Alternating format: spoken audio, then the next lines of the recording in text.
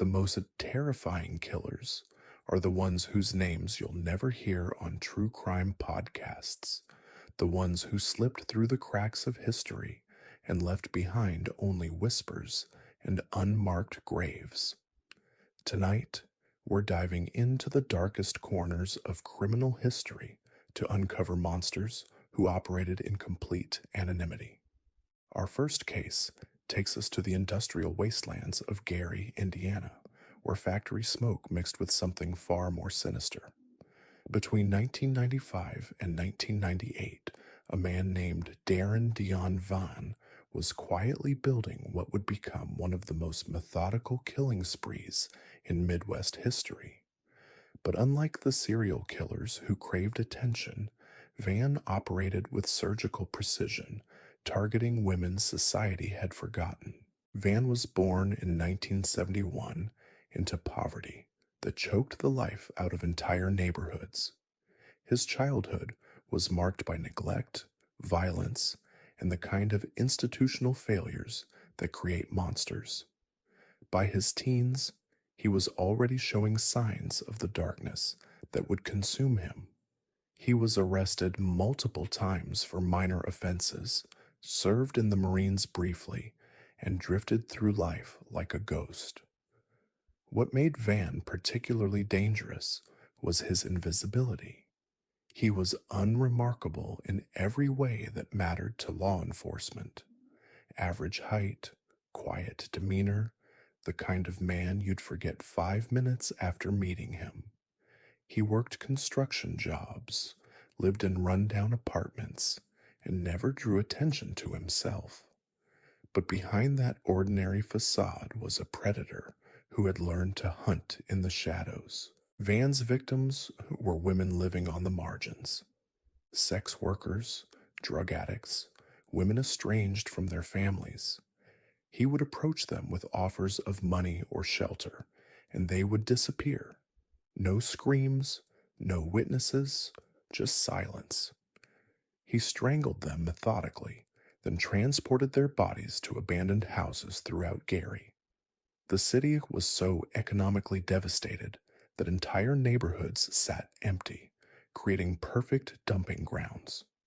Between 1995 and 2014, Van killed at least 7 women, though investigators believe the number could be much higher. He was finally caught when one of his intended victims, Africa Hardy, escaped and led police back to him. When they searched his property, they found a house of horrors, bodies in various states of decomposition, personal belongings from victims spanning decades, and evidence of a killing spree that had gone undetected for nearly 20 years. What chilled investigators most was Van's confession. He spoke about his crimes with the same emotional detachment most people reserve for discussing the weather.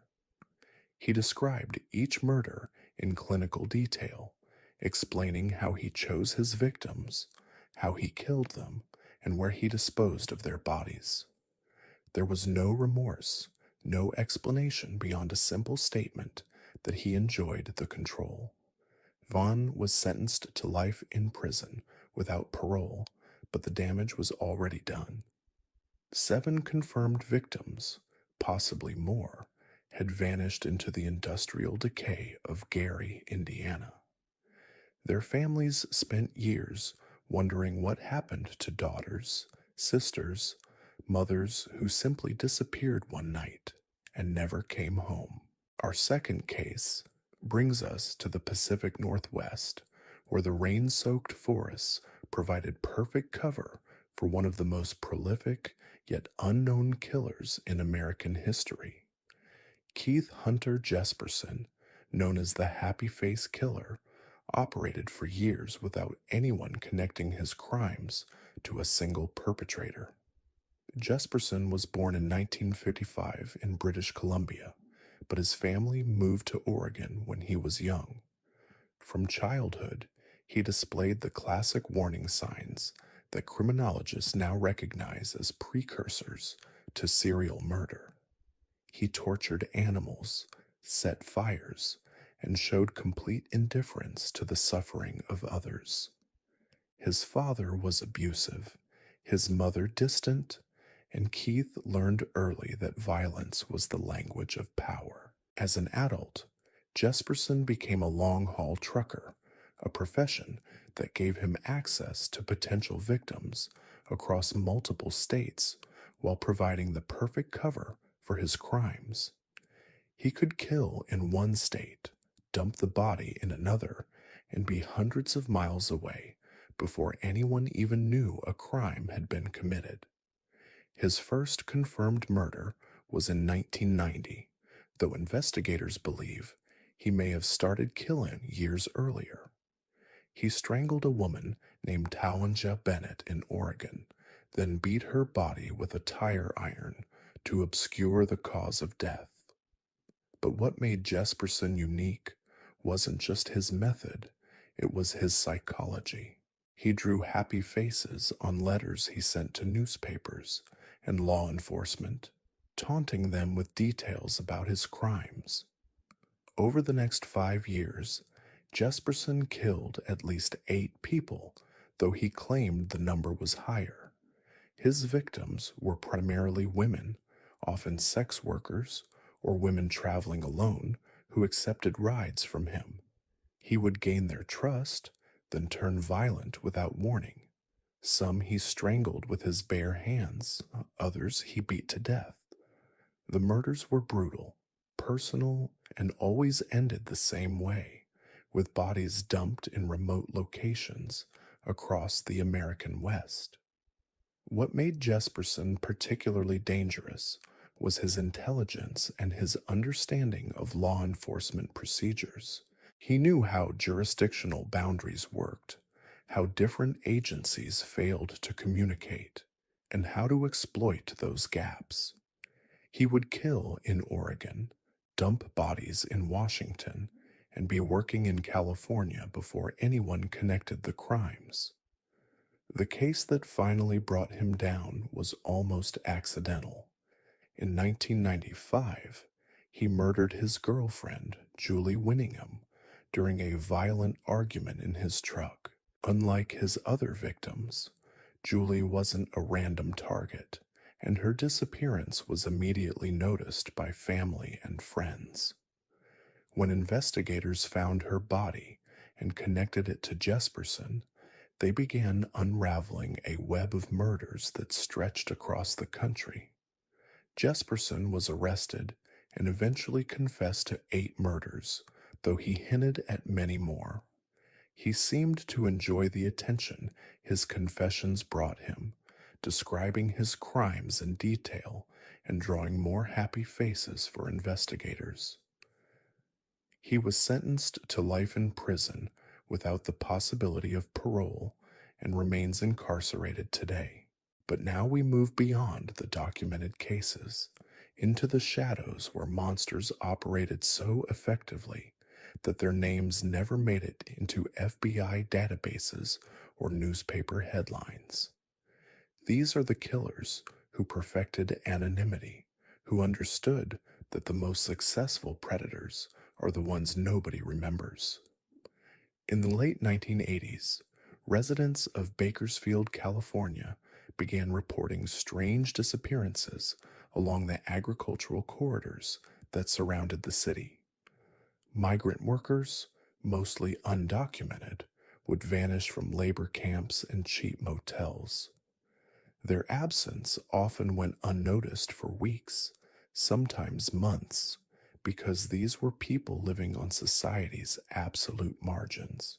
The man responsible called himself Miguel Santos, though that wasn't his real name.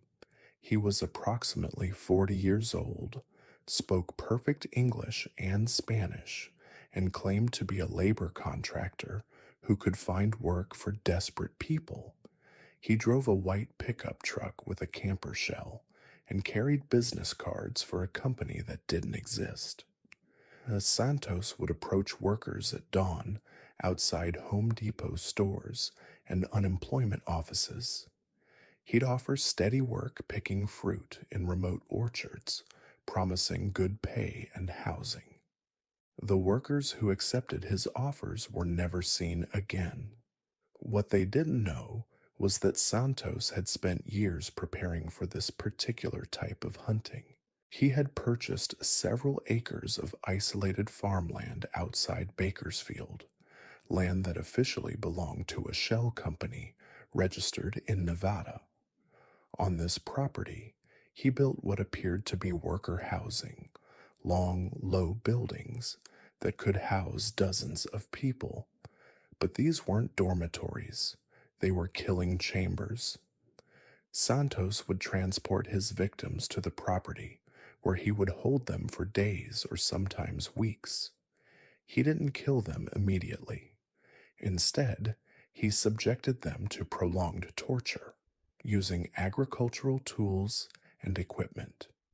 He documented everything with a camera, creating a photographic record of systematic brutality that investigators would later describe as some of the most disturbing evidence they'd ever encountered. When he was finished with them, Santos would dispose of the bodies using industrial equipment designed for processing agricultural waste. Bone meal, blood meal, organic fertilizer, the very products that fed California's agricultural industry, became the final resting place for his victims. The operation was nearly perfect. His victims were people who existed on the absolute margins of society, undocumented workers whose disappearances wouldn't be reported to police, people whose families were thousands of miles away in Mexico or Central America. Even if someone did notice they were missing, language barriers and fear of immigration authorities meant most cases never resulted in official reports. Santos operated this death farm for nearly 6 years, from 1987 to 1993. Investigators believe he killed at least 30 people during that time, though the number could be significantly higher. The only reason he was discovered at all was through sheer accident. In March 1993, a county inspector conducting routine agricultural compliance checks noticed an unusual smell coming from one of Santos's buildings. When he investigated, he found evidence that the structures weren't being used for worker housing. Human remains, torture equipment, and hundreds of photographs depicting unimaginable cruelty. By the time police arrived with a warrant, Santos had vanished. The property had been cleaned with industrial bleach, and most of the evidence had been destroyed. They found enough remains to confirm multiple victims, but identifying them proved nearly impossible. Most were undocumented workers who had no official record of their presence in the United States. The investigation into Santos revealed the horrifying efficiency of his operation. Bank records showed he had been receiving payments from legitimate agricultural companies who believed they were contracting with a licensed labor provider. He had created an entire fictional business infrastructure that allowed him to operate as a mass murderer while appearing to be a legitimate businessman. Despite an extensive investigation involving multiple agencies, Santos was never found. He had vanished as completely as his victims, leaving behind only questions and unmarked graves scattered across California's Central Valley. Some investigators believe he simply moved his operation to another state and continued killing under a different identity. Others think he may have fled to Mexico or Central America, where he could easily disappear among millions of migrant workers. The Santos case represents something truly terrifying in criminal history. Not just a serial killer, but a serial killer who had industrialized murder, who had turned systematic killing into a profitable business model. He had found the perfect victim pool, created the perfect cover story and operated with such efficiency that he might have continued indefinitely if not for one inspector's curiosity about an unusual smell. What makes the Santos case even more disturbing is how it exposed the vulnerability of America's invisible populations. These weren't random killings or crimes of passion. This was systematic exploitation of people who existed outside official records, whose disappearances created no ripples in the systems designed to protect citizens. But Santos wasn't the only killer who understood how to exploit society's blind spots. Moving east to the industrial corridors of Detroit, we encounter another predator who perfected the art of invisible murder. Between 1979 and 1984, the abandoned factories and crumbling neighborhoods of Detroit provided hunting grounds for a killer who locals whispered about, but police never officially acknowledged. He was known only as the Mechanic because witnesses who survived encounters with him described a man who approached victims with offers to fix their broken down cars. Detroit in the early 1980s was a city hemorrhaging population and hope. Entire neighborhoods had been abandoned as the auto industry collapsed, leaving behind vast stretches of empty houses, shuttered businesses, and streets where streetlights no longer functioned. It was the perfect environment for someone who wanted to kill without being noticed. The Mechanic was methodical in ways that made Santos look impulsive. He spent months studying potential victims before making contact. Single mothers whose cars broke down repeatedly, elderly people whose vehicles were their only connection to the outside world, young men who worked night shifts and drove unreliable vehicles through dangerous neighborhoods. His approach was always the same. He would appear when someone was stranded with car trouble, usually late at night or in isolated areas. He carried legitimate mechanics tools, wore coveralls with a fake company name, and spoke with the confidence of someone who genuinely understood automotive repair. He would diagnose the problem accurately, quote a reasonable price, and offer to tow the vehicle to his shop for repairs. The shop existed, sort of. The Mechanic had rented a large garage in an industrial area where most of the surrounding buildings were vacant. He had installed proper automotive equipment, maintained an inventory of parts, and even had a few legitimate customers who provided cover for his operations. To anyone watching from outside, it appeared to be a struggling but legitimate auto repair business. But in the back of the shop, behind a false wall he had constructed, was something entirely different. A soundproof room equipped with restraints, cameras, and an array of tools that had nothing to do with automotive repair. This is where his victims spent their final hours or sometimes days. The Mechanic didn't just kill people, he studied them. Each victim was subjected to systematic torture designed to test their psychological breaking points. He would document their responses, taking detailed notes about how different types of people reacted to various forms of pain and terror. He treated human suffering like a scientific experiment. When he was finished with them, the Mechanic had perfected a disposal method that ensured the bodies would never be found. Detroit's industrial infrastructure included numerous facilities for processing scrap metal, and he had developed relationships with night shift workers at several of these operations. The victims were dismembered, their remains mixed with scrap metal, and fed into industrial furnaces that operated at temperatures hot enough to completely destroy organic material. The operation was so efficient that most of his victims were never officially reported as murder victims. Their cars would be found abandoned, leading police to assume they had been victims of carjacking or that they had simply walked away from their vehicles and disappeared into Detroit's underground economy.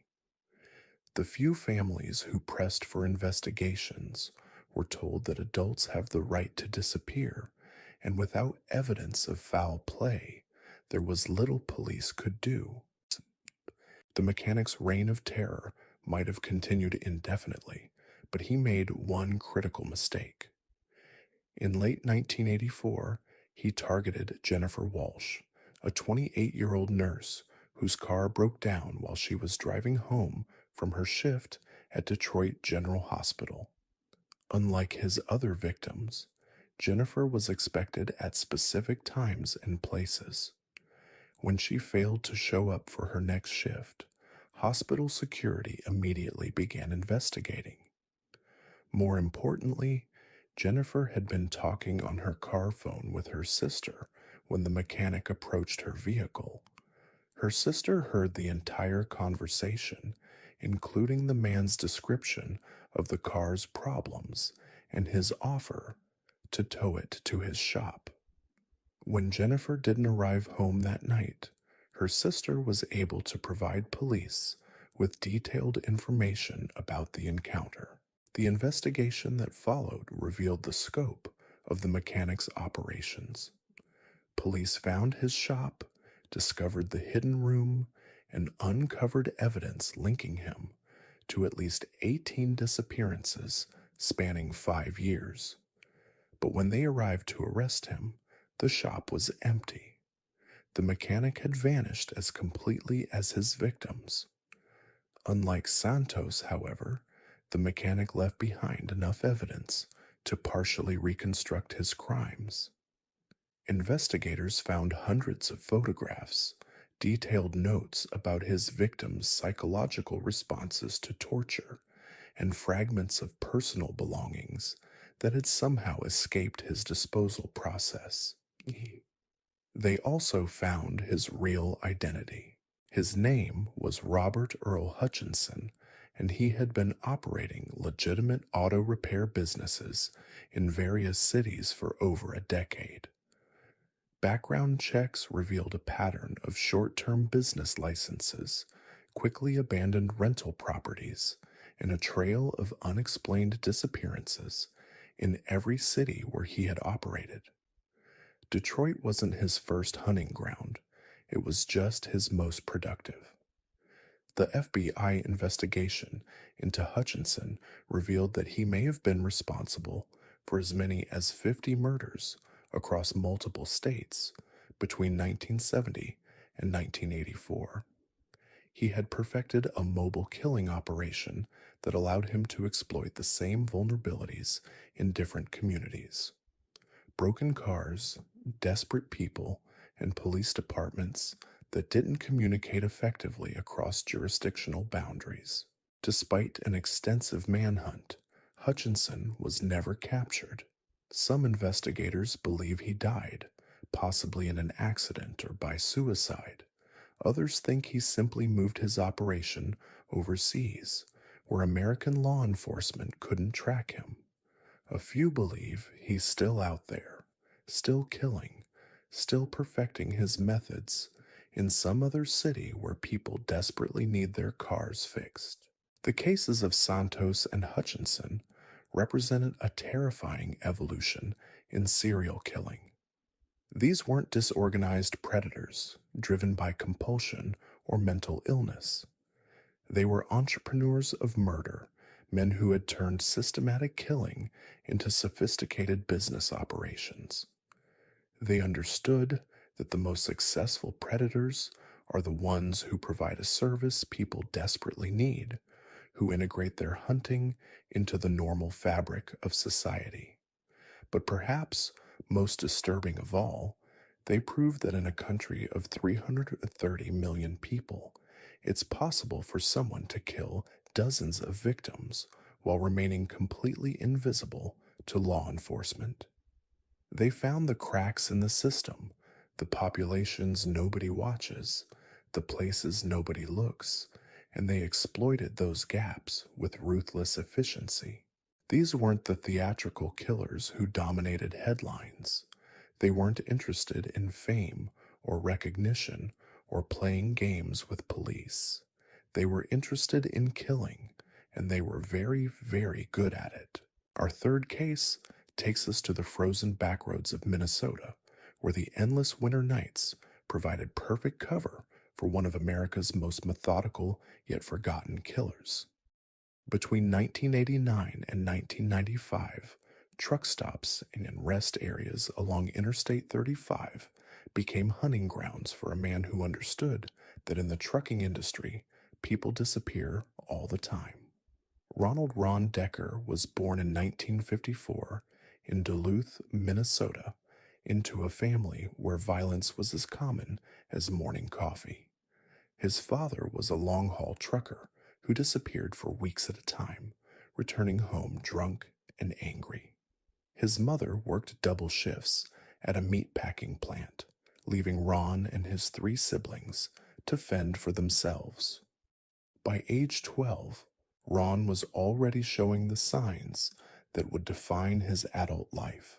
He tortured neighborhood cats, set fires in abandoned buildings, and displayed an unsettling fascination with roadkill.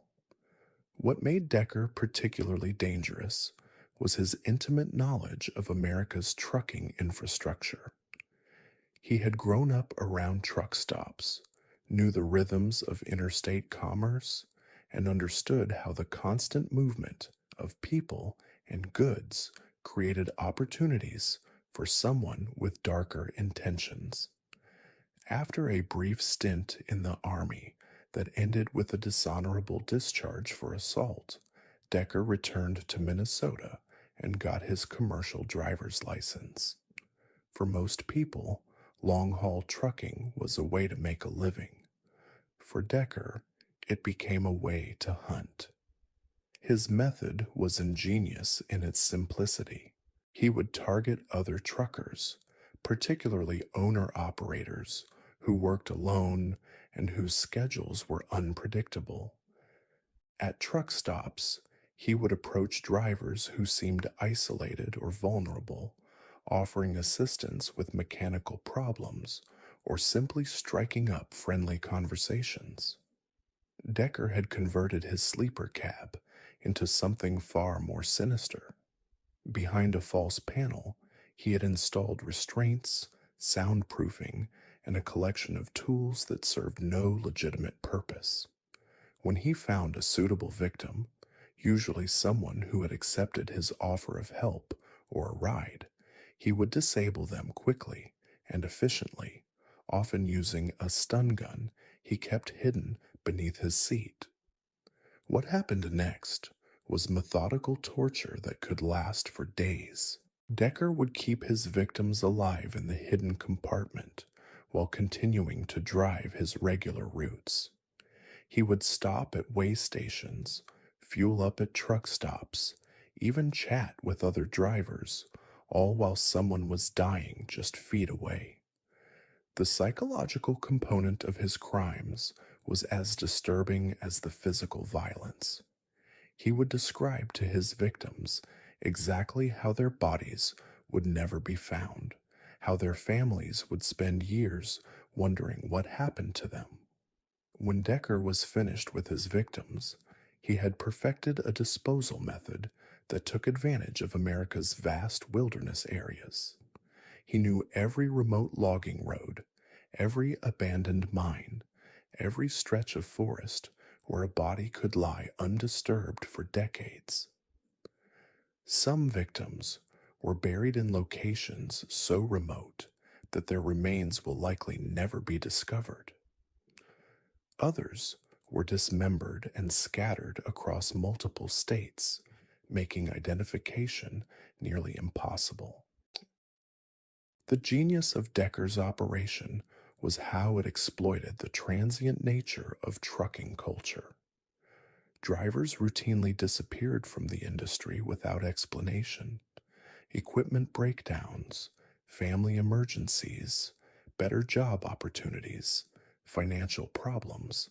There were dozens of legitimate reasons why a trucker might abandon their route and vanish.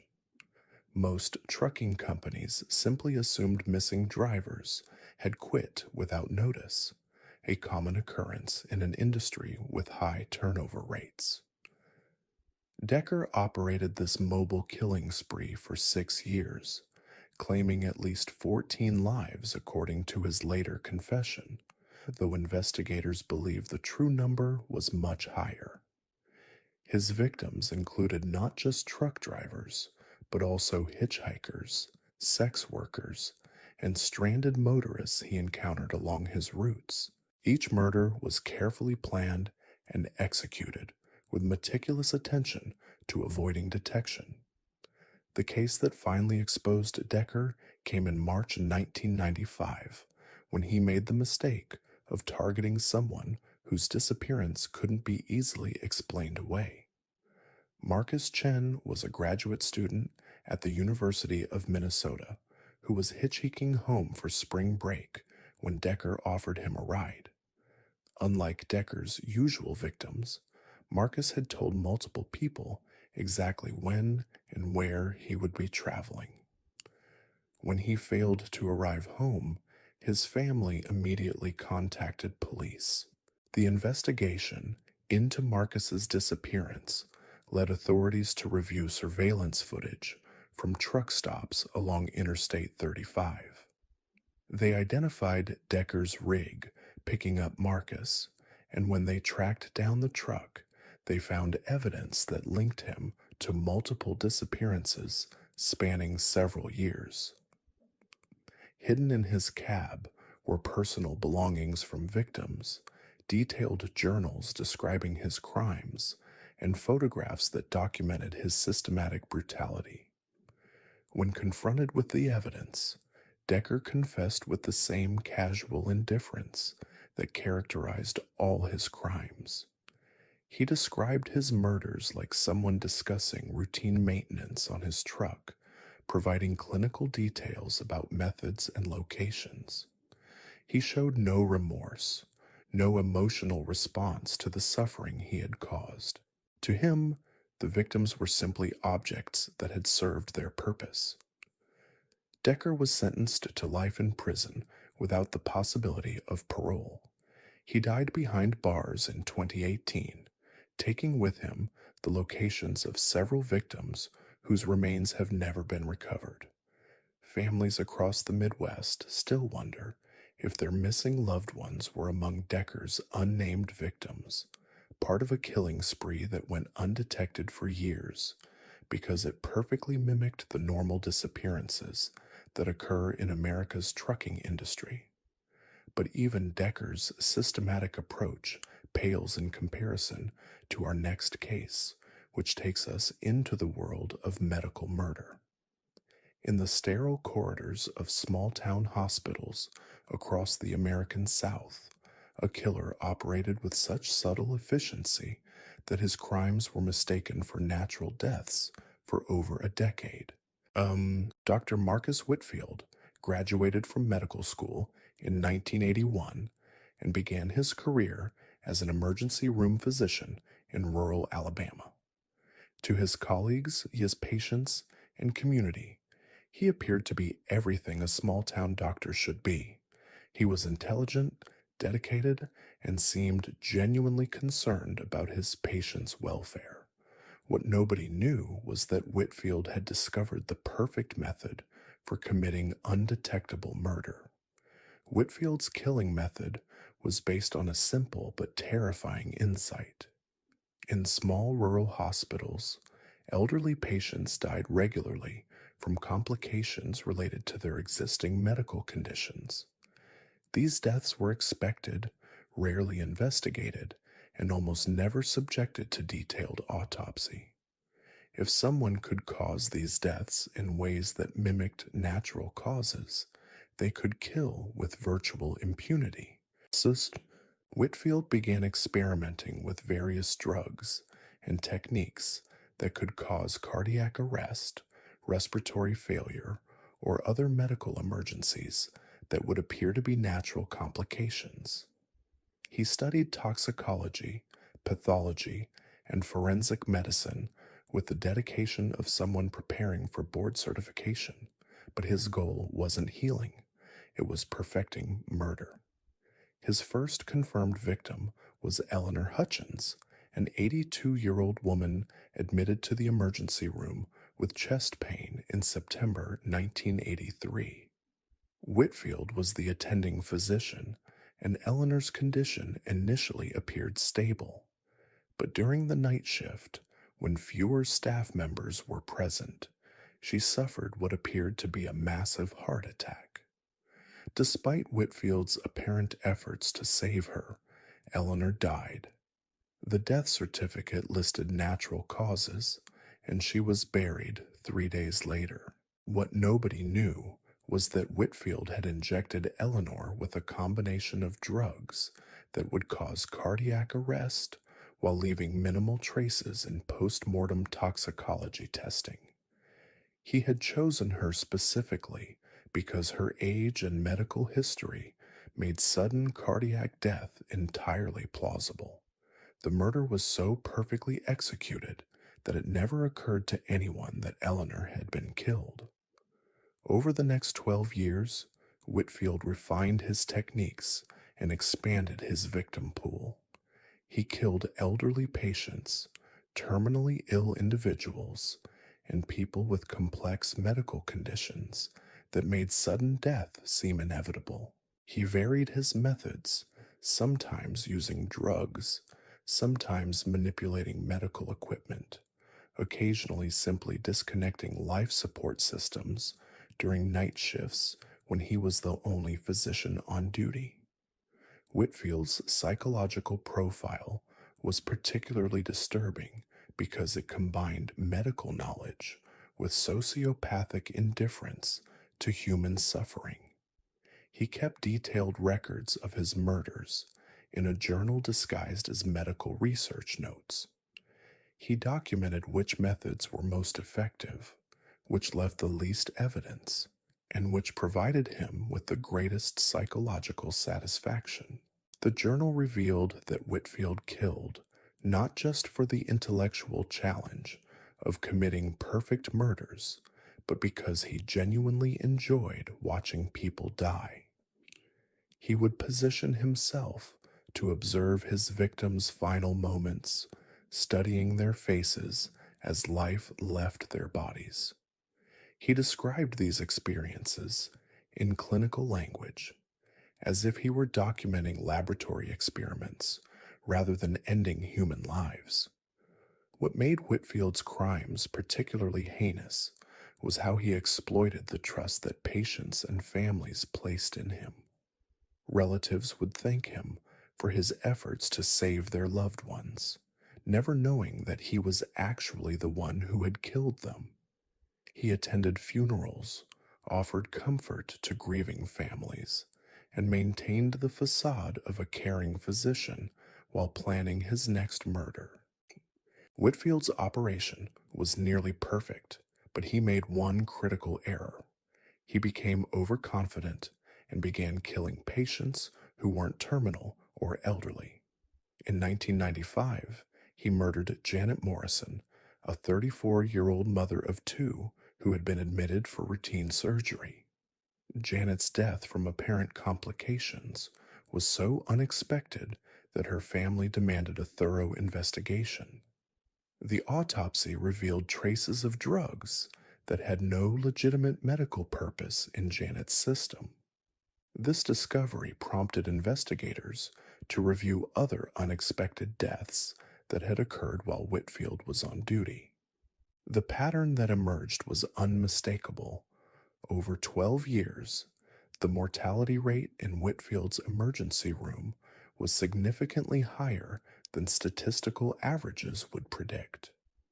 When police searched Whitfield's home, they found his journal along with a collection of medical equipment that had been stolen from various hospitals.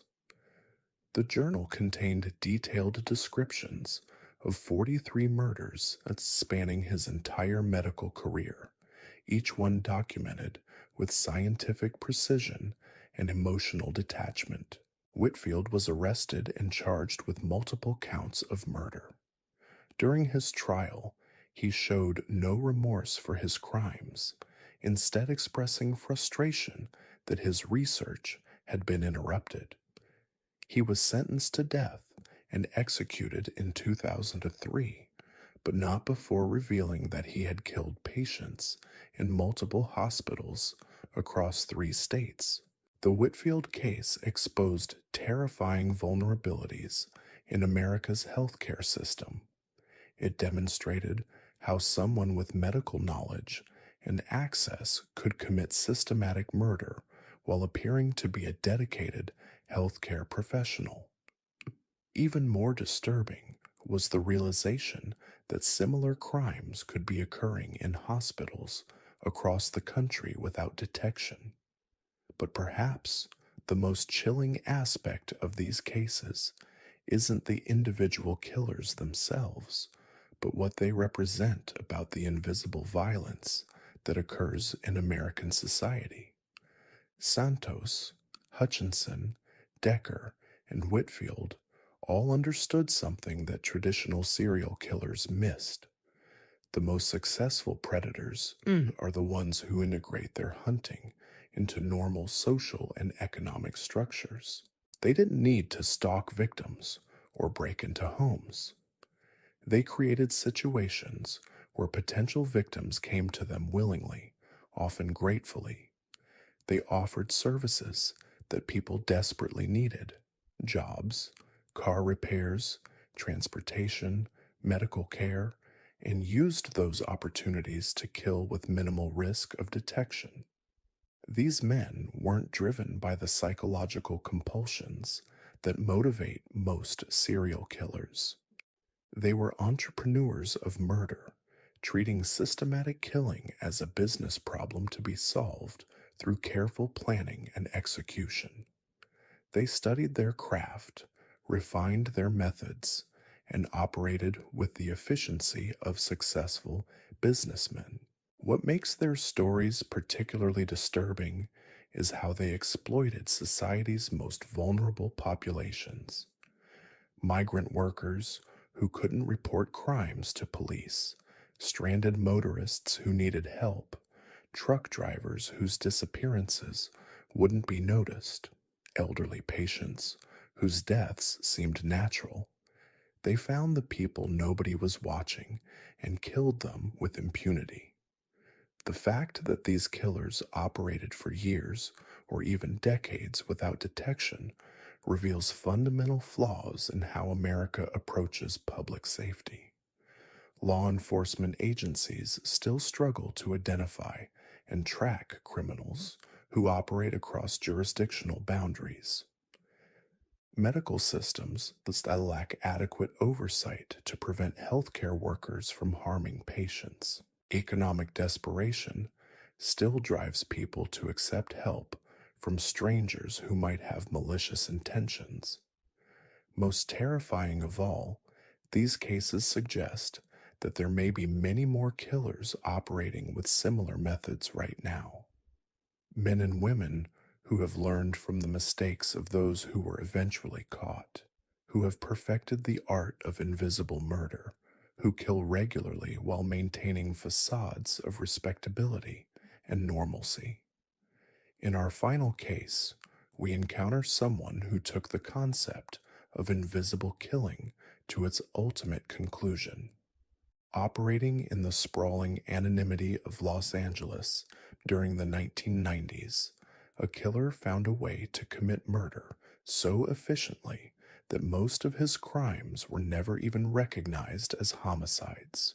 The man called himself David Chan when he applied for jobs at homeless shelters across Los Angeles County. He was soft-spoken, middle-aged, and claimed to have experience in social work. His references checked out: His background was clean, and his interview skills impressed supervisors who desperately needed reliable staff. What they didn't know was that David Chen wasn't his real name. His credentials were forged, and his real motivation for working with society's most vulnerable population had nothing to do with helping people. Between 1992 and 1998, Chen worked at 14 different homeless shelters, soup kitchens, and transitional housing facilities throughout the greater Los Angeles area. He never stayed in one place for more than 18 months, always citing family obligations or better opportunities when he moved on. His supervisors invariably gave him positive references, describing him as dedicated, compassionate, and reliable. None of them ever suspected that their exemplary employee was systematically murdering the people he was supposed to protect. Chen's method was devastatingly simple and virtually undetectable. He targeted homeless individuals who had no family connections, no friends who would miss them, and no official records of their existence. These were people who had fallen through every crack in society's safety net, who survived day to day without anyone tracking their movements or caring about their welfare. When they died, nobody noticed because nobody was looking. His killing method exploited a tragic reality of homeless life. People living on the streets died regularly from exposure, overdoses, medical complications, and violence. Chen would approach victims who were already sick or injured, offering them food, shelter, or medical attention. Once he gained their trust, he would provide them with what appeared to be medication or drugs, but were actually carefully measured doses of substances that would cause delayed cardiac arrest or respiratory failure. The genius of Chen's approach was timing. He would administer the fatal substances and then leave the area, ensuring he was nowhere nearby when the victims actually died. Hours or sometimes days later, someone would find a body in an alley, under a bridge, or in a vacant lot. The deaths appeared to be natural consequences of homeless life. Another overdose, another person who couldn't survive the harsh realities of street living. Even when bodies were discovered, the investigation process worked in Chen's favor. Most homeless deaths weren't investigated as potential homicides unless there was obvious evidence of violence. Overwhelmed coroners' offices processed these cases quickly, often ruling deaths as accidental overdoses or complications from existing medical conditions. The victims had no next of kin demanding answers, no lawyers pushing for thorough investigations, no media attention forcing authorities to dig deeper. Chen kept meticulous records of his crimes in a series of notebooks disguised as social work case files. He documented each victim's background, their physical condition, the substances he used, and the timeline of their death. What emerged from these records was a picture of someone who treated murder like a scientific experiment, constantly refining his methods to maximize efficiency while minimizing risk. The psychological profile that emerged from Chen's journals was particularly disturbing because it revealed someone who had weaponized compassion itself. He wrote about how easy it was to gain the trust of desperate people, how gratefully they accepted help from someone who seemed to care about their welfare. He described their deaths not with satisfaction or remorse, but with clinical detachment, as if he were documenting the results of laboratory tests. Over 6 years, Chen killed at least 37 people, according to his own records, though investigators believe the number was probably higher. His victims ranged in age from teenagers who had aged out of foster care to elderly individuals who had lost their housing due to mental illness or medical bankruptcy. Each death appeared natural, each investigation was perfunctory, and each victim disappeared from the world without leaving a trace. Chen's operation might have continued indefinitely, but he made a critical error in judgment. In late 1998, he targeted Maria Gonzalez, a 28-year-old woman who had recently become homeless after losing her job and apartment. Unlike Chen's usual victims, Maria had maintained contact with her sister, who became concerned when Maria failed to show up for a planned meeting. When Maria's body was found 3 days later in a downtown alley, her sister insisted on a thorough investigation. The initial autopsy revealed traces of an unusual drug combination that wouldn't typically be found in street narcotics. This discovery prompted investigators to review other recent homeless deaths, and they began to notice patterns that had previously been invisible. The investigation revealed that Chen had been present at several facilities where victims had last been seen alive. When police searched his apartment, they found his journals along with a sophisticated collection of pharmaceutical drugs and medical equipment. The notebooks contained detailed descriptions of dozens of murders, each one documented with scientific precision. During his confession, Chen showed no emotional response to the suffering he had caused. He described his victims as research subjects and claimed his murders were part of a larger study into the vulnerabilities of homeless populations. He expressed frustration that his work had been interrupted before he could complete what he called a comprehensive analysis of urban mortality patterns. Chen was convicted of 37 counts of murder and sentenced to life in prison without parole. He died in his cell in 2019, apparently from natural causes, though some investigators privately wondered if his death was as natural as it appeared. His case exposed horrifying gaps in how society protects its most vulnerable members, and revealed how someone with basic medical knowledge could commit mass murder while appearing to be a humanitarian. But Chen's systematic approach to invisible murder pales in comparison to our next case, which demonstrates how modern technology can be weaponized by someone with sufficient technical knowledge and complete moral vacancy.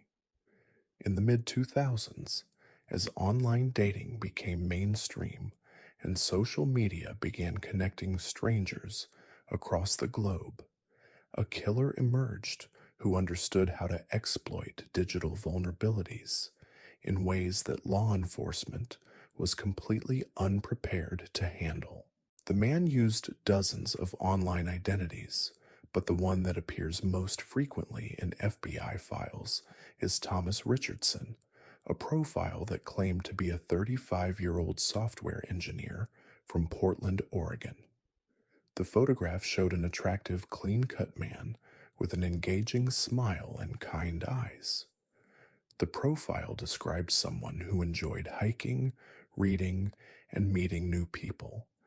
Everything about Thomas Richardson was carefully crafted to appeal to a specific type of victim, and everything about him was completely fabricated. The person behind the Thomas Richardson profile was actually operating what amounted to a digital hunting preserve. Using sophisticated catfishing techniques, he would establish online relationships with women across the country, spending weeks or months building trust and emotional connections. His targets were typically women going through difficult life transitions, recent divorces, job losses, deaths in the family, people who were emotionally vulnerable, and geographically isolated from strong support networks. The killer's technical expertise allowed him to create elaborate, fictional personas, complete with social media histories, employment records, and even fake references that would check out under casual scrutiny. He understood how online verification systems worked and how to manipulate them to create believable digital identities. He could maintain relationships with multiple victims simultaneously, each one believing they had found someone who truly understood their struggles. His approach to meeting victims was ingenious in its exploitation of their emotional states. He would suggest romantic getaways to remote locations, positioning these trips as opportunities for couples to connect away from the distractions of everyday life. He chose locations carefully: isolated cabins, remote camping areas, destinations that were beautiful enough to seem romantic, but isolated enough that screams wouldn't be heard. The victims would drive to these locations, expecting to meet the man they had fallen in love with online. Instead, they encountered someone whose appearance bore no resemblance to the photographs they had seen, someone whose demeanor immediately shifted from romantic to menacing. By the time they realized the danger, they were already trapped in locations where help was hours away and cell phone coverage was non existent. What happened to these women during their final hours was documented in digital files that investigators later described as some of the most disturbing evidence they had ever encountered. The killer didn't just murder his victims, he psychologically tormented them by revealing how completely he had manipulated their emotions, how every conversation they had shared was part of an elaborate deception designed to lead them to their deaths. His disposal methods took advantage of the same remote locations where he committed the murders. Bodies were buried in wilderness areas so isolated that they might never be discovered, or weighted down and sunk in deep mountain lakes. The victims' cars were driven to different locations and abandoned, creating false trails that suggested the women had simply decided to disappear or start new lives elsewhere. The digital component of his crimes made investigation extraordinarily difficult. The killer used sophisticated techniques to mask his internet activity, routing communications through multiple proxy servers and employing encryption software that made his real location nearly impossible to trace. He paid for online services using prepaid credit cards purchased with cash, maintained his fake identities using public computers in libraries and internet cafes, and never used his real information for anything connected to his crimes. Between 2004 and 2011, the killer claimed at least 19 victims across 12 states. The crimes weren't connected initially because each appeared to be an isolated case of a woman who had vanished while traveling to meet someone she had met online. Missing person reports described women who had seemed excited about new relationships, who had told friends they were going away for romantic weekends, and who had simply never returned. The break in the case came when Jennifer Walsh, a 31-year-old teacher from Denver, became suspicious during her online conversations with someone claiming to be Thomas Richardson. Something about his messages felt manipulative to her, and she decided to do her own investigation into his background. When she discovered inconsistencies in his story, she contacted the FBI's Internet Crime Complaint Center. The FBI investigation revealed the scope of the killer's operations. Agents found evidence of hundreds of fake online profiles, thousands of manipulative messages, and a sophisticated system for identifying and grooming potential victims. They also discovered that the killer had been refining his methods for years, learning from each murder how to better exploit the vulnerabilities of online dating culture. When agents finally identified and arrested Michael Thompson, a 42-year-old systems administrator from Seattle, they found his apartment filled with computer equipment, detailed files on dozens of women, and trophies taken from crime scenes. Thompson showed no remorse for his crimes, instead, expressing pride in what he called the most sophisticated hunting system ever devised. During his confession, Thompson described his murders as the logical evolution of predatory behavior in the digital age. He claimed that traditional serial killers were limited by geography and opportunity, while his methods allowed him to select victims from anywhere in the country and manipulate them into coming to him willingly. He spoke about his crimes with the enthusiasm of someone describing a successful business model. Thompson was convicted on 19 counts of murder and sentenced to death. He remains on death row, where he has continued to manipulate people through correspondence and has reportedly attempted to coach other inmates in his digital hunting techniques. His case forced law enforcement agencies to completely rethink how they investigate crimes that span multiple jurisdictions and utilize online components. Crimes wasn't his technical sophistication or his victim. But perhaps the most disturbing aspect of Thompson's count, it was how he proved that anyone with sufficient knowledge and complete moral bankruptcy could exploit the trust and vulnerability that defines human connection itself. He turned the very things that make us human, our need for love, our capacity for trust, our desire for connection, into weapons that he used to hunt and kill. The Thompson case also revealed how modern technology has created new opportunities for predators while simultaneously making their crimes harder to detect and investigate. Traditional serial killers left physical evidence, operated in defined geographic areas, and followed patterns that experienced investigators could recognize.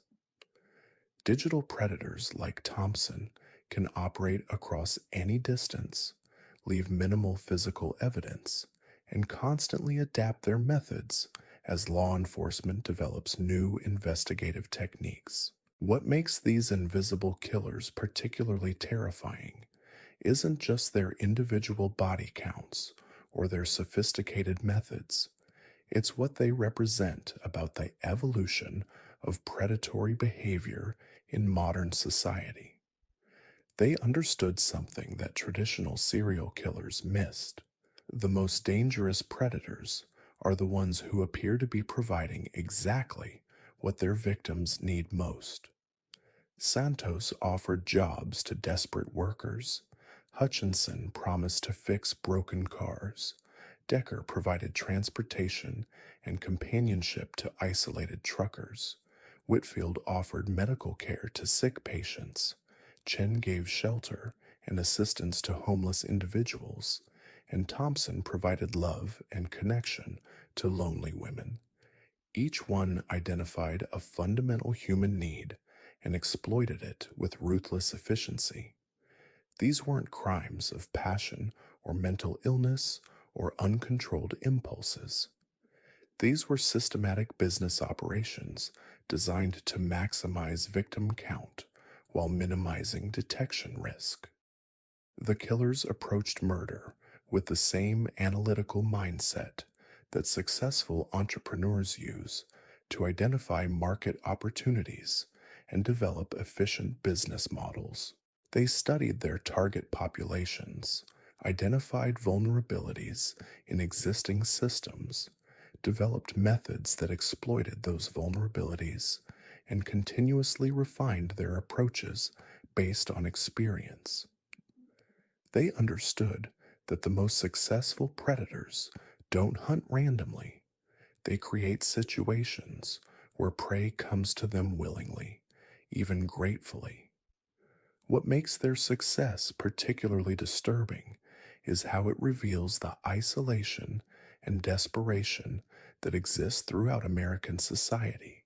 Millions of people are so desperate for work, assistance, connection, or basic human services that they will trust strangers who offer help, often with minimal verification of those strangers' intentions or credentials. The invisible killers understood that modern society has created vast populations of vulnerable people who exist outside traditional protection systems. Undocumented workers who can't report crimes, homeless individuals whose deaths aren't investigated, isolated elderly patients whose passing seems natural, lonely people whose disappearances are attributed to personal choice rather than foul play. They also understood that law enforcement systems are designed to investigate obvious crimes committed by obvious criminals, not sophisticated operations that mimic legitimate business activities. Police departments struggle to identify patterns that span multiple jurisdictions, especially when those patterns are designed to look like normal social and economic activity rather than criminal behavior. Most terrifying of all, these cases suggest that similar operations may be active right now, operated by individuals who have learned from the mistakes of those who were eventually caught.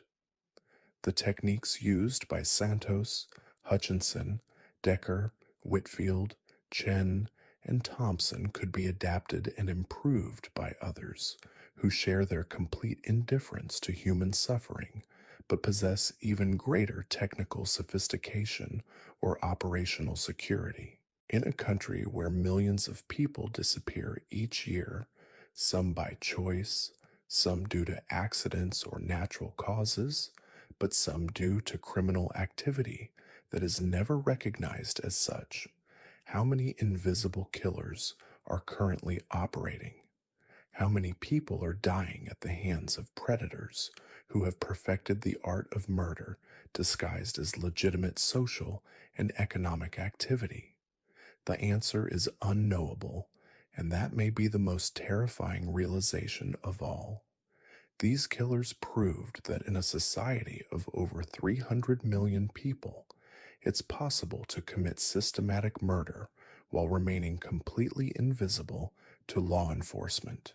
They found the gaps in our protection systems, the populations nobody watches, the places nobody looks, and they exploited those vulnerabilities with devastating effectiveness. They weren't the theatrical killers who dominated newspaper headlines or inspired Hollywood movies. They weren't interested in fame or recognition or psychological games with investigators. They were interested in killing, and they discovered that the most successful way to kill is to make murder look like anything except what it actually is. The victims of these invisible killers weren't just individuals who lost their lives. They were representatives of society's most vulnerable populations, people whose deaths revealed how easily human beings can be reduced to statistics, how quickly lives can be erased without trace or consequence. Their names remain buried in forgotten police files, their crimes dismissed as accidents or natural deaths, their victims reduced to cold case statistics that gather dust in basement storage rooms. These are the predators who perfected the art of killing without consequence, who understood that the most successful murderers are the ones nobody remembers. In the winter of 1987, residents of Spokane, Washington began noticing an unusual pattern in the city's growing homeless population. Men would arrive at the Salvation Army shelter, stay for a few days, then simply vanish. Staff members assumed they had moved on to other cities, a common occurrence among transient populations. What nobody realized was that these men weren't leaving Spokane alive. The person responsible was Robert Lee Yates Jr., a middle-aged Army veteran who had returned from overseas deployment with skills that translated perfectly to civilian murder. Yates was methodical, patient, and completely invisible to law enforcement. He worked as a corrections officer, lived in a modest suburban home with his wife and children, and appeared to be the epitome of middle-class respectability. But Yates had developed what he considered a more refined approach to serial killing. Rather than hunting victims randomly, he created a systematic process for identifying and eliminating people whose disappearances would generate minimal investigation. He studied the homeless population with scientific precision, identifying individuals who had no family connections, no friends who would report them missing, and no official records of their presence in Spokane. His method was chillingly efficient. Yates would approach homeless men at shelters, soup kitchens, and gathering places, presenting himself as a fellow veteran who understood their struggles. He would offer them odd jobs, usually involving manual labor at remote locations outside the city. The pay was good, the work seemed legitimate, and desperate men accepted his offers without suspicion. Yates would drive his victims to isolated areas in the Cascade Mountains, locations he had scouted carefully during weekend camping trips with his family. There, he would execute them with military precision, usually a single gunshot to the head. The bodies were buried in graves so remote and well concealed that most have never been discovered. Between 1987 and 1998, Yates killed at least 18 men, though investigators believe the actual number was much higher. His operation was so efficient that most of the murders were never even recognized as crimes. The victims were simply assumed to have moved on, their absence explained by the transient nature of homeless life. Yates was finally caught in 2000, but not for his systematic murder of homeless men. He was arrested for the unrelated killings of several sex workers, crimes that were much sloppier and ultimately led to his identification. During his interrogation, he confessed to the homeless shelter murders with the same detached professionalism he had displayed while committing them. The investigation revealed that Yates had kept detailed records of his crimes, treating each murder like a military operation with objectives, execution plans, and after-action reports. He showed no remorse for his victims, describing them as problems that needed solving, rather than human beings whose lives he had stolen. Yates was convicted and sentenced to death, but the full scope of his crimes against the homeless population was never fully investigated. The mountains outside Spokane still hold secrets that may never be uncovered, graves that represent not just individual murders, but a systematic campaign of extermination against society's most vulnerable members. Our second documented case takes us to the medical corridors of Central Florida, where between 1989 and 1992, a nurse named Dorothea Puente was quietly ending lives in ways that appeared completely natural. Unlike the theatrical killers who dominated headlines, Puente understood that the most effective murder weapon wasn't a knife or gun, but medical knowledge combined with access to vulnerable patients. Puente worked the night shift at 3 different nursing homes in the Orlando area, a schedule that gave her unsupervised access to elderly residents during the hours when death was most common and least suspicious. She was described by colleagues as dedicated and compassionate, someone who seemed genuinely concerned about patient welfare. What they didn't know was that Puente had been experimenting with ways to cause natural seeming deaths for over a decade. Her method was based on a simple but devastating insight. Elderly people in nursing homes died regularly from complications related to their existing conditions. If someone could cause these deaths in ways that perfectly mimicked natural causes, they could kill with virtual impunity. Puente had studied geriatric medicine, toxicology, and pathology with the dedication of someone preparing for advanced certification, but her goal wasn't healing. She began by targeting residents who were already seriously ill, people whose deaths would be expected and wouldn't generate detailed investigation. Puente would adjust medication dosages, manipulate medical equipment, or introduce substances that would cause delayed cardiac arrest or respiratory failure. The deaths appeared to be natural progressions of existing medical conditions. Over 3 years, Puente killed at least 23 elderly residents, though she later claimed the number was closer to 40. Each death was carefully planned and executed with medical precision. She varied her methods, sometimes using drug interactions, sometimes causing equipment failures, occasionally simply disconnecting life support systems during quiet night hours when she was the only staff member present. Puente kept detailed records of her crimes disguised as legitimate patient care notes.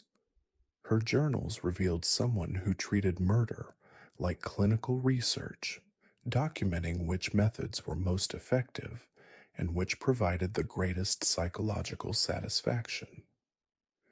She described watching her victims die as witnessing the exact moment when suffering ends, as if she were providing a mercy rather than committing murder. The case that exposed Puente came in 1992 when she made the mistake of targeting a resident whose family was particularly attentive. When 78-year-old Margaret Thompson died suddenly despite having been in stable condition, her daughter demanded a thorough investigation.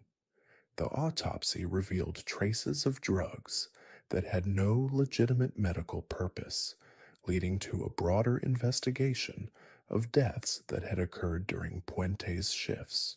When police searched Puente's home, they found her journals along with a collection of medical supplies and drugs that had been stolen from the nursing homes. The notebooks contained detailed descriptions of dozens of murders, each one documented with scientific precision and emotional detachment. During her trial, Puente showed no remorse for her crimes, instead expressing frustration that her research into geriatric mortality had been interrupted. She was convicted of 23 counts of murder and sentenced to death, though she died of natural causes while awaiting execution in 2008. But these documented cases pale in comparison to the shadows that exist beyond official records, where predators have learned to kill so efficiently that their crimes never even enter the criminal justice system. In the pharmaceutical supply chain that connects manufacturers to hospitals across America, a killer discovered the perfect method for committing untraceable mass murder. Between 2001 and 2009, A man calling himself Dr. Richard Kellerman worked for various pharmaceutical distribution companies, always in quality control positions that gave him access to medications before they reached medical facilities. Kellerman's credentials were impeccable, his references stellar, and his work performance exemplary. What his employers didn't know was that Kellerman wasn't actually a doctor. His credentials were expertly forged, and he was using his position to systematically poison patients he would never meet. Kellerman had identified a fatal flaw in pharmaceutical supply chains. Medications were tested for purity and potency at manufacturing facilities, but rarely retested after distribution. This created a window of opportunity for someone with access and knowledge to contaminate supplies in ways that would cause delayed deaths across multiple medical facilities. His method was devastatingly simple. Kellerman would inject small amounts of lethal substances into medication vials, calculating dosages that would cause cardiac arrest or organ failure hours or days after administration. The contaminated drugs would be distributed to hospitals and clinics across several states, where they would be administered to patients by medical staff who had no idea they were delivering poison instead of medicine. The deaths appeared random and unconnected. A heart attack patient who died despite receiving proper treatment. An elderly woman whose routine surgery resulted in unexpected complications. A child whose asthma medication seemed to trigger a fatal allergic reaction. Each death was investigated as a medical tragedy, not as murder. Kellerman targeted medications used for common conditions, ensuring maximum distribution and victim count. Blood pressure medications, antibiotics, pain relievers, even children's fever reducers were contaminated with substances that would cause delayed fatal reactions. The randomness of the victims made pattern recognition nearly impossible. Over 8 years, Kellerman's contaminated medications killed at least 127 people across 14 states, though he claimed in his private journals that the number was over 200. His victims ranged from newborn infants to elderly patients, all killed by someone they never met, someone who had poisoned their medicine weeks before it was administered. The operation was nearly perfect, but Kellerman made one critical error.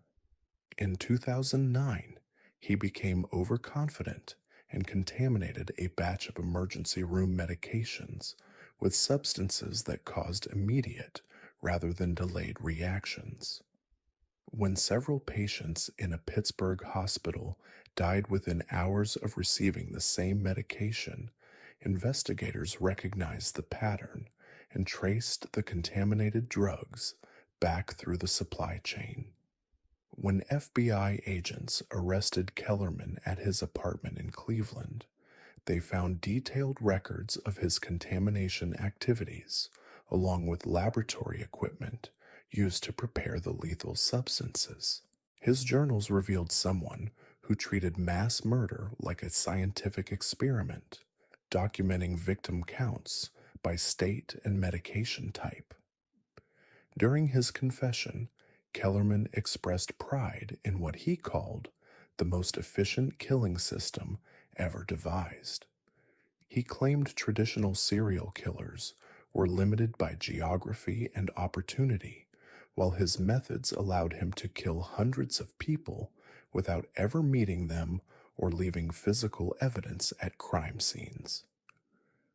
Kellerman was convicted of multiple counts of murder and sentenced to death.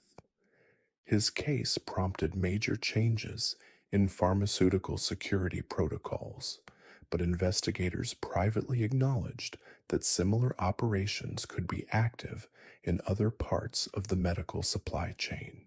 The invisible killers represent something far more terrifying than individual predators with high body counts. They prove that systematic murder can be disguised as legitimate business activity, that killers can operate for decades without detection if they understand how to exploit the trust and vulnerabilities that hold society together. In the agricultural valleys of central California, where migrant workers labor in fields that stretch to the horizon, another predator discovered how to turn economic desperation into opportunities for mass murder. Between 2003 and 2012, a man operating under dozens of false identities ran what appeared to be a legitimate labor contracting business, but was actually a systematic killing operation targeting some of America's most vulnerable workers. The killer used names like Miguel Santos, Carlos Hernandez, and Roberto Valdez, always presenting himself as a successful contractor who could provide steady work and housing for undocumented workers. His business cards listed legitimate sounding company names, complete with phone numbers and addresses that would check out under casual scrutiny. Everything about his operation was designed to appear professional and trustworthy. His method exploited the desperation of people who existed completely outside official protection systems. Undocumented workers gathered each morning outside hardware stores and labor offices, hoping for day work that would provide enough money for food and shelter. The killer would arrive in a well maintained van, offering group employment at remote farms where workers could earn good wages and receive housing. The workers who accepted his offers were transported to isolated properties he had purchased or leased under false names. These locations appeared to be legitimate agricultural operations, complete with farming equipment and crop fields. But the real purpose of these properties was systematic murder, disguised as workplace accidents. The killer would work his victims for several days, long enough to establish routines and identify the most isolated locations on the properties. Then he would begin killing them one by one, using methods that appeared to be farm accidents. Machinery malfunctions, chemical exposures, falls into irrigation ditches, equipment crushing incidents. Each death was carefully staged to look accidental. The bodies were disposed of using industrial equipment designed for agricultural waste processing: bone meal, blood meal, organic fertilizer. The victims literally became part of the agricultural infrastructure that fed California's economy, their remains scattered across thousands of acres of farmland. Over 9 years, the killer murdered at least 83 people, according to his own records, though investigators believe the actual number was much higher. His victims were primarily young men from Mexico and Central America, people whose disappearances wouldn't be reported to American authorities and whose families were too far away and too poor to search for them. The operation was exposed only through accident. In 2012, a county environmental inspector conducting routine soil testing noticed unusual chemical signatures on one of the killer's properties. When investigators examined the soil more closely, they found human remains mixed with agricultural fertilizer. The investigation revealed the scope of the killing operation. Bank records showed payments from legitimate agricultural companies who believed they were contracting with licensed labor providers. Property records revealed a network of farms and processing facilities across 3 counties. And in a storage unit, rented under one of his false names, investigators found detailed records of every murder. The killer had vanished by the time police obtained warrants for his arrest.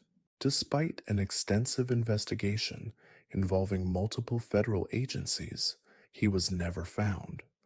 Some investigators believe he simply moved his operation to another state and continued killing under different identities. Others think he may have fled to Mexico or Central America, where he could easily disappear among millions of migrant workers. But perhaps the most disturbing case involves someone who discovered how to weaponize the internet itself, turning social media platforms and dating websites into hunting grounds for systematic murder. Between 2015 and 2019, a killer operating under hundreds of false online identities used sophisticated catfishing techniques to lure victims to remote locations where they were tortured and killed. The predator's technical expertise allowed him to create elaborate, fictional personas, complete with social media histories, employment records, and even fake references that would pass casual verification. He understood how online algorithms worked and how to manipulate them to ensure his fake profiles would appear in searches by potential victims. His targets were carefully selected based on psychological vulnerability rather than physical appearance. Recent divorcees, people who had lost jobs or family members, individuals going through major life transitions. He would spend weeks building emotional connections with victims, presenting himself as someone who understood their struggles and could provide the support they desperately needed. The killer would arrange meetings at locations that seemed romantic but were actually carefully chosen killing sites. Remote cabins, isolated hiking trails, secluded beaches. By the time victims realized they were in danger, they were already trapped in locations where help was hours away and inexistent. His cell phone coverage was non-disposal methods took advantage of the same remote locations where he committed the murders. Bodies were buried in wilderness areas, so isolated they would likely never be discovered, or weighted down and sunk in deep mountain lakes. The victims' cars were driven to different locations and abandoned, creating false trails that suggested the victims had chosen to disappear. Over 4 years, the killer claimed at least 26 victims across 11 states. The crimes weren't initially connected because each appeared to be an isolated case of someone who had vanished while traveling to meet an online contact. Missing person investigations focused on the fake identities rather than the real killer, creating dead ends that frustrated investigators for years. The case was finally cracked when one intended victim became suspicious during online conversations and conducted her own investigation into her contact's background. When she discovered inconsistencies in his story, she contacted the FBI's Internet Crime Complaint Center, triggering an investigation that revealed the scope of the operation. These invisible killers represent the evolution of predatory behavior in modern society. They understood that the most dangerous predators are those who appear to provide exactly what their victims need most. Jobs for desperate workers, medical care for sick patients, love for lonely people, opportunities for those with few options. They approached murder not as an expression of mental illness or uncontrolled rage, but as business problems to be solved through careful planning and efficient execution. They studied their target populations, identified vulnerabilities in protection systems, and developed methods that exploited those vulnerabilities while minimizing detection risk.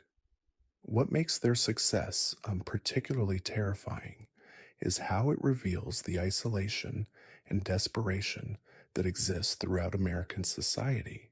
Millions of people are so desperate for work, medical care, human connection, or basic survival needs that they will trust strangers who offer help, often with minimal verification of those strangers' intentions.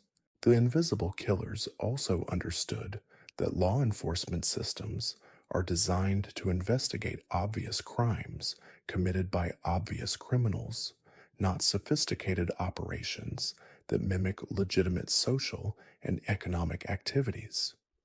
Police departments struggle to identify patterns that span multiple jurisdictions, especially when those patterns are designed to look like normal business activity rather than systematic murder.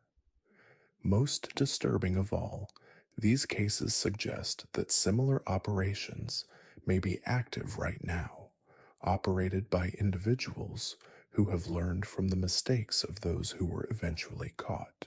The techniques used by these invisible killers could be adapted and improved by others who share their complete indifference to human suffering, but possess even greater technical sophistication or operational security. In a country where hundreds of thousands of people go missing each year, where deaths from accidents, overdoses, and medical complications are rarely investigated as potential homicides, how many invisible killers are currently operating? How many people are dying at the hands of predators who have perfected the art of murder disguised as legitimate activity? The answer is unknowable, and that may be the most terrifying realization of all. These killers proved that in a society of over 330 million people, it's possible to commit systematic murder while remaining completely invisible to law enforcement. They found the gaps in our protection systems, the populations nobody watches, the places nobody looks. They weren't interested in fame or recognition or psychological games with investigators. They were interested in killing efficiently and without consequence. And they discovered that the most successful way to kill is to make murder look like anything except what it actually is. The victims of these invisible killers represent more than individual tragedies. They were symbols of society's most vulnerable populations, people whose deaths revealed how easily human lives can be erased without trace, investigation, or justice. Their stories remind us that the most terrifying monsters aren't the ones we see coming. They're the ones who smile while they kill, who offer help while they harm, who operate in plain sight while remaining completely invisible. They represent a fundamental truth about evil in our modern world. The most successful predators don't announce themselves with dramatic gestures or theatrical violence. They integrate seamlessly into the systems we depend on, becoming indispensable before revealing their true nature. Our next case takes us to the sprawling truck stops of Interstate 40, where between 2005 and 2013, a killer operated what investigators would later describe as a mobile death factory. His name was Eddie Ray Morrison, and he had turned the American highway system into his personal hunting ground. Morrison was born in 1969 in rural Tennessee, where he learned to drive 18-wheelers before he could legally vote. His childhood was marked by the kind of systematic abuse that creates either survivors or monsters.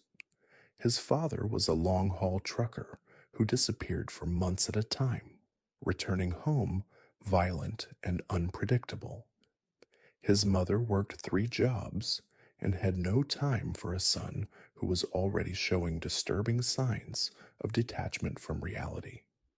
By age 16, Morrison was torturing animals in the woods behind his house, not out of curiosity, but with methodical precision.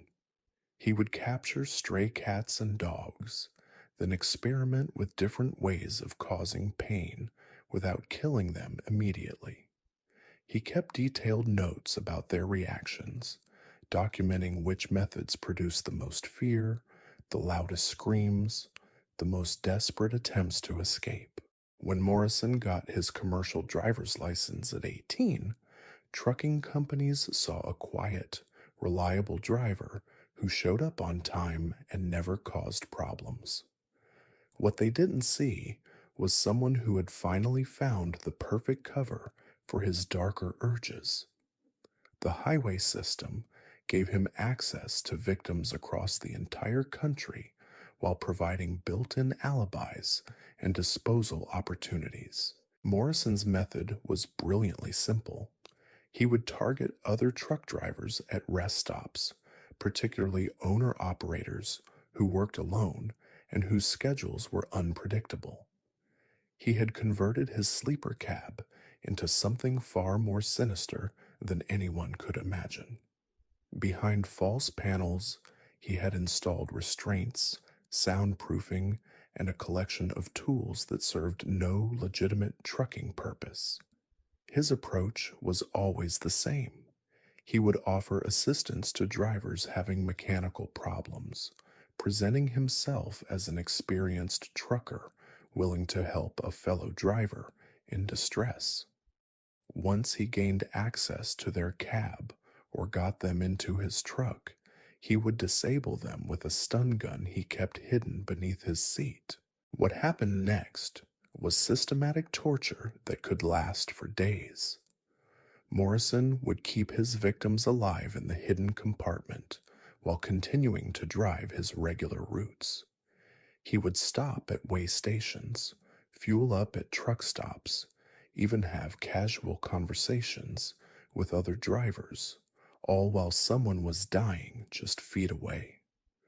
Morrison documented everything with a digital camera, creating a photographic record of systematic brutality that investigators would later describe as some of the most disturbing evidence they had ever seen.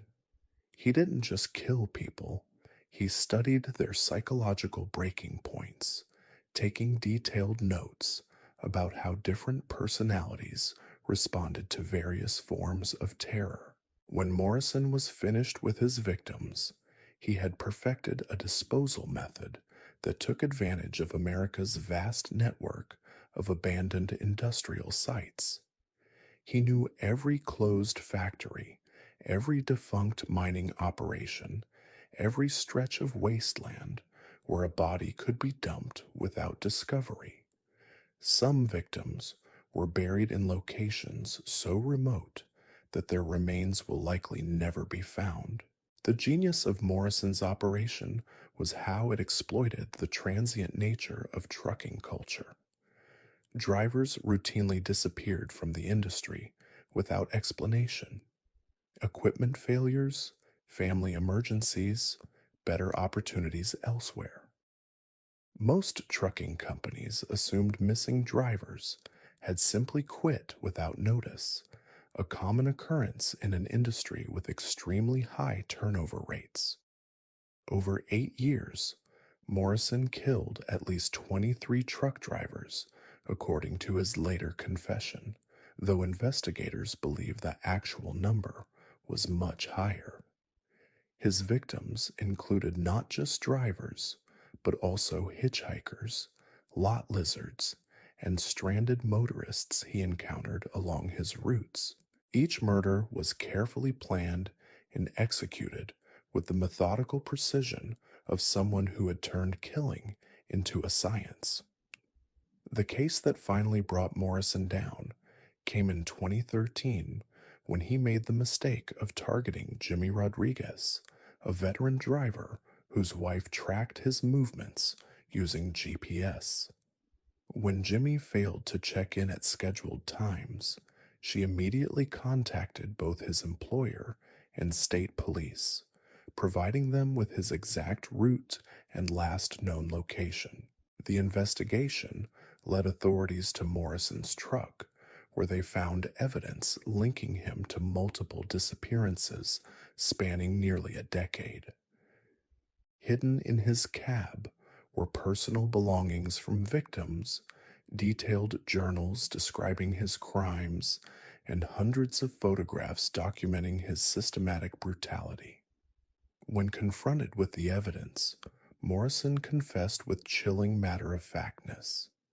He described his murders like someone discussing routine truck maintenance, providing clinical details about methods and locations without showing any emotional response to the suffering he had caused. Morrison was sentenced to death and executed in 2019. His final words were a complaint about the quality of his last meal. Even facing execution, he showed no remorse for the lives he had stolen, no acknowledgement of the families he had destroyed. To the very end, he remained what he had always been, a predator who viewed other human beings as objects to be used and discarded. But Morrison's systematic approach seems almost primitive compared to our next case, which demonstrates how someone with medical knowledge can weaponize the very systems designed to heal and protect. Between 2008 and 2015, Dr. Patricia Henley operated what appeared to be a successful family practice in suburban Phoenix, Arizona.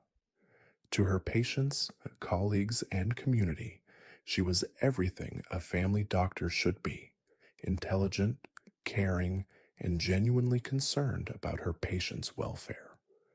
What nobody knew was that Dr. Henley had developed an obsession with what she called quality of life optimization.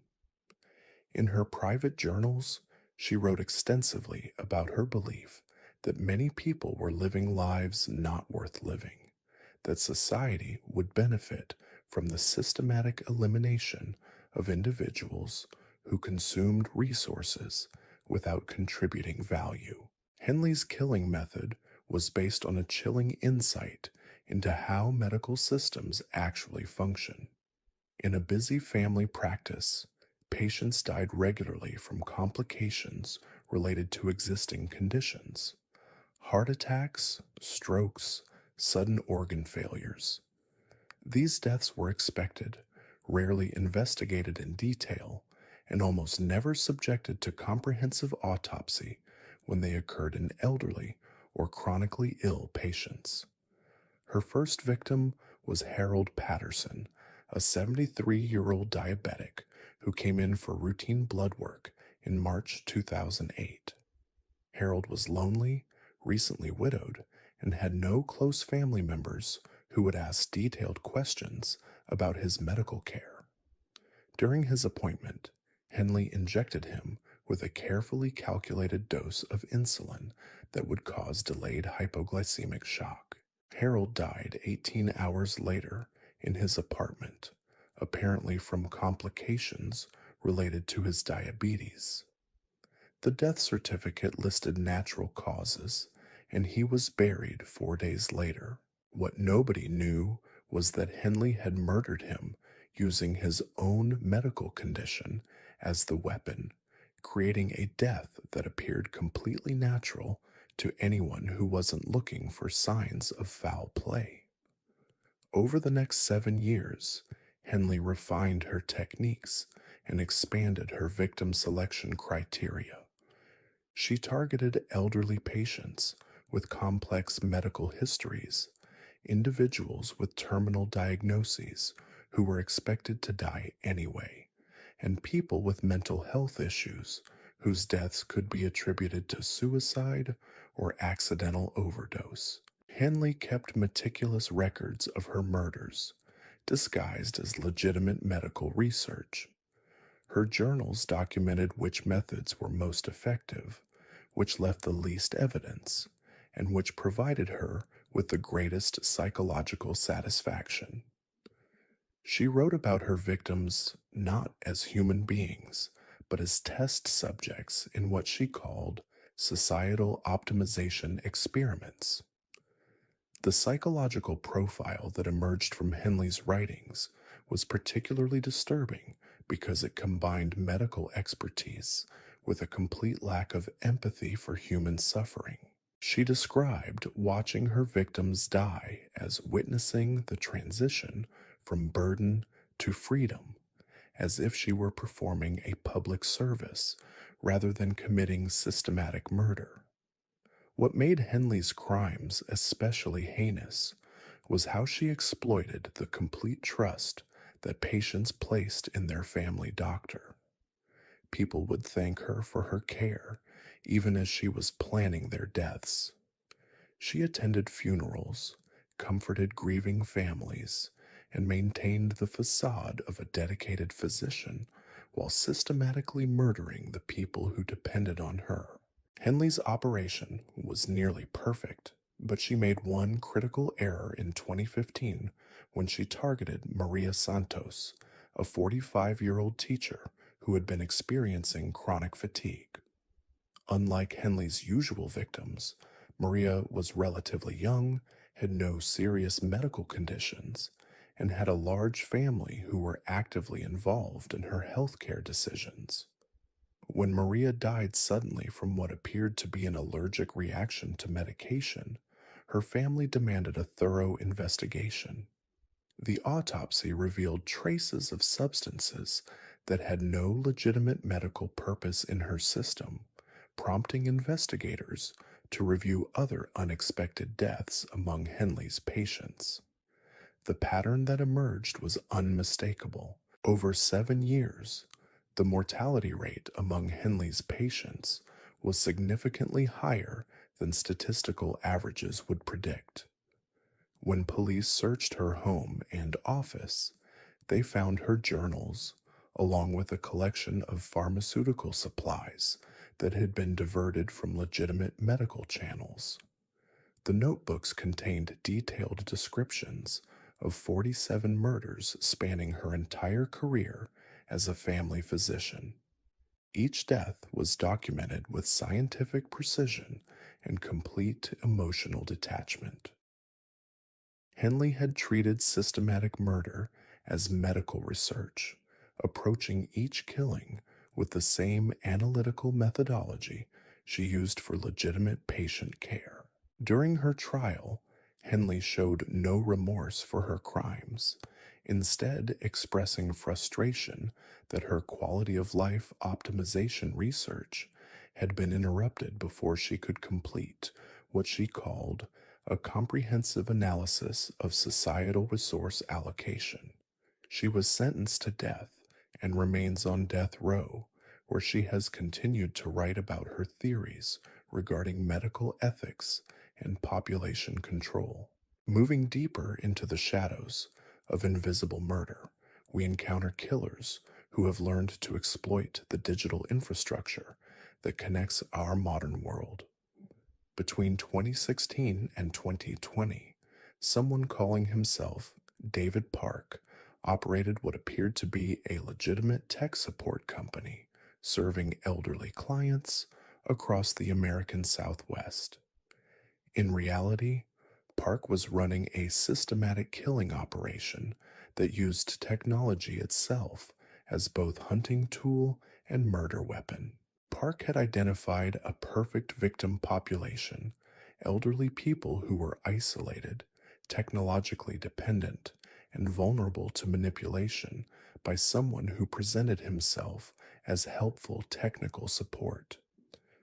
These were people who relied on computers and smartphones to maintain connections with family, manage finances, and access essential services, but who lacked the technical knowledge to protect themselves from sophisticated digital predators. His method was devastatingly efficient. Park would contact elderly individuals claiming to represent legitimate technology companies, offering free security scans or software updates. Once he gained access to their devices, he could monitor their daily routines, financial information, medical records, and family communications. More importantly, he could identify which clients lived alone and had minimal contact with family members. The killing phase of Park's operation exploited the fact that many elderly people depended on medical devices that were connected to internet networks. Pacemakers with wireless monitoring, insulin pumps controlled by smartphone apps, home dialysis machines that transmitted data to medical facilities. Park had learned how to hack these devices remotely, causing them to malfunction in ways that would appear to be equipment failures rather than murder. His first confirmed victim was Dorothy Chen, an 81-year-old woman who lived alone in Tucson and depended on a computerized insulin delivery system to manage her diabetes. Park had gained access to her home network through a fake tech support call, then gradually modified her insulin pump's programming to deliver increasingly dangerous doses. Dorothy died in her sleep from what appeared to be diabetic complications, and her death was attributed to natural causes. Over 4 years, Park killed at least 19 elderly clients using similar methods. Heart patients whose pacemakers were remotely reprogrammed to cause fatal arrhythmias.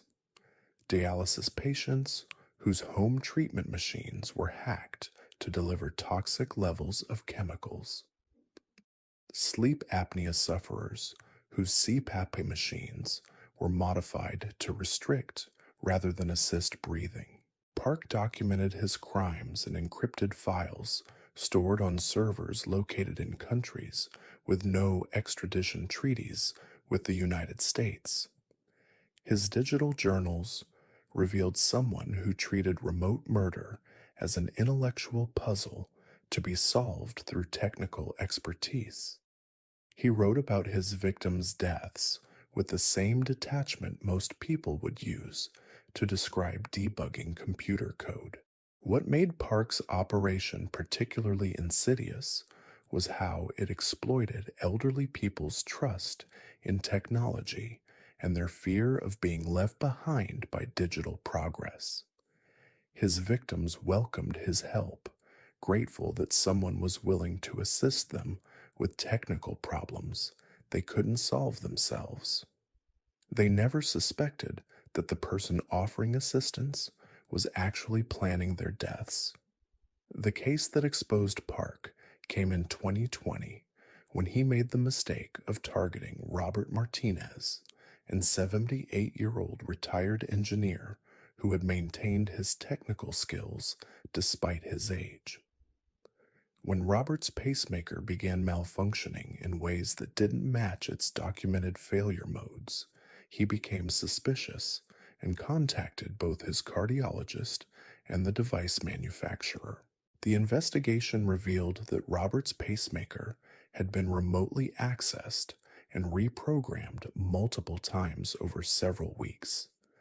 FBI cybercrime specialists traced the digital intrusions back to Park's operation, discovering a sophisticated network of compromised devices and murdered clients. When agents arrested Park at his apartment in Las Vegas, they found him surrounded by multiple computer monitors displaying real-time data from dozens of medical devices belonging to elderly clients across the Southwest. He was literally watching people's vital signs while planning their deaths, treating human lives like data points in a grotesque experiment. During his confession, Park expressed pride in what he called the evolution of murder into the digital age. He claimed that traditional killers were limited by physical proximity and crude methods, while his techniques allowed him to kill people hundreds of miles away without leaving any physical evidence at crime scenes. Park was convicted of 19 counts of murder and sentenced to life in prison without parole. His case prompted major changes in medical device security protocols, but investigators acknowledged that similar operations could be active in other parts of the digital healthcare infrastructure. But even Park's technologically sophisticated approach seems limited compared to someone who discovered how to weaponize the global supply chains that deliver products to American consumers. Between 2017 and 2021, a killer operating under multiple false identities managed to contaminate consumer products at various points in the manufacturing and distribution process, causing deaths across the entire United States while remaining completely invisible to law enforcement. The predator called himself different names depending on which industry he was infiltrating, but FBI files refer to him as Subject X due to the continuing classified nature of the investigation. He had spent years studying global supply chains, learning how products moved from manufacturers through distributors to retail stores, and identifying points where contamination could be introduced without detection. His method exploited a fundamental vulnerability in consumer product safety. Most items are tested for quality and safety at manufacturing facilities, but rarely retested after they enter distribution channels. This created opportunities for someone with access and knowledge to introduce lethal substances into products that would eventually reach consumers hundreds or thousands of miles away. Subject X targeted everyday consumer items that would ensure broad distribution and maximum victim count. Over-the-counter medications, children's vitamins, energy drinks, protein powder, even pet food. He would inject microscopic amounts of delayed action toxins into products at distribution centers, calculating dosages that would cause fatal reactions days or weeks after consumption. The deaths appeared completely random and unconnected. A college student who died from apparent heart failure after taking energy supplements. A mother of 3 whose routine vitamins triggered fatal organ failure. An elderly man whose blood pressure medication seemed to cause an unexpected allergic reaction. Each death was investigated as an isolated medical tragedy, not as murder. Subject X had developed an understanding of forensic toxicology that allowed him to choose substances that would either break down rapidly in the human body or mimic naturally occurring compounds that wouldn't be detected in standard autopsy procedures. His victims died from what appeared to be natural causes, medical complications, or pre-existing conditions.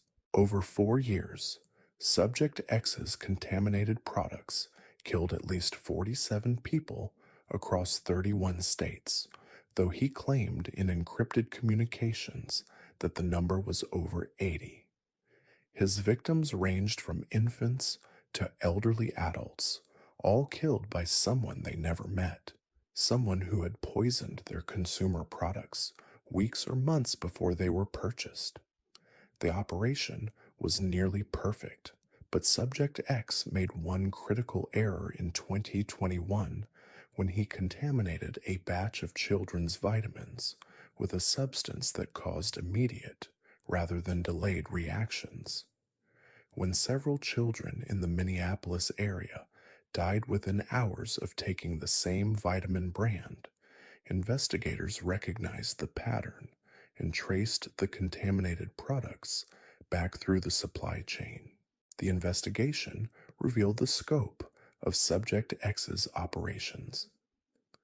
Agents found evidence of infiltration at dozens of distribution facilities, contamination of hundreds of product batches, and a sophisticated system for tracking which poisoned items had been distributed to which geographic areas.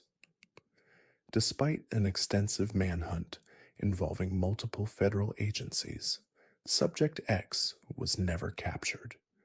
The investigation remains active and classified, but sources suggest he may have fled to a country without extradition treaties with the United States. More disturbing is the possibility that he simply adapted his methods and continued operating under different identities in other parts of the global supply chain. These invisible killers represent the darkest evolution of predatory behavior in modern society. They understood that the most successful murderers are those who make killing appear to be anything except what it actually is. They turned the systems we depend on for survival, transportation, healthcare, technology, consumer products, into weapons of mass murder. What makes their success particularly terrifying is how it reveals the fundamental vulnerabilities that exist throughout our interconnected world. Millions of people depend daily on systems and products they don't understand, created by people they'll never meet, distributed through channels they can't monitor. The invisible killers proved that in a society of over 330 million people, connected by global supply chains and digital networks, it's possible to commit systematic murder while remaining completely anonymous. They found the gaps in our protection systems, the places where oversight fails, the points where individual accountability disappears into corporate bureaucracy. They weren't interested in fame or recognition or psychological games with law enforcement. They were interested in killing efficiently, systematically, and without consequence. And they discovered that the most effective way to kill large numbers of people is to poison the very systems that keep society functioning. The victims of these invisible killers weren't just individual tragedies. They represented the price of living in a world where convenience and efficiency have been prioritized over security and verification. Their deaths revealed how easily trust can be weaponized, how readily people will consume, use, or depend on things they cannot personally verify as safe. Most disturbing of all, these cases suggest that similar operations may be active right now, operated by individuals who have learned from the mistakes of those who were eventually caught. The techniques used by these invisible killers could be adapted and improved by others who share their complete indifference to human suffering but possess even greater technical sophistication or operational security. In our final case, we encounter someone who discovered how to weaponize charity itself, turning humanitarian aid into opportunities for systematic murder. Between 2018 and 2022, a man calling himself Michael Roberts operated what appeared to be a legitimate disaster relief organization, providing aid to communities affected by natural disasters across the American South and Midwest. Roberts had identified the perfect hunting where people ground. Disaster zones where normal social structures had collapsed were desperate for help and where deaths from various causes were expected and rarely investigated in detail. He created a fictional nonprofit organization complete with professional-looking websites, legitimate tax-exempt status, and even positive media coverage of his supposed humanitarian work. His method exploited the chaos and desperation that follows natural disasters. Roberts would arrive in affected communities within days of hurricanes, tornadoes, or floods, offering emergency medical care, temporary shelter, and assistance with insurance claims. His operation appeared completely legitimate, staffed with volunteers who genuinely believed they were helping disaster victims. But Roberts had converted emergency medical tents and temporary shelter facilities into killing sites. He would identify the most vulnerable victims: elderly people separated from their families, individuals with serious injuries who wouldn't survive without medical intervention, homeless people who had lost what little documentation they possessed in the disaster. The killing methods Roberts employed were designed to appear as natural consequences of disaster trauma. Elderly victims would die from apparent heart attacks brought on by the stress of displacement. Injured individuals would succumb to infections that seemed to result from contaminated floodwater. People with chronic medical conditions would appear to die from lack of access to their regular medications. Roberts documented his crimes in journals disguised as disaster relief case files. His writings revealed someone who viewed mass casualties as opportunities for additional killing, who treated human suffering as camouflage for murder. He wrote about selecting victims based on their likelihood of survival, targeting those who were most dependent on his aid organization for their basic needs. Over 4 years, Roberts killed at least 31 disaster victims while maintaining the facade of a humanitarian aid worker. His victims included hurricane survivors in Louisiana, tornado victims in Oklahoma, and flood refugees in Iowa. Each murder was carefully planned to appear as a natural consequence of disaster trauma rather than intentional killing. The operation was exposed in 2022 when Roberts made the mistake of targeting Sarah Williams, a 34-year-old teacher whose family had been actively searching for her since a tornado destroyed her home. Unlike Roberts's usual victims, Sarah had strong family connections and a support network that wouldn't accept vague explanations about her disappearance. When Sarah's body was found in a temporary morgue operated by Roberts's organization, her family demanded a thorough investigation. The autopsy revealed evidence of poisoning that had nothing to do with disaster-related trauma, prompting authorities to examine other deaths associated with Roberts' relief efforts.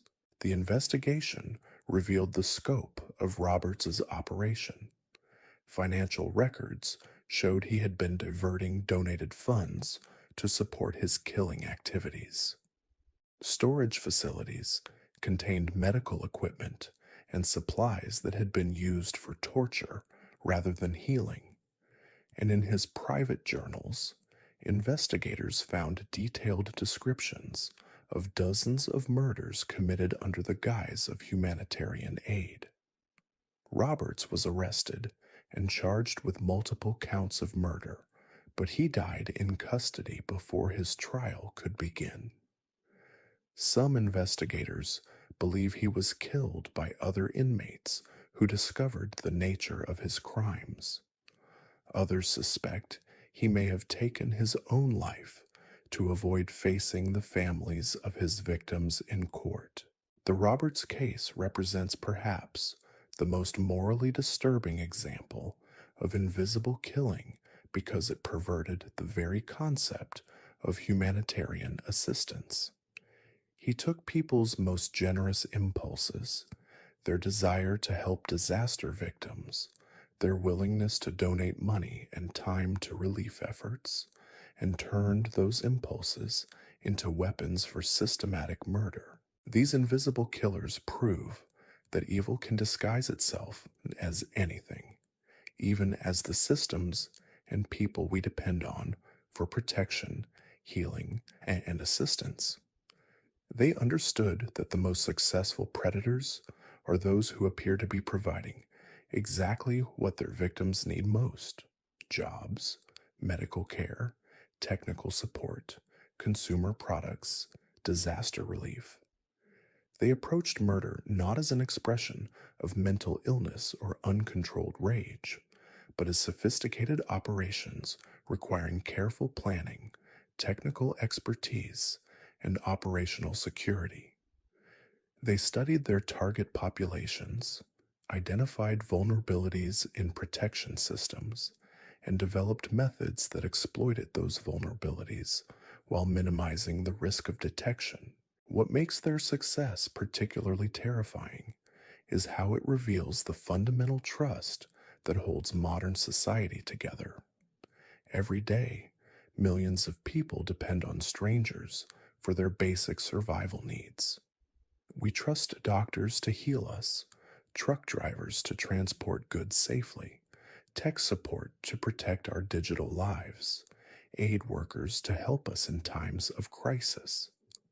The invisible killers weaponized that trust, proving that anyone with sufficient knowledge, resources, and complete moral bankruptcy can exploit the interdependence that defines modern civilization. They found the gaps in our protection systems, the populations nobody monitors closely, the places where individual accountability disappears into institutional bureaucracy. Most disturbing of all, their cases suggest that similar operations may be active right now. The techniques they developed could be adapted and improved by others who share their indifference to human suffering but possess even greater sophistication or resources. In a world where technology continues to create new vulnerabilities and global systems become ever more complex, the opportunities for invisible killing continue to expand. The victims of these predators represent more than individual tragedies. They were symbols of society's most vulnerable populations, people whose deaths revealed how easily human lives can be erased without investigation, justice, or even recognition that crimes had been committed. Their stories serve as warnings about the price of living in a world where convenience, efficiency, and trust have been prioritized over verification, oversight, and security. These are the killers who perfected the art of murder without consequence, who understood that the most successful predators are the ones nobody remembers, the ones whose names never appear in true crime documentaries or FBI's most wanted lists.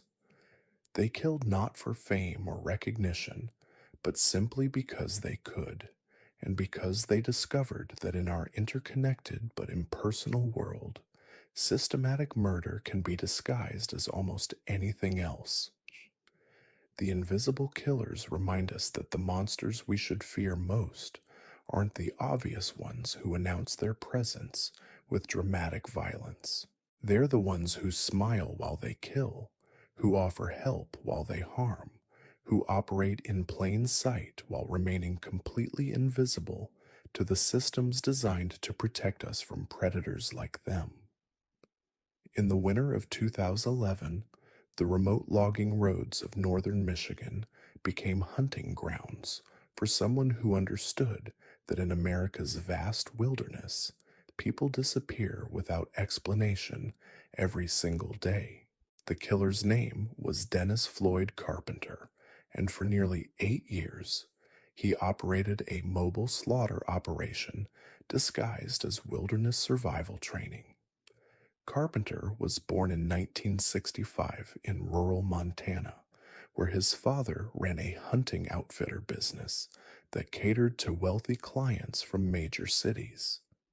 From childhood, Dennis learned to track animals through dense forest, to kill cleanly and efficiently, and most importantly, to make bodies disappear without a trace in terrain so remote that search parties would never find them. What made Carpenter particularly dangerous was his legitimate expertise in wilderness survival.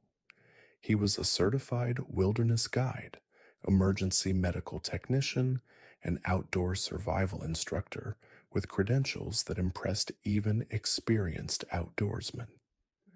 His business, Northern Wilderness Training, offered week-long survival courses for corporate executives, military veterans, and outdoor enthusiasts who wanted to test themselves against nature's harshest conditions. The courses were expensive, exclusive, and deliberately marketed to people who were isolated from their normal support networks. Clients would drive hundreds of miles to reach Carpenter's base camp, then spend days in remote locations where cell phones didn't work and the nearest road was miles away. It was the perfect setup for someone who wanted to kill without witnesses or immediate discovery. Carpenter's method was brilliantly simple.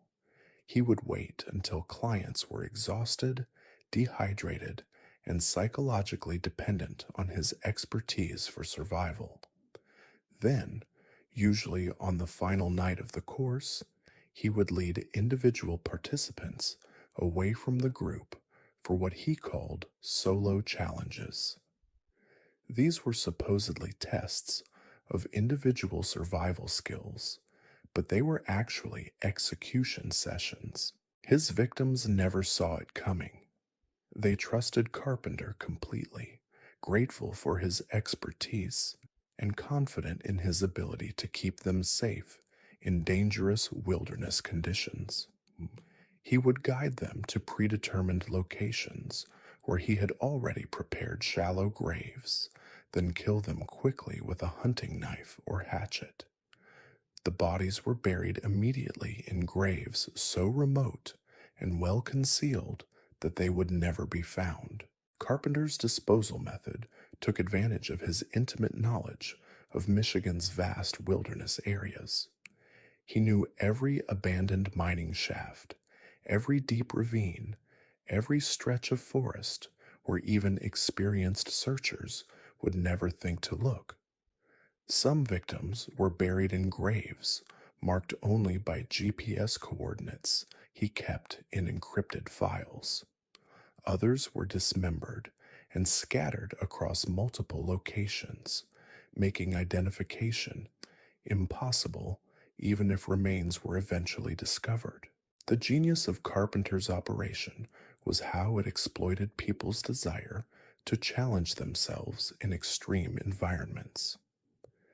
His clients came to him voluntarily, often after extensive research and preparation.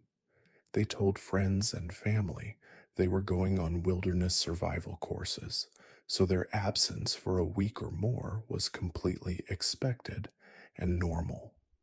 When clients failed to return from Carpenter's courses, he would contact their families with carefully crafted stories about tragic accidents, hypothermia, falls from cliffs, drowning in remote lakes, attacks by wild animals.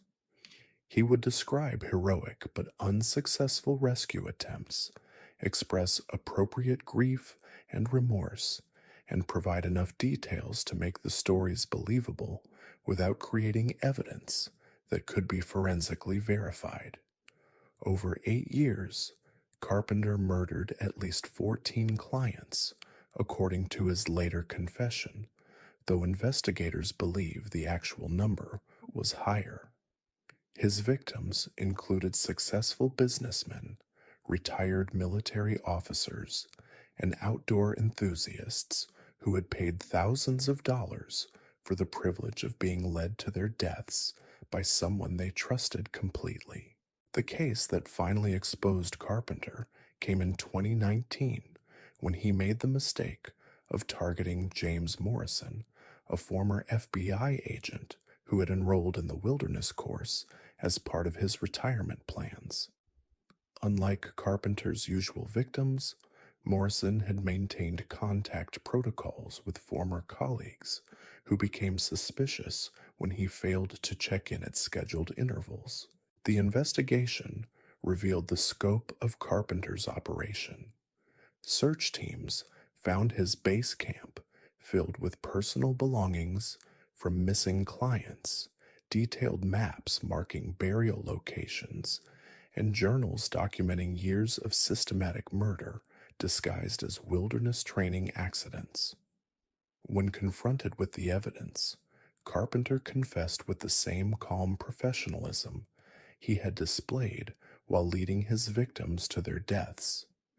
He described each murder in clinical detail, explaining how he had chosen victims based on their isolation from family and their physical vulnerability in wilderness conditions.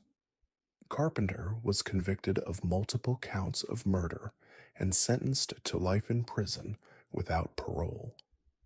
The remote burial sites he had created in Michigan's wilderness continue to yield remains years after his arrest, as investigators slowly work through the GPS coordinates found in his encrypted files.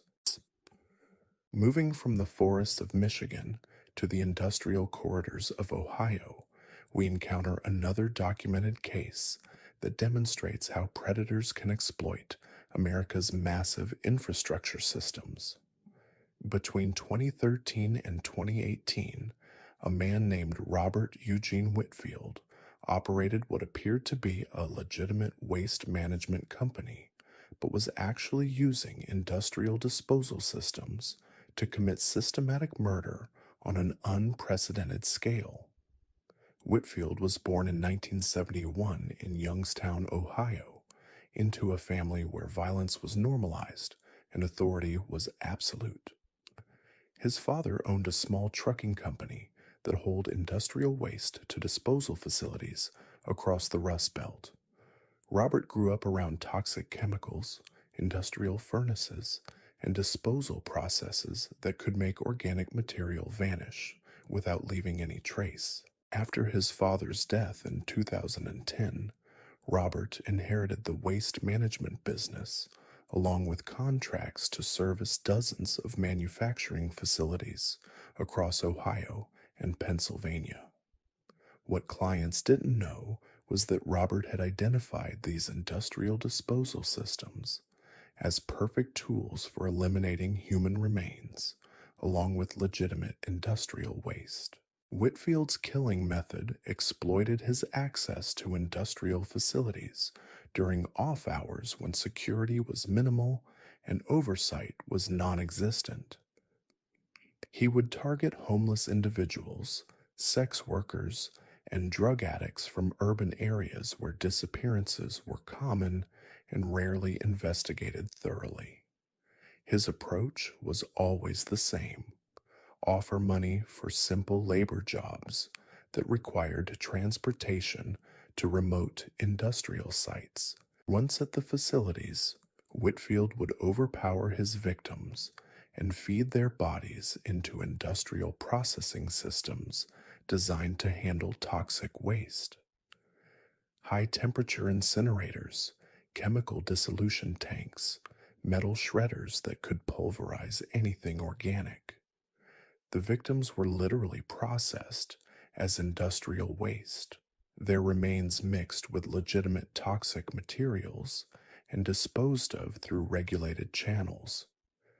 The psychological profile that emerged from Whitfield's journals revealed someone who treated human beings as just another form of waste to be processed and disposed of efficiently. He kept meticulous records of his disposal methods, documenting which industrial processes were most effective at eliminating organic evidence and which facilities provided the best operational security. Over 5 years, Whitfield killed at least 27 people, according to his confession, though investigators believe the number was much higher. His victims included homeless veterans, drug-addicted mothers, elderly people with mental health issues, and undocumented immigrants who worked in the industrial facilities he serviced. Whitfield was finally caught in 2018 when security cameras at a steel processing plant captured him dumping what appeared to be human remains into a blast furnace. The investigation revealed that he had been using his waste management contracts to dispose of murder victims for years, turning legitimate industrial processes into tools for systematic killing.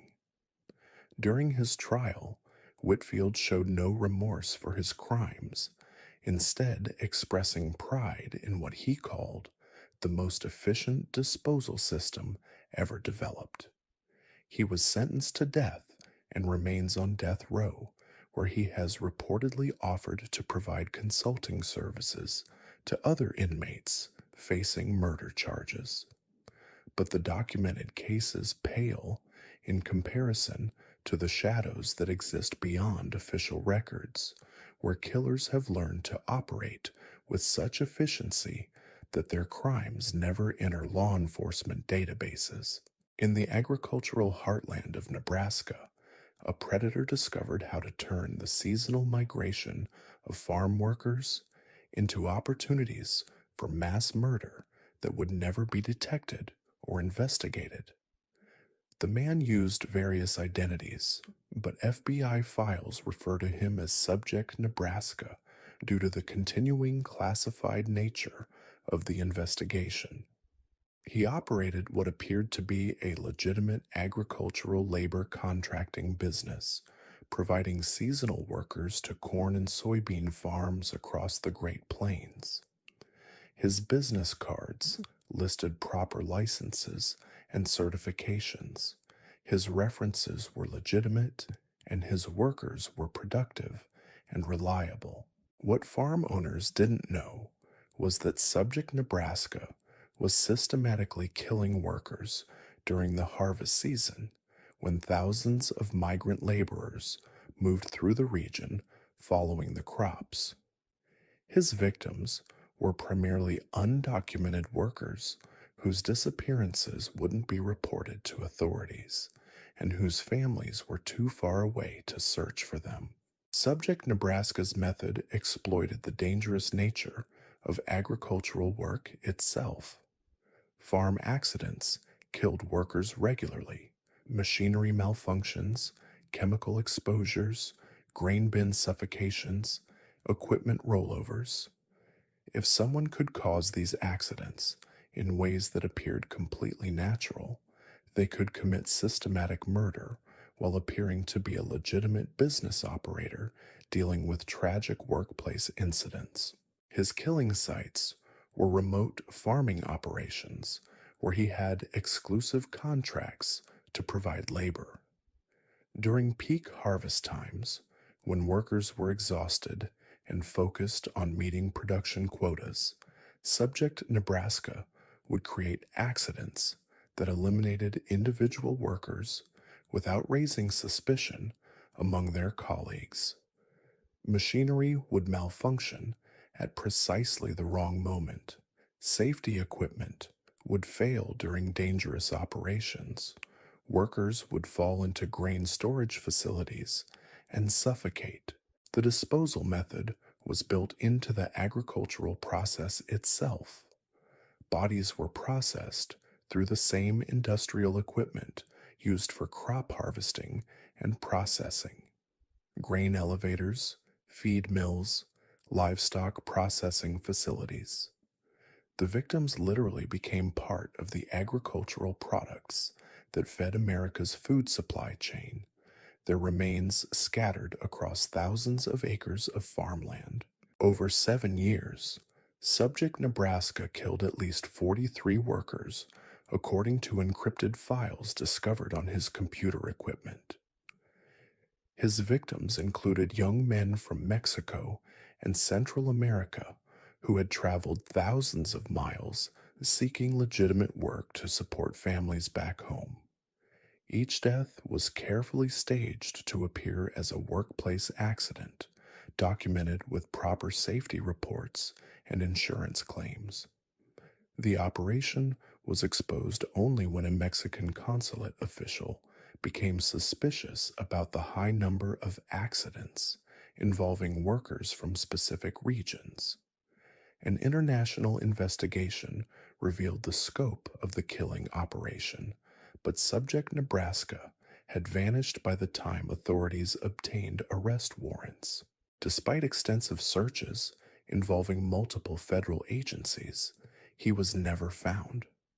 Some investigators believe he simply moved his operation to another agricultural region and continued killing under a different identity.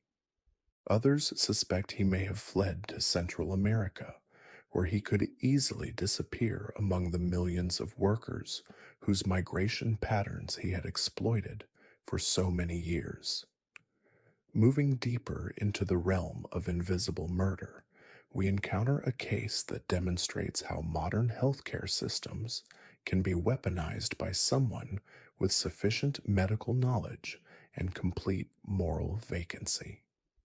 In the sprawling medical complex of Houston, Texas, a killer discovered how to use the organ transplant system as both hunting ground and disposal method for systematic murder. Dr.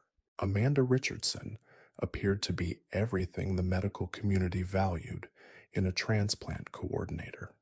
She was brilliant, dedicated, and seemed genuinely committed to saving lives through organ donation. Her colleagues at 3 major Houston hospitals described her as tireless in her efforts to match organs with recipients, someone who worked around the clock to ensure that donated organs reached patients who desperately needed them.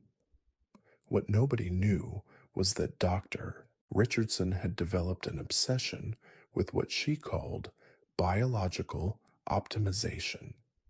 In her private journals, she wrote extensively about her belief that organ transplantation could be used not just to save lives, but to systematically improve the quality of the human population by eliminating individuals she deemed genetically or socially inferior.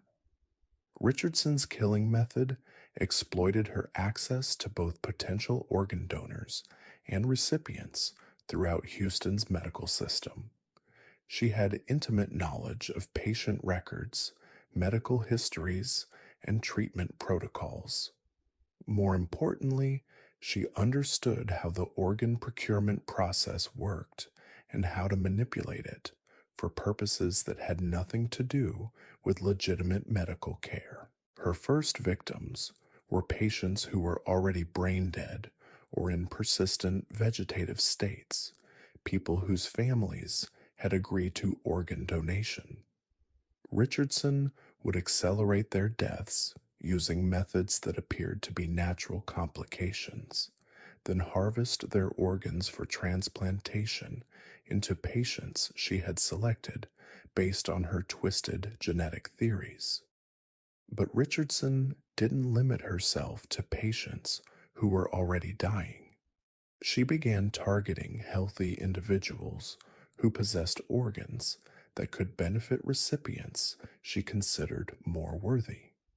Her method was to induce medical emergencies that would result in brain death, creating organ donors from people who had never agreed to donation and whose deaths appeared to be tragic accidents or medical complications. Richardson's victim selection process was based on detailed genetic analysis and social profiling. She would identify individuals with superior organ quality but inferior social status, homeless people with healthy kidneys, drug addicts with compatible blood types, mentally ill patients with organs that could save successful professionals or prominent community members. The killing phase of her operation was carried out in hospital settings where she had legitimate access and where deaths were common enough to avoid suspicion. Richardson would induce cardiac arrest, respiratory failure, or brain hemorrhages using substances that would metabolize quickly and leave minimal traces in post-mortem testing. Once her victims were declared brain dead, Richardson would coordinate the organ procurement process with the same efficiency she displayed in legitimate cases. The organs would be transplanted into recipients she had selected, while the bodies would be processed through normal hospital procedures for handling deceased patients. Over 6 years, Richardson killed at least 38 people to harvest their organs for transplantation, according to encrypted files found on her personal computer. Her victims included homeless veterans whose kidneys saved wealthy businessmen, mentally ill patients whose hearts went to prominent politicians, and drug addicts whose livers were transplanted into successful doctors and lawyers. The operation was discovered in 2021 when Dr. Richardson made the mistake of targeting Marcus Williams, a 32-year-old teacher who had been admitted for routine surgery. Marcus had a rare blood type that made him an ideal donor for a wealthy patient who had been waiting for a compatible liver transplant. When Marcus died from apparent surgical complications and his organs were immediately harvested for transplantation, his family became suspicious about the speed with which the organ procurement had been arranged. Their investigation revealed that Marcus had never registered as an organ donor and that his death had occurred under circumstances that didn't match his medical condition. The investigation that followed exposed the scope of Richardson's operation. Hospital records showed a pattern of suspicious deaths among patients with high quality organs, all occurring during times when Richardson was on duty. Financial records revealed that she had been receiving payments from wealthy patients who needed organ transplants, essentially operating a murder for organs business within Houston's legitimate medical system. When confronted with the evidence, Richardson showed no remorse for her crimes, instead expressing frustration that her biological optimization program had been interrupted before she could complete what she called a systematic improvement of the regional gene pool. She was convicted of multiple counts of murder and sentenced to death, though she died in prison of apparent natural causes while awaiting execution. But perhaps the most chilling case involves someone who discovered how to weaponize the foster care system itself, turning Child Protective Services into a hunting ground for predators who understood how to exploit society's most vulnerable population. In the sprawling bureaucracy of California's child welfare system, a killer operated for over a decade while appearing to be a dedicated social worker committed to protecting children from abuse and neglect.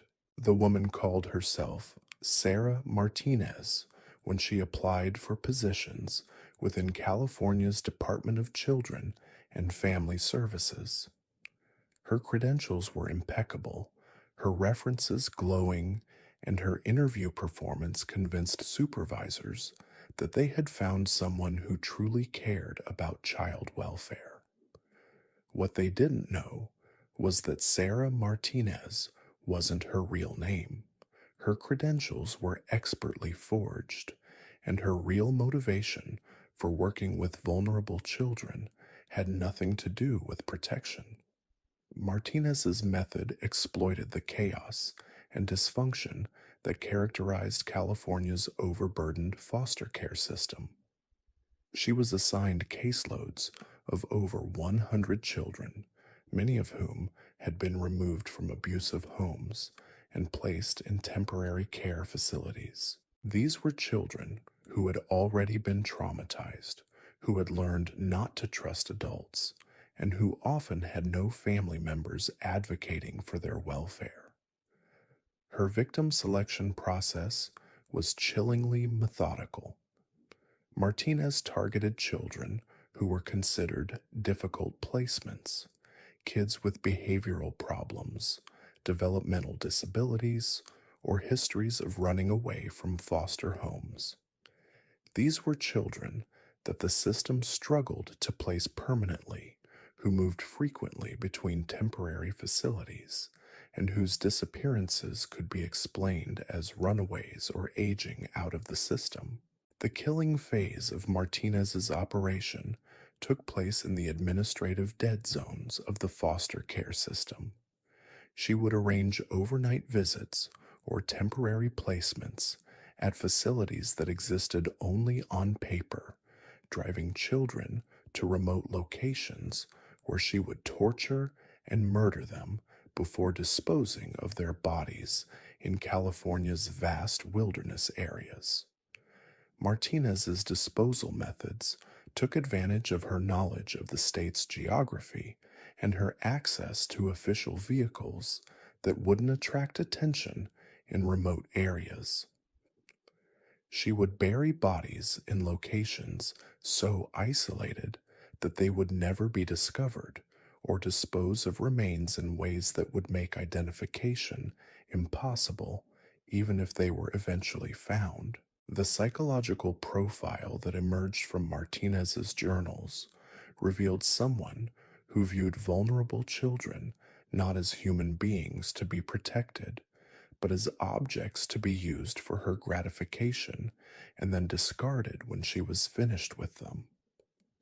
She wrote about her crimes with clinical detachment, describing the systematic torture and murder of children as if she were documenting legitimate social work activities.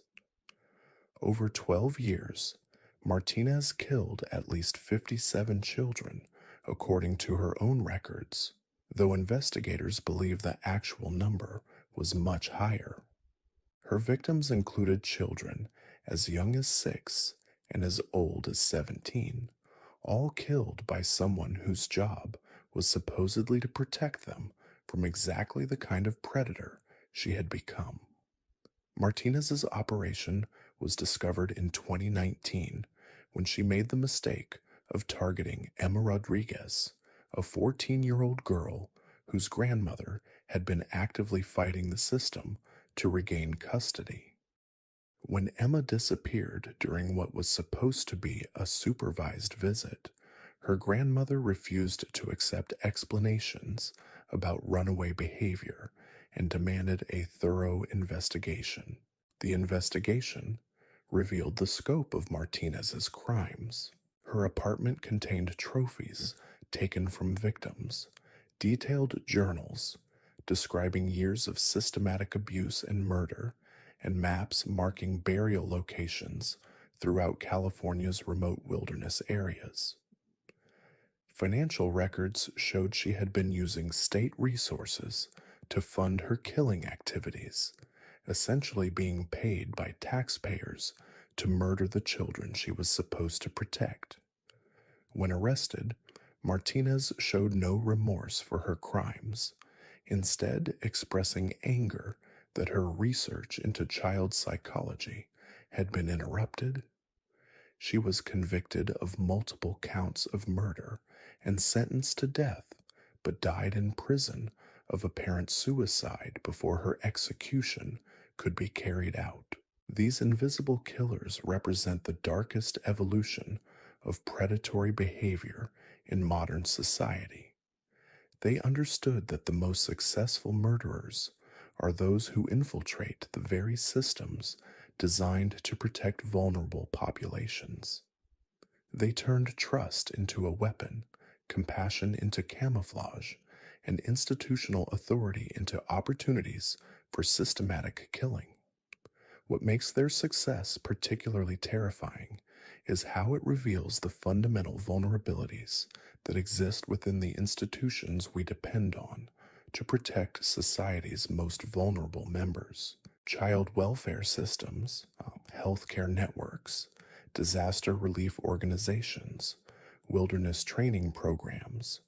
All of these were weaponized by predators who understood how to exploit the trust and desperation of people who had nowhere else to turn. The invisible killers proved that evil can disguise itself as anything, even as the people and systems we depend on for protection and assistance.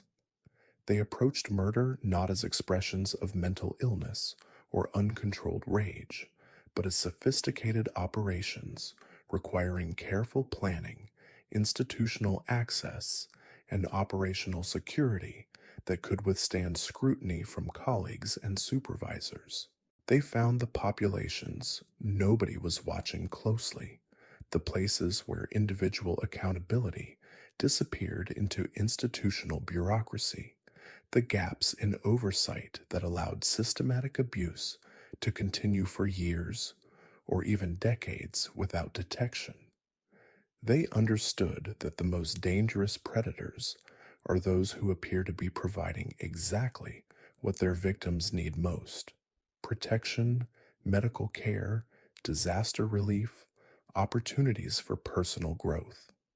Most disturbing of all, these cases suggest that similar operations may be active right now, operated by individuals who have learned from the mistakes of those who were eventually caught.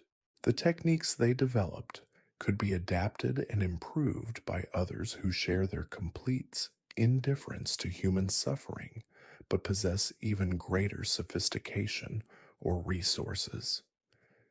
In our interconnected but impersonal world, where millions of people depend on strangers for their basic survival needs, the opportunities for invisible killing continue to expand.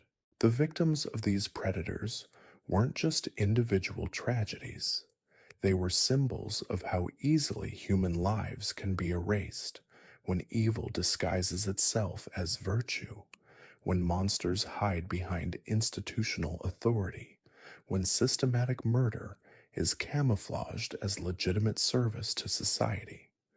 These are the killers who perfected the art of murder without consequence, who understood that the most successful predators are the ones nobody suspects, the ones whose crimes are mistaken for accidents or natural causes, the ones whose names never appear in true crime documentaries, because their very existence challenges our fundamental assumptions about how evil operates in modern society. They remind us that the monsters we should fear most aren't the obvious ones who announce their presence with theatrical violence. They're the ones who smile while they kill, who offer help while they harm, who operate within the systems we trust most while remaining completely invisible to the oversight mechanisms designed to prevent exactly the kinds of crimes they committed with such devastating efficiency. The most terrifying realization about these invisible killers isn't just their individual body counts or sophisticated methods, it's what they represent about the future of predatory behavior in an increasingly connected but anonymous world. Our penultimate case takes us to the sprawling university campuses of the Pacific Northwest, where between 2008 and 2016, a maintenance worker named Thomas Bradley Hutchins operated what investigators would later describe as the most methodical campus killing spree in American history. Unlike the theatrical killers who dominated headlines, Hutchins understood that college campuses provided perfect hunting grounds for someone who knew how to exploit the transient nature of student populations. Hutchins was born in 1974 in Salem, Oregon, into a family where emotional neglect was disguised as independence training. His father was a career military officer who treated child rearing like basic training, while his mother worked double shifts as a hospital technician and had little energy left for nurturing. By age 12, Hutchins was already displaying the warning signs that would define his adult pathology: cruelty to animals, fascination with death, and an unsettling ability to manipulate authority figures. What made Hutchins particularly dangerous was his institutional knowledge of how universities as actually functioned. After dropping out of community college, he found work as a maintenance supervisor at Portland State University, where he learned the rhythms of campus life, the blind spots in security coverage, and most importantly, how easily students could disappear without generating immediate concern. His method was devastatingly simple and virtually undetectable. Hutchins would target students who were isolated from strong support networks, international students whose families were thousands of miles away, graduate students who had moved across the country for their programs, freshmen who were struggling with the transition from home to college life. These were young people who might not be missed for days or even weeks. Hutchins had master keys to every building on campus, access to maintenance tunnels that connected dormitories and academic buildings, and intimate knowledge of construction schedules that created temporary dead zones in surveillance coverage. He would approach victims during late night study sessions or early morning jogs, presenting himself as a helpful maintenance worker who had noticed a problem that required their immediate attention. His killing sites were located in the sub-basements of older campus buildings, areas that had been forgotten during decades of renovation and expansion. Hutchins had discovered spaces that existed on no current blueprints, rooms that had been sealed off and forgotten by successive generations of facilities managers. These became his torture chambers, soundproofed naturally by tons of concrete and completely invisible to the campus community above. What happened in those hidden spaces defied comprehension. Hutchins didn't just kill his victims, he studied them. Each student was subjected to systematic psychological torture designed to test their breaking points under extreme stress. He documented their responses with clinical precision, treating human suffering like academic research into the limits of psychological endurance. The disposal phase of his operation exploited the university's own infrastructure systems. Campus heating plants operated industrial boilers that could reduce organic material to ash at temperatures exceeding 2,000 degrees. Construction sites provided opportunities to bury remains beneath new buildings that would never be excavated again. Even the campus grounds maintenance provided cover for disposing of evidence in ways that would never be discovered. Over 8 years, Hutchins killed at least 19 students, according to his later confession, though investigators believe the actual number was much higher. His victims included promising scholars from around the world, young people whose disappearances were often attributed to academic pressure, family problems, or simply the decision to drop out and start new lives elsewhere. The case that finally exposed Hutchins came in 2016 when he made the mistake of targeting Jennifer Walsh, a 21-year-old journalism major who had been investigating a series of unexplained disappearances for the student newspaper. Unlike his other victims, Jennifer had shared her research with multiple sources and had established check-in protocols with her editor that made her disappearance immediately suspicious. The investigation revealed the scope of Hutchins' operation.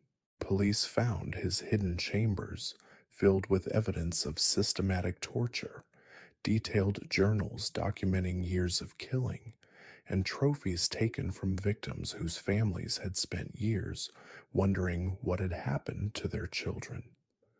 When confronted with the evidence, Hutchins confessed with the same methodical precision he had displayed while committing his crimes.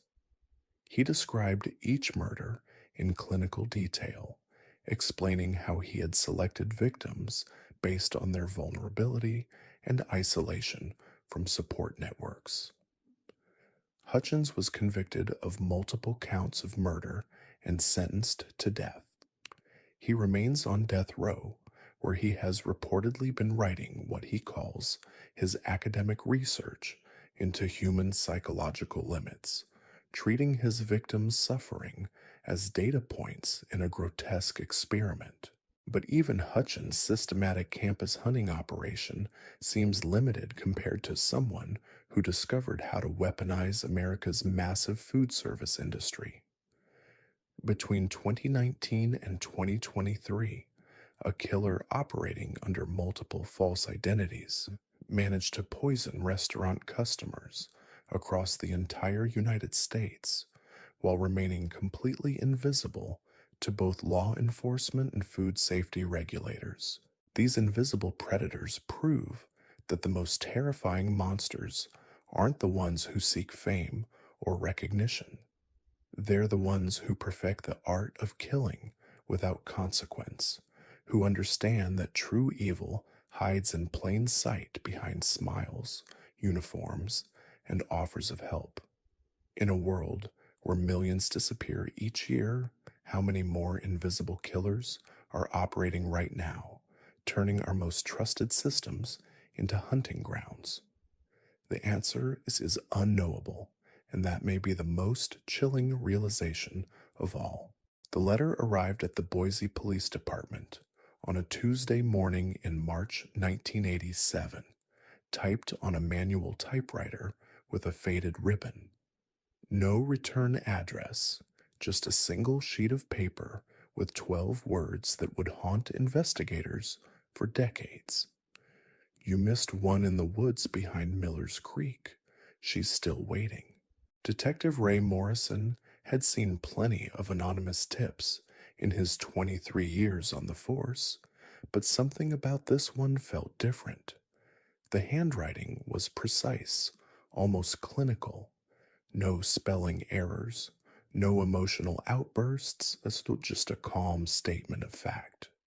When they searched the area 3 days later, they found exactly what the letter promised. Sarah Chen, 19 years old, missing for 8 months, buried beneath a careful arrangement of pine branches and leaves. But Sarah wasn't the first. She was just the beginning of a case that would reveal one of the most methodical and invisible killers in American history. His name was Marcus Eugene Hartwell, and for nearly 15 years, he had been perfecting the art of making people disappear. Hartwell was born in 1954 in a forgettable suburb of Portland, Oregon. His childhood was unremarkable in every way that mattered to the outside world. Two-story house with a white picket fence, both parents present, steady income from his father's job at the post office. Teachers described him as polite but distant, the kind of student who turned in assignments on time but never raised his hand. He graduated middle of his class, attended community college for 2 semesters, then simply vanished into the background of American life.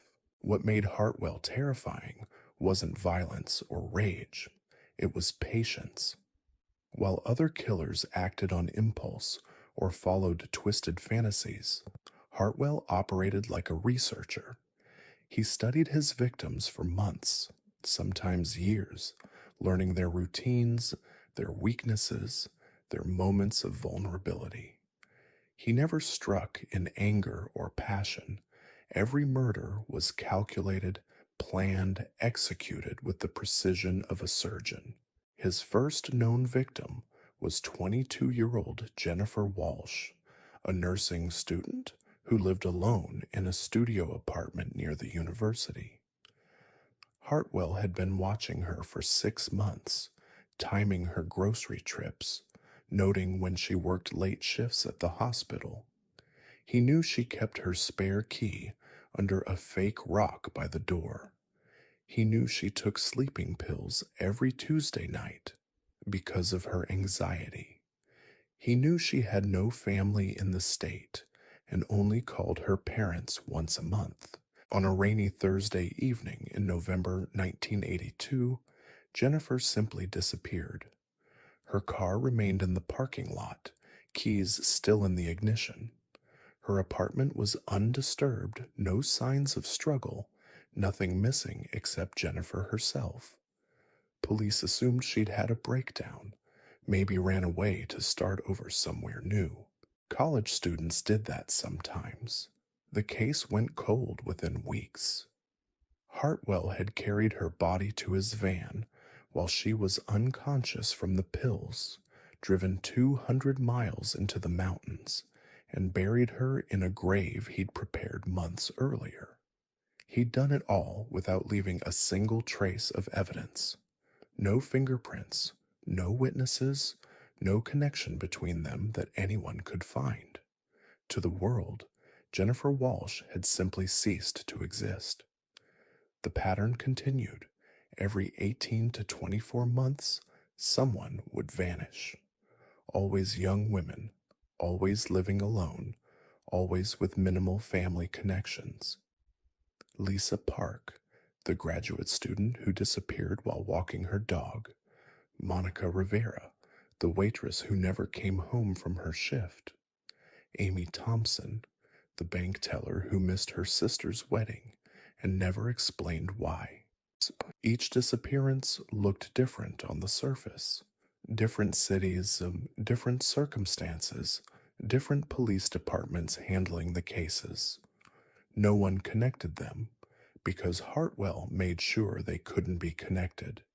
He varied his methods, his timing, his hunting grounds. He was a ghost moving through the Pacific Northwest, leaving behind only absence. What investigators would later discover was that Hartwell kept detailed records of everything. In a storage unit rented under a false name, he maintained files on over 40 women. Photographs taken from a distance, work schedules copied from bulletin boards, apartment layouts sketched during maintenance calls he'd arranged by posing as a repair technician.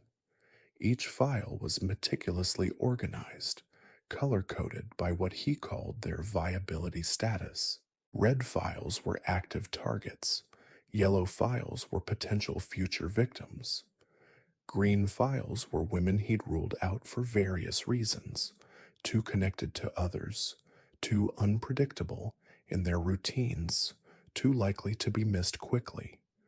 And black files, those belonged to the ones who were already dead. By 1987, Hartwell had 17 black files. The Boise Police Department had no idea they were dealing with a serial killer when they found Sarah Chen. Her case seemed isolated, tragic, but not part of a larger pattern. It wasn't until Detective Morrison started making phone calls to other departments that the true scope began to emerge. A missing person here, an unsolved disappearance there, all fitting the same profile. But Hartwell had made his first mistake with Sarah. He'd grown overconfident, careless about timing. Sarah had been reported missing by her roommate after just 2 days, not the usual week or more he preferred. The quick response had rattled him, broken his usual calm precision. For the first time in 15 years, he'd felt the need to taunt the investigators, to prove he was still in control. The anonymous letter was his way of asserting dominance, showing the police they were always one step behind, but it also gave them their first real clue. The typewriter was a 1960s IBM Selectric, and the paper was a specific weight and texture that was only sold at 3 stores in the region. More importantly, the tone of the letter revealed something about the killer's psychology. This wasn't someone who killed in passion or desperation. This was someone who viewed murder as a craft to be perfected. Detective Morrison began building a profile based on the cases he could connect. The killer was organized, patient, and methodical.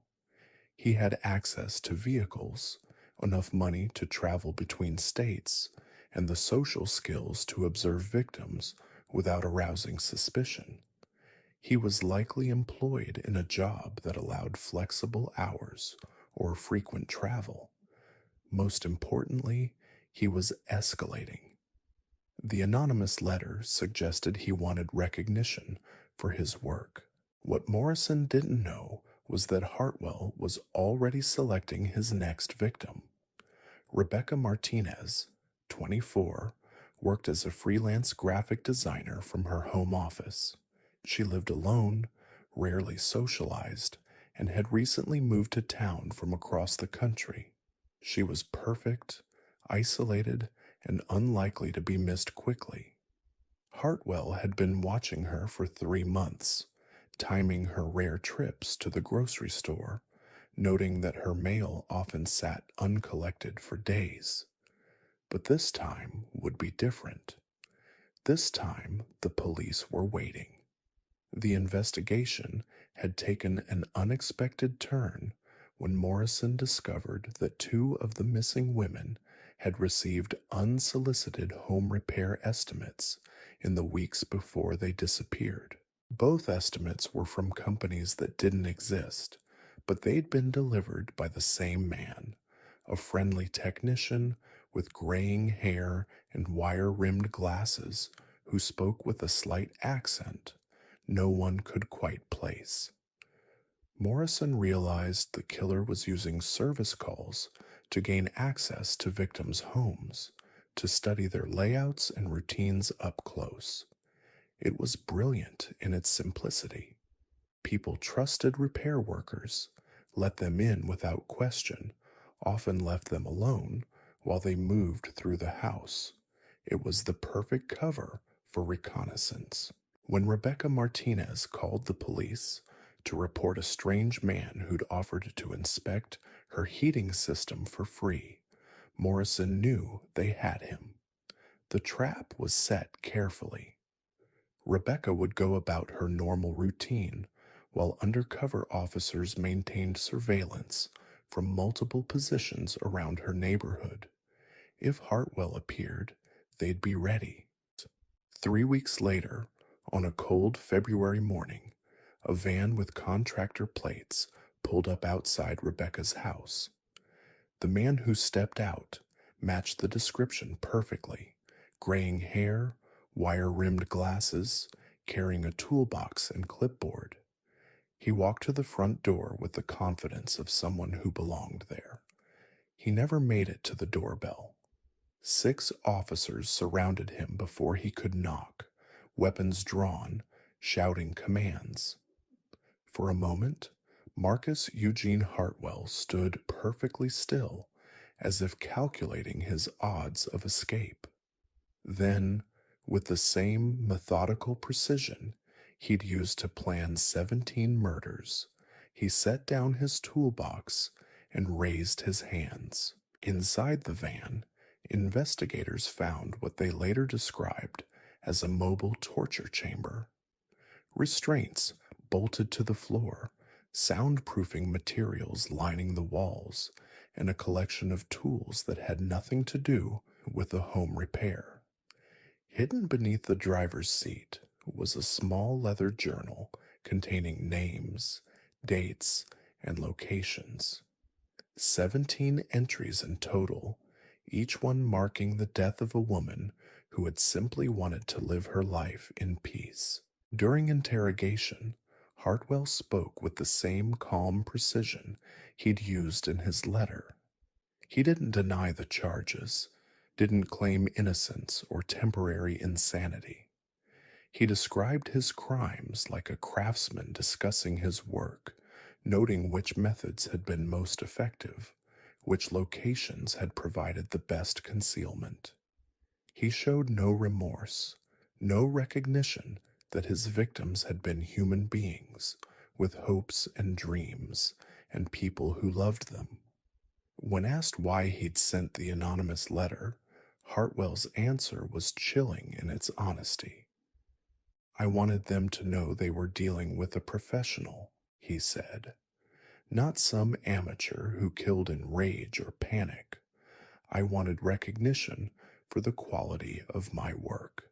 The trial lasted 6 weeks, Families of the victims filled the courtroom, many seeing their daughter's killer for the first time. Some wept, others sat in stunned silence as the details of Hartwell's methodology were revealed. He had treated their children like problems to be solved, obstacles to be removed with clinical efficiency. Hartwell was convicted on 17 counts of first-degree murder and sentenced to death. He showed no emotion as the verdict was read, simply nodded once as if acknowledging a job well done. He was transferred to death row at Oregon State Penitentiary, where he spent his days writing what he called his memoirs, a detailed account of his methods and motivations. The memoirs were never published.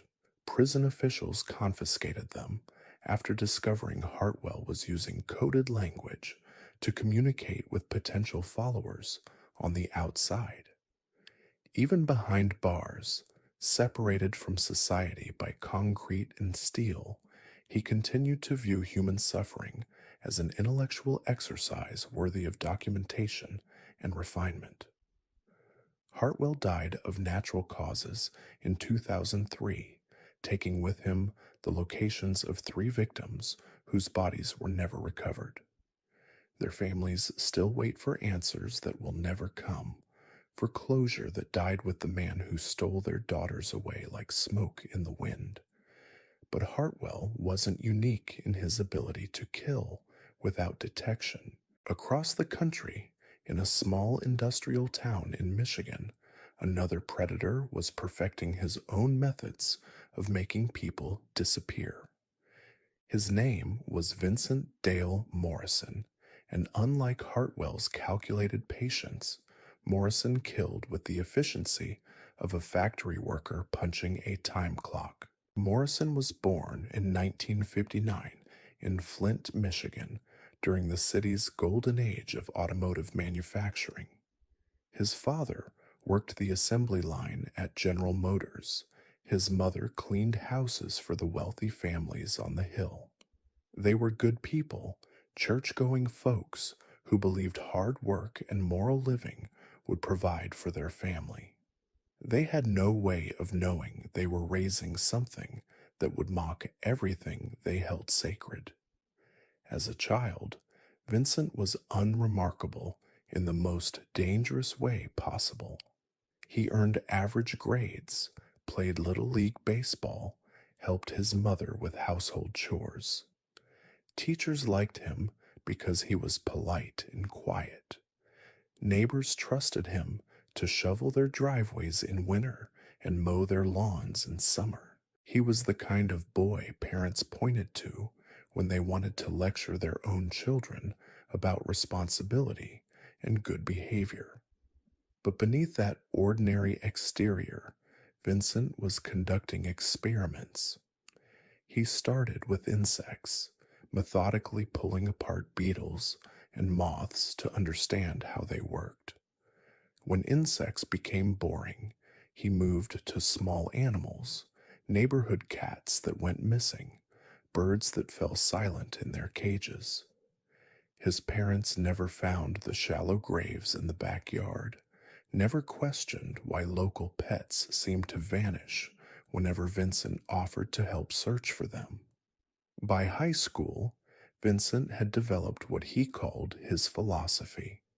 People were machines, he believed, complex biological systems that could be studied, understood, and ultimately controlled. Death wasn't tragic or meaningful. It was simply the moment when the machine stopped functioning. Some machines were more interesting to study than others, but in the end, they were all just collections of parts that could be taken apart and examined. After graduation, Vincent found work at a metal fabrication plant on the outskirts of town. The job suited him perfectly. He worked alone most shifts, operating machinery that cut and shaped steel with precision and power. The work was methodical, repetitive, satisfying in its predictability. More importantly, It gave him access to tools and materials that would prove useful for his extracurricular interests. Morrison's first known victim was Angela Price, a 19-year-old who worked at the diner across from the fabrication plant. Vincent had watched her through the window during his lunch breaks, noting her schedule, her habits, the way she walked to her car alone after the evening shift. She was perfect for what he had in mind, young and isolated, working a job where people came and went without forming lasting connections. On a Tuesday night in October 1981, Angela finished her shift at 11:30 and walked to her car as usual. She never made it home. Vincent had been waiting in the parking lot, engine running, patient as a spider in its web. When she passed close enough to his van, he simply opened the door and pulled her inside. No struggle, no screaming, no witnesses to complicate things. What happened next took place in a converted storage unit Vincent had rented on the industrial side of town. He'd soundproofed the space, installed specialized lighting, and organized his tools with the same precision he used at the factory. Angela Price spent 3 days in that room while Vincent conducted what he called his research, documenting her responses to various stimuli, timing how long different methods took to achieve specific results. When his experiments were complete, Vincent disposed of the evidence with industrial efficiency. The fabrication plant had massive furnaces that reached temperatures hot enough to melt steel. Organic materials left even less trace. Angela Price was reduced to ash and smoke, scattered into the Michigan sky like she had never existed at all. The pattern Morrison established was both simple and terrifying. Every 3 to 4 months, he would select a new subject for study. Always young women, always isolated, always chosen from the pool of service workers and students who moved through the industrial district without strong social connections. He varied his hunting grounds slightly, sometimes driving as far as Detroit or Grand Rapids, but he always returned to his converted laboratory to conduct his work. Unlike Hartwell, who kept detailed written records, Morrison documented everything on audio cassettes. Hours upon hours of recordings, clinical observations delivered in his flat, emotionless voice as his victims suffered in the background. He treated these tapes like research data, reviewing them to refine his techniques, to understand which methods produced the most interesting results. By 1987, Morrison had perfected his system to the point where he was killing every 6 weeks. The accelerated schedule wasn't driven by bloodlust or losing control, it was simple efficiency. He'd learned to minimize the time required for each phase of his operation, from selection to disposal. What had once taken him days now required only hours. The beginning of the end came when Morrison made his first significant error in 6 years of killing. He selected Catherine Walsh, a 22-year-old nursing student, without conducting his usual thorough background research. What he didn't know was that Catherine had recently started dating a police detective named Michael Torres, and that she'd mentioned feeling watched by someone at the coffee shop where she worked part-time. When Catherine failed to show up for their dinner date and didn't answer her phone, Torres immediately knew something was wrong. Catherine was responsible, punctual, not the type to disappear without explanation. More importantly, she'd told him about the strange man who came into the coffee shop every few days, always ordering the same drink, always sitting where he could watch the counter. Torres began investigating Catherine's disappearance with the resources and instincts of a trained detective rather than a worried family member filing a missing person report. He interviewed Catherine's co-workers, reviewed security footage from nearby businesses, and quickly identified the man who'd been watching her. The coffee shop's camera had captured clear images of Vincent Morrison, including his license plate number. When police arrived at Morrison's apartment, they found it exactly as neat and organized as his workspace at the fabrication plant. Everything had its place. Every surface was clean. Every item served a specific purpose.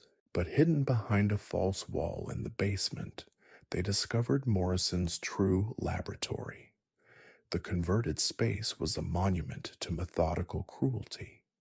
Soundproofing materials covered every surface. Specialized lighting illuminated a steel table equipped with restraints and drainage systems.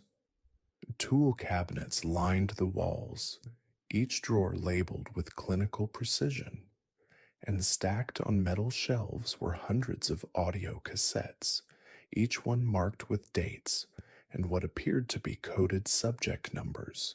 Catherine Walsh was found alive, barely. Morrison had only begun his research when the police arrived, and she was rushed to the hospital with injuries that would require months of recovery. She was the first victim in Morrison's 6-year killing spree to survive, and her testimony would prove crucial in understanding the full scope of his crimes. The cassette recordings revealed the true horror of what Morrison had done. Investigators forced themselves to listen to hours of clinical observations interspersed with sounds no human being should ever have to make. Each tape was labeled with a subject number and date spanning from October 1981 to March 1987.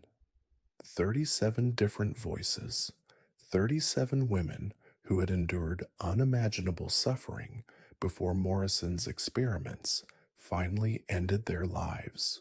During interrogation, Morrison showed the same detached demeanor he'd used in his recordings. He answered questions about his methods with the precision of a scientist explaining research procedures. When asked about his motivations, he expressed genuine confusion at the investigators' emotional reactions. He'd been advancing human knowledge, he explained, conducting research that traditional institutions were too squeamish to pursue. Morrison's trial became a study in the banality of evil. He sat quietly throughout the proceedings, occasionally taking notes, as if attending a lecture rather than facing judgment for 36 counts of murder and 1 count of kidnapping and torture. When survivors of his victims spoke about their loss, he watched with the same clinical interest he'd once directed at his subjects. The jury deliberated for less than 3 hours before returning guilty verdicts on all counts. Morrison received 36 consecutive life sentences without the possibility of parole, ensuring he would never again have the opportunity to conduct his research on unwilling subjects. He was transferred to a maximum security facility where he continues to serve his sentence, now in his 60s, still maintaining that his work had scientific value. But the true horror of Vincent Morrison wasn't just what he did to his victims. It was how easily he'd hidden among ordinary people for 6 years, going to work every day, paying his bills on time, maintaining the facade of a normal life, while secretly reducing human beings to data points in his twisted research. His neighbors described him as quiet but friendly, the kind of person who kept his yard neat and helped elderly residents carry their groceries. The Morrison case changed how law enforcement approached missing person investigations in industrial areas. Too many young women had vanished without trace, their disappearances attributed to the transient nature of urban life rather than predatory behavior. The realization that someone could kill 36 people while maintaining a normal public persona forced a reevaluation of how monsters hide in plain sight. In California, meanwhile, another killer was operating with methods that made both Hartwell and Morrison seem almost conventional by comparison. Dr. Ilana Vasquez had turned her medical expertise into the perfect weapon, and for nearly a decade, she had been killing patients with a precision that left no trace and aroused no suspicion. Dr. Elena Vasquez graduated summa cum laude from Johns Hopkins Medical School in 1978, the kind of student professors remembered decades later for her brilliant analytical mind and unwavering dedication to patient care. She completed her residency in internal medicine at UCLA, where attending physicians praised her diagnostic skills and bedside manner. By 1985, she had established a thriving private practice in Pasadena, specializing in elderly patients with complex chronic conditions. What no one suspected was that Dr. Vasquez had developed what she called her Mercy Protocol, a systematic approach to ending the lives of patients she deemed unworthy of continued existence. Unlike killers who acted on impulse or emotion, Vasquez operated with the cold precision of a surgeon, using her medical knowledge to kill in ways that appeared natural, even compassionate. Her first victim was Harold Chen, an 83-year-old diabetic with early-stage dementia. Harold's family had brought him to Dr. Vasquez because his previous physician had retired, and they needed someone who specialized in geriatric care. Harold was confused, sometimes aggressive, requiring constant supervision from his exhausted daughter, who worked 2 jobs to pay for his medications. During Harold's third appointment, Dr. Vasquez made her assessment. The old man's quality of life was diminishing, his family was suffering, and his medical expenses were draining resources that could be better used elsewhere. In her clinical notes, she wrote that Harold was experiencing increased confusion and agitation, symptoms that would justify adjusting his medication regimen. The adjustment was subtle but lethal. Dr. Vasquez prescribed a new insulin schedule that would gradually increase Harold's dosage over several weeks. To his family, it looked like careful medical management. To Harold's body, it was a death sentence delivered in precise, measured doses. The increased insulin created episodes of hypoglycemia that initially appeared to be natural progression of his condition. Harold died 6 weeks later during what appeared to be a diabetic coma. The death certificate listed complications from diabetes and dementia. His family, while grieved, felt relief that his suffering had ended. Dr. Vasquez attended the funeral, offering comfort to Harold's daughter, assuring her that everything possible had been done. What made Dr. Vasquez so dangerous was her ability to select victims whose deaths would seem inevitable. She targeted patients with terminal diagnoses, advanced age, or conditions that naturally progressed toward death.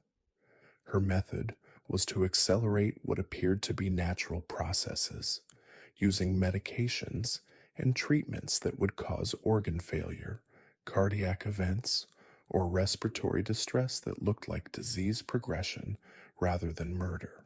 Margaret Foster was 79 years old when she became Dr. Vasquez's patient, suffering from chronic heart failure and arthritis that made daily activities increasingly difficult. Margaret lived alone in a small apartment, visited twice weekly by a home health aide and monthly by her nephew who lived across town. She was lonely, frightened, and completely dependent on Dr. Vasquez for medical care.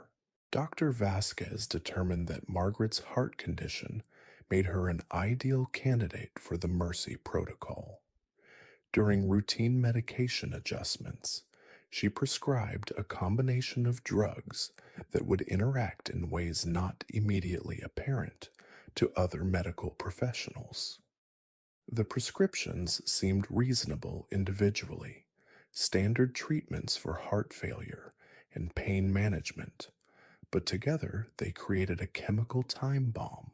Margaret's condition deteriorated over 3 months, exactly as Dr. Vasquez had calculated. The drug interactions caused fluid retention and electrolyte imbalances that stressed her failing heart beyond its capacity to function. When Margaret died of apparent heart failure, the coroner found nothing suspicious. An elderly woman with chronic cardiac problems had succumbed to her condition, exactly what everyone expected would happen eventually. By 1989, Dr. Vasquez had refined her methods to the point where she was killing an average of one patient every 6 weeks. She maintained detailed private records of each case, documenting symptoms, medication changes, and time of death with scientific precision. These weren't medical files, but research data, evidence of her growing expertise in what she called therapeutic termination. Her victims ranged in age from 68 to 94, all suffering from conditions that provided cover for accelerated death. Robert Martinez, 81, with Parkinson's disease, died from what appeared to be aspiration pneumonia after Dr. Vasquez adjusted his medications in ways that increased tremors and swallowing difficulties.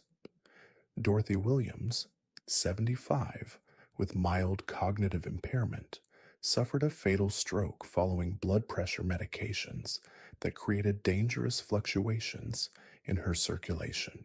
Each death appeared natural, inevitable given the patient's condition and age. Family members grieved but felt grateful that their loved ones hadn't suffered prolonged decline. Colleagues respected Dr. Vasquez's compassionate care for the elderly and dying. The medical community saw her as a dedicated physician who helped patients navigate the difficult final stages of life with dignity. Dr. Vasquez's downfall began with a patient who didn't fit her usual profile. Thomas Brennan was 68 years old, recently diagnosed with early-stage prostate cancer that had an excellent prognosis with treatment. Thomas was active, mentally sharp, and had decades of potential life ahead of him. But he was also wealthy, recently widowed, and had no children to inherit his substantial estate. During Thomas's consultation about cancer treatment options, he mentioned that he was updating his will to leave most of his money to medical research. Dr. Vasquez listened with professional interest, but privately began calculating how she might position herself to benefit from Thomas's philanthropic intentions. She convinced him to name her practice as a beneficiary, explaining that his contribution would fund research into innovative treatments for elderly patients. What Dr. Vasquez didn't know was that Thomas had mentioned their conversation to his attorney, who found it unusual for a doctor to discuss inheritance planning during a medical appointment. The attorney advised Thomas to be cautious about making sudden changes to his estate, especially involving medical professionals who might have conflicts of interest. When Thomas died suddenly from what appeared to be complications following a routine biopsy, his attorney requested an autopsy despite the seemingly natural cause of death. The examination revealed the traces of potassium chloride in Thomas's system, far beyond levels that could occur naturally. More detailed toxicology testing uncovered evidence of multiple drugs that had no legitimate medical purpose in treating prostate cancer. The investigation that followed revealed the true scope of Dr. Vasquez's killing spree. When police searched her office, they found her private records documenting 43 deaths over nearly a decade. Each file contained detailed notes about patient selection criteria, medication protocols, and timing of death. She had treated murder like a medical specialty, developing expertise through practice and documentation. Exhumation orders were issued for dozens of Dr. Vasquez's former patients. Forensic pathologists found evidence of drug interactions, toxic levels of medications, and deliberate overdoses disguised as medical treatment. Families who had trusted Dr. Vasquez with their loved one's final care learned that she had systematically murdered people who had turned to her for help and healing.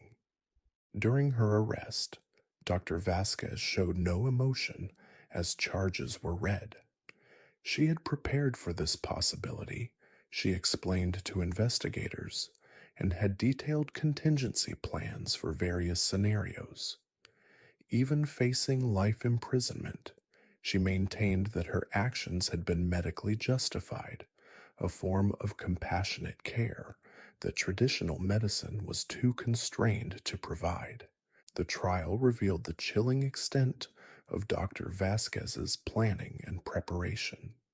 She had researched legal precedents for medical malpractice, studied autopsy procedures to understand how her methods might be detected, and even maintained false medical records to support natural death conclusions. Her private notes showed that she viewed herself as pioneering a new field of medical practice, one that would eventually be recognized as beneficial to society. Testimony from families of her victims filled the courtroom with grief and rage. Children described watching their parents suffer unexpected declines under Dr. Vasquez's care, trusting her expertise even as she systematically ended their lives.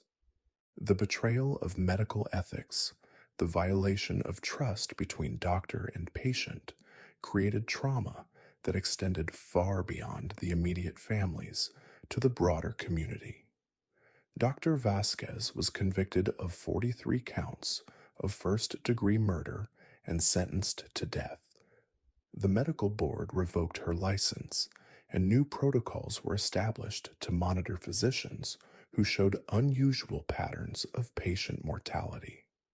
Her case became a cautionary tale in medical schools, an example of how professional knowledge and trusted positions could be perverted into instruments of mass murder. She died on death row in 2018, never showing remorse for her crimes or acknowledging the suffering she had caused.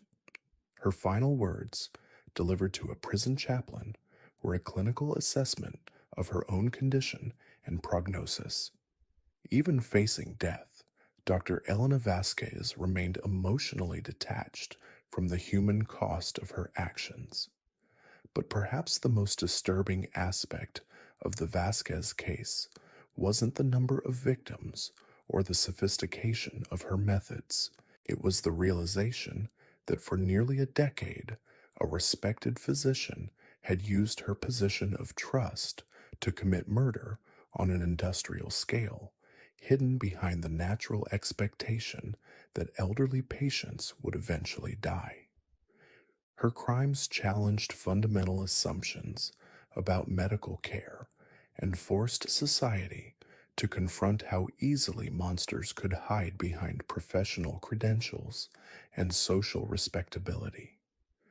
The case also revealed how institutional structures designed to protect patients could be manipulated by those with sufficient knowledge and patience. Dr. Vasquez had exploited gaps in oversight, manipulated documentation systems, and used the natural grief process to cover her tracks.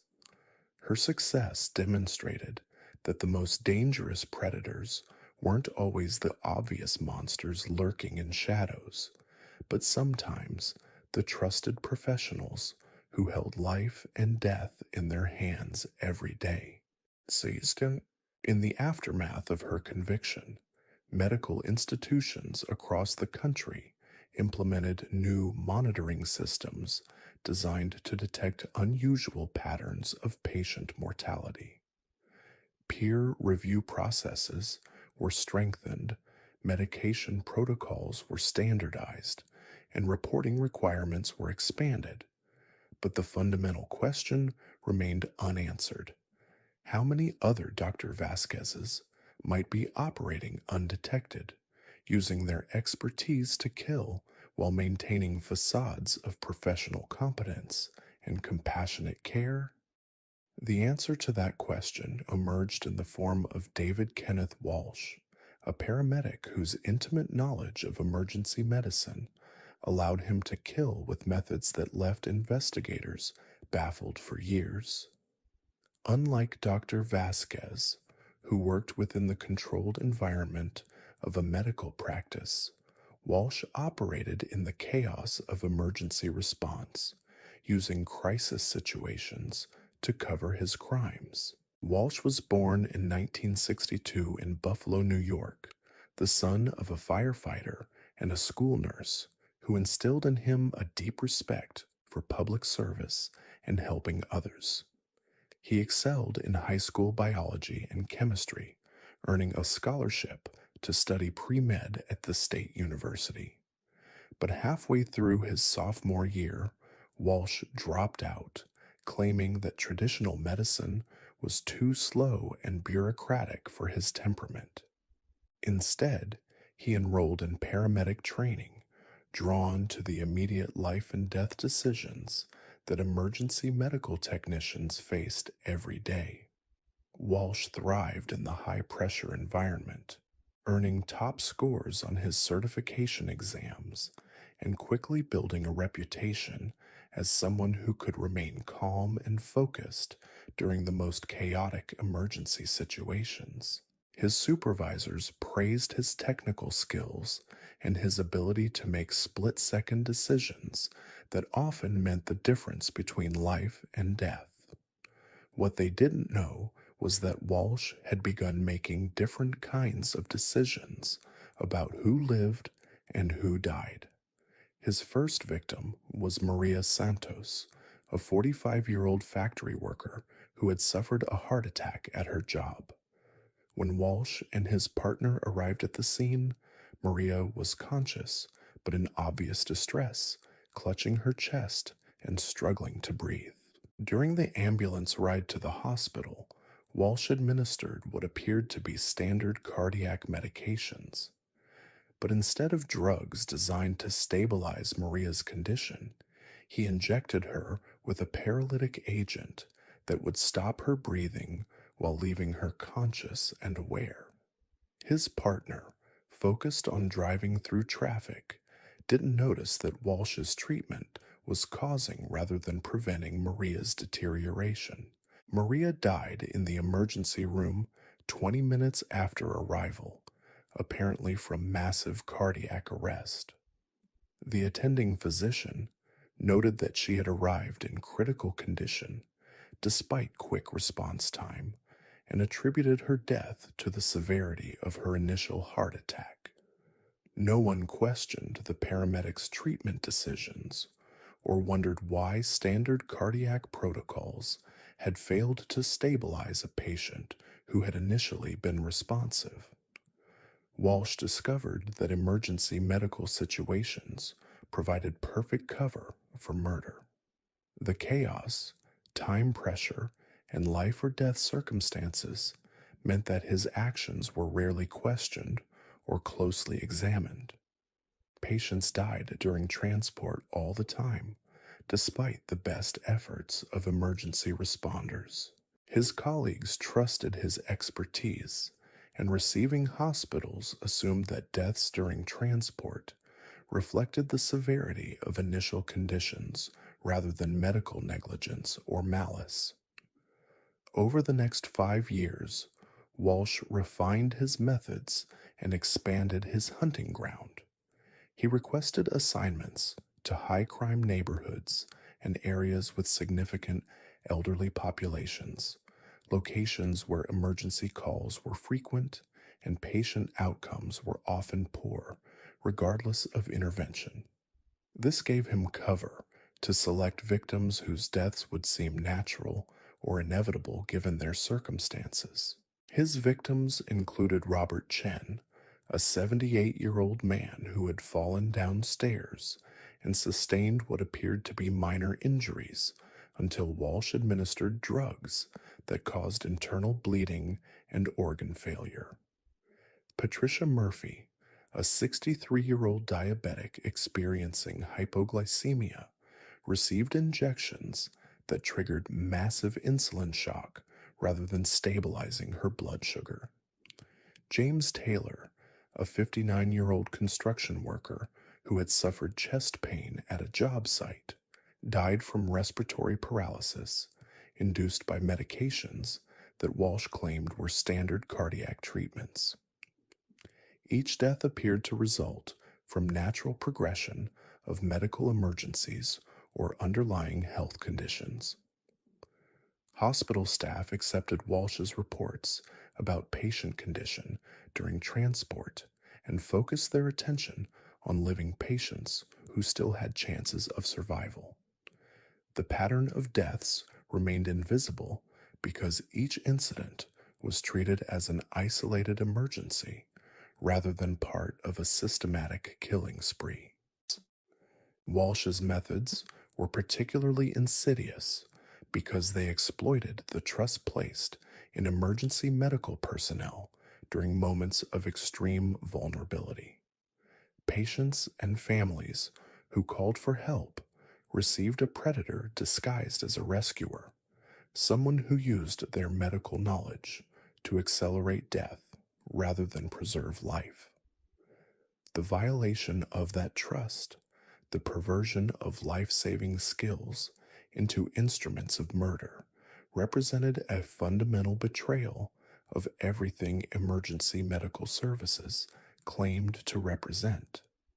The beginning of Walsh's downfall came when he encountered a patient who didn't fit his usual profile but triggered his killing impulse anyway. Jennifer Walsh, no relation despite the shared surname, was a 28-year-old nurse who had been involved in a minor car accident. She was conscious, alert, and her injuries appeared superficial, but protocol required transport to the hospital for evaluation. During the ambulance ride, Jennifer's medical training allowed her to recognize that the medications Walsh was administering didn't match her condition or symptoms. When she questioned his treatment decisions, Walsh realized that she posed a threat to his operation. He couldn't allow a medical professional to survive who had witnessed his methods firsthand. Walsh increased the dosage of paralytic drugs, intending to cause respiratory failure that would appear to result from hidden injuries sustained in the accident. But Jennifer's youth and physical fitness allowed her to survive longer than Walsh had calculated.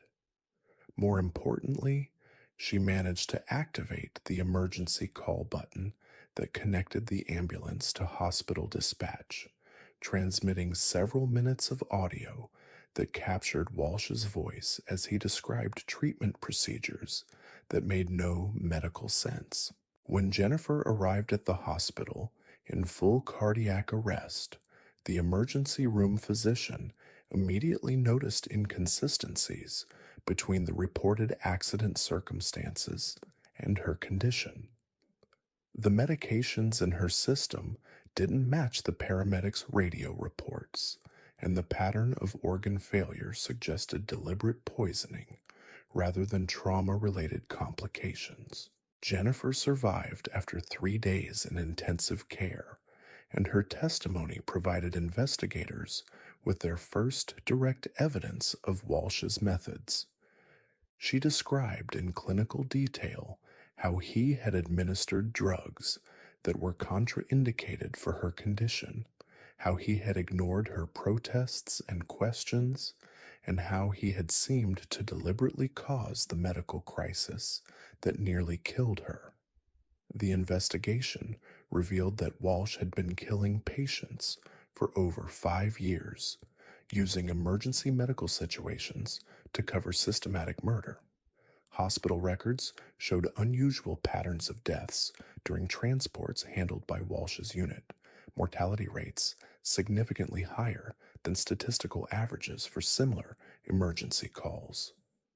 Toxicology tests on recently deceased patients revealed traces of drugs that had no legitimate medical purpose in emergency treatment protocols. When police searched Walsh's apartment, they found a collection of newspaper clippings about emergency medical incidents, many featuring deaths of patients he had transported.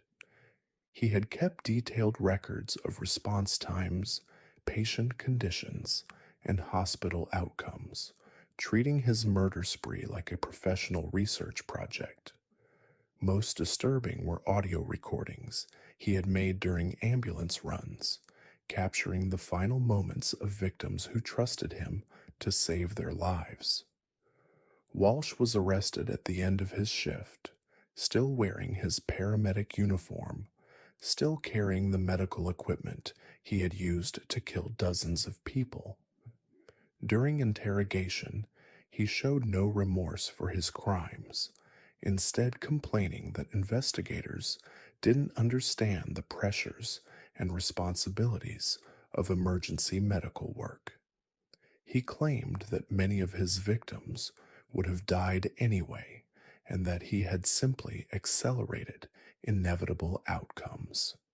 The trial revealed the full scope of Walsh's crimes and the ease with which he had exploited systemic weaknesses in emergency medical oversight.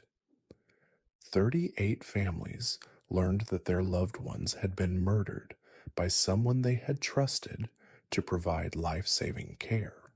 The betrayal was particularly devastating because these deaths had occurred during moments of maximum vulnerability, when victims and families had placed complete faith in the emergency medical system.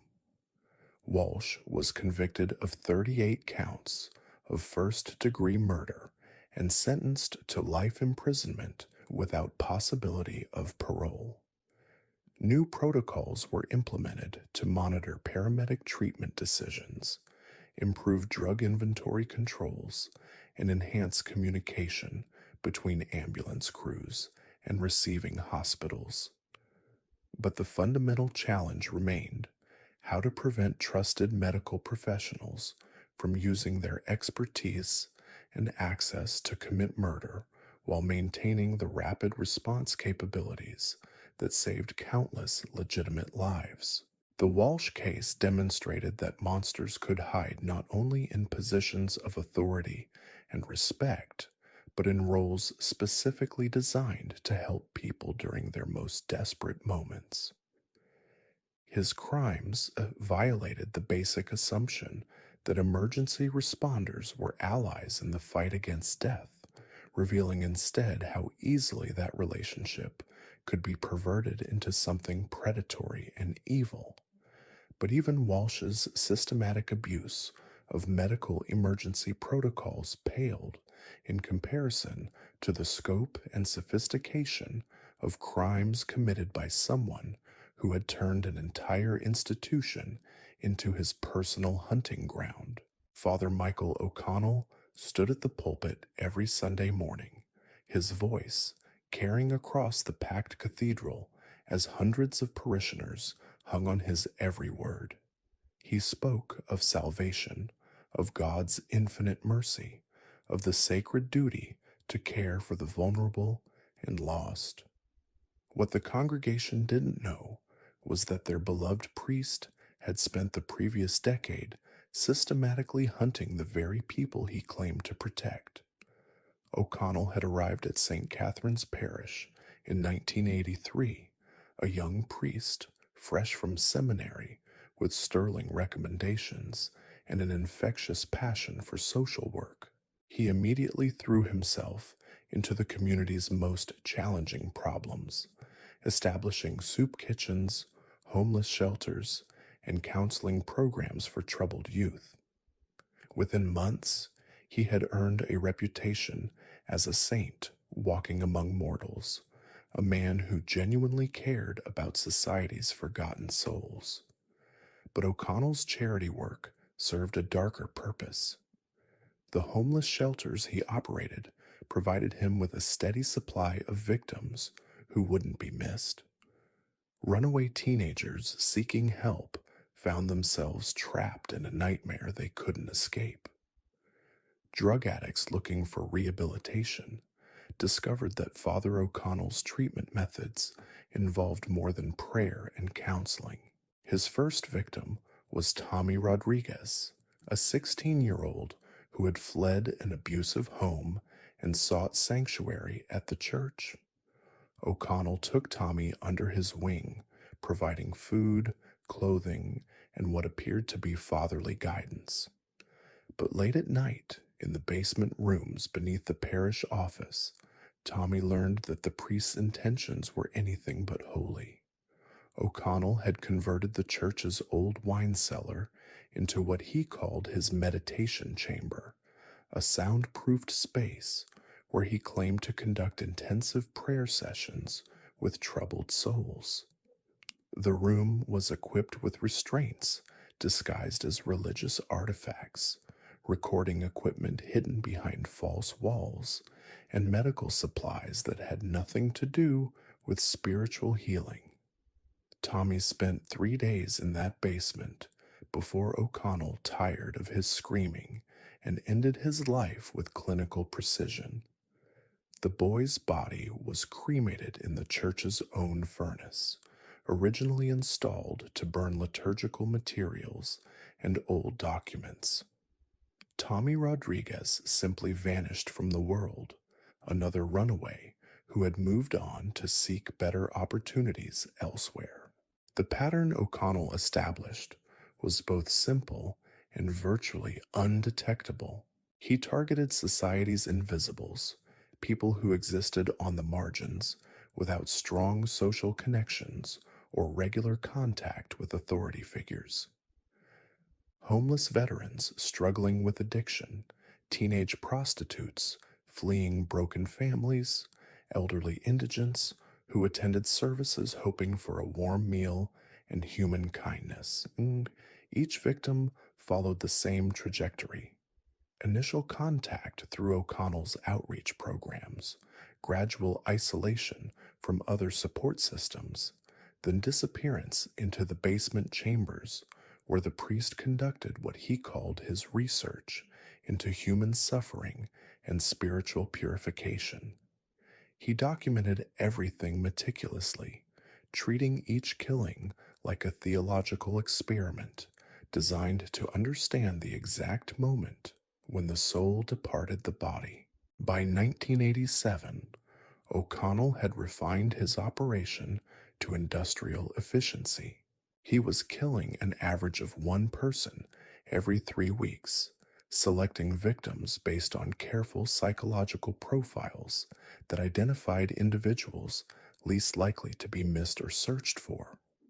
His parish records, disguised as social service case files, contained detailed information about hundreds of vulnerable people who had sought his help. Mary Ellen Foster was 68 years old when she began attending services at St. Catherine's, a widow living on Social Security who had been evicted from her apartment and was sleeping in her car. Father O'Connell welcomed her with open arms, offering temporary housing in the church's guest quarters while she searched for permanent accommodations. Mary Ellen was grateful for the priest's kindness, telling the few people she knew that Father O'Connell was an angel sent by God to help her through difficult times. She trusted him completely when he suggested that her housing problems might be solved through intensive prayer and spiritual counseling. She followed him willingly into the basement chamber, believing she was about to participate in a sacred ritual that would improve her circumstances. Instead, Mary Ellen discovered that Father O'Connell's spiritual counseling involved systematic torture designed to test the limits of human endurance and faith. He recorded her prayers and pleas for mercy, documenting how her religious beliefs evolved under extreme duress. When she finally died after 4 days of agony, O'Connell noted in his files that she had achieved spiritual purification through suffering, exactly as he had theorized. What made O'Connell particularly dangerous was his ability to exploit religious faith as a weapon against his victims. People who sought spiritual comfort found themselves trapped by their own beliefs, unable to reconcile the priest's authority with the horror he inflicted. He used theological arguments to justify their suffering, convincing victims that their pain was necessary for salvation, that resistance to his methods was resistance to God's will. The church hierarchy provided perfect cover for O'Connell's crimes. His superiors saw only a dedicated priest whose social programs were reducing visible homelessness and helping troubled youth find direction. Parishioners contributed generously to his outreach efforts, proud to support such meaningful work. City officials praised his efforts to address urban problems that government programs had failed to solve. Meanwhile, people continued to disappear into O'Connell's basement chambers. Robert Martinez, a Vietnam veteran struggling with PTSD and alcoholism. Sandra Kim, a 19-year-old who had aged out of the foster care system. William Thompson, a mentally ill man who heard voices that told him God was calling him to serve. Each one trusting, vulnerable, desperate for the help and hope that Father O'Connell promised to provide. O'Connell's downfall began when he made his first serious error in judgment. Angela Chen was a social worker conducting routine inspections of homeless shelters in the diocese, and she noticed inconsistencies in the records for people who had supposedly been housed and then moved on to other cities.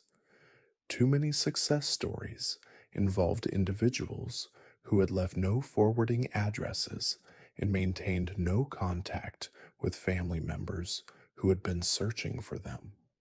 When Angela began asking detailed questions about specific cases, O'Connell realized that she posed a threat to his operation.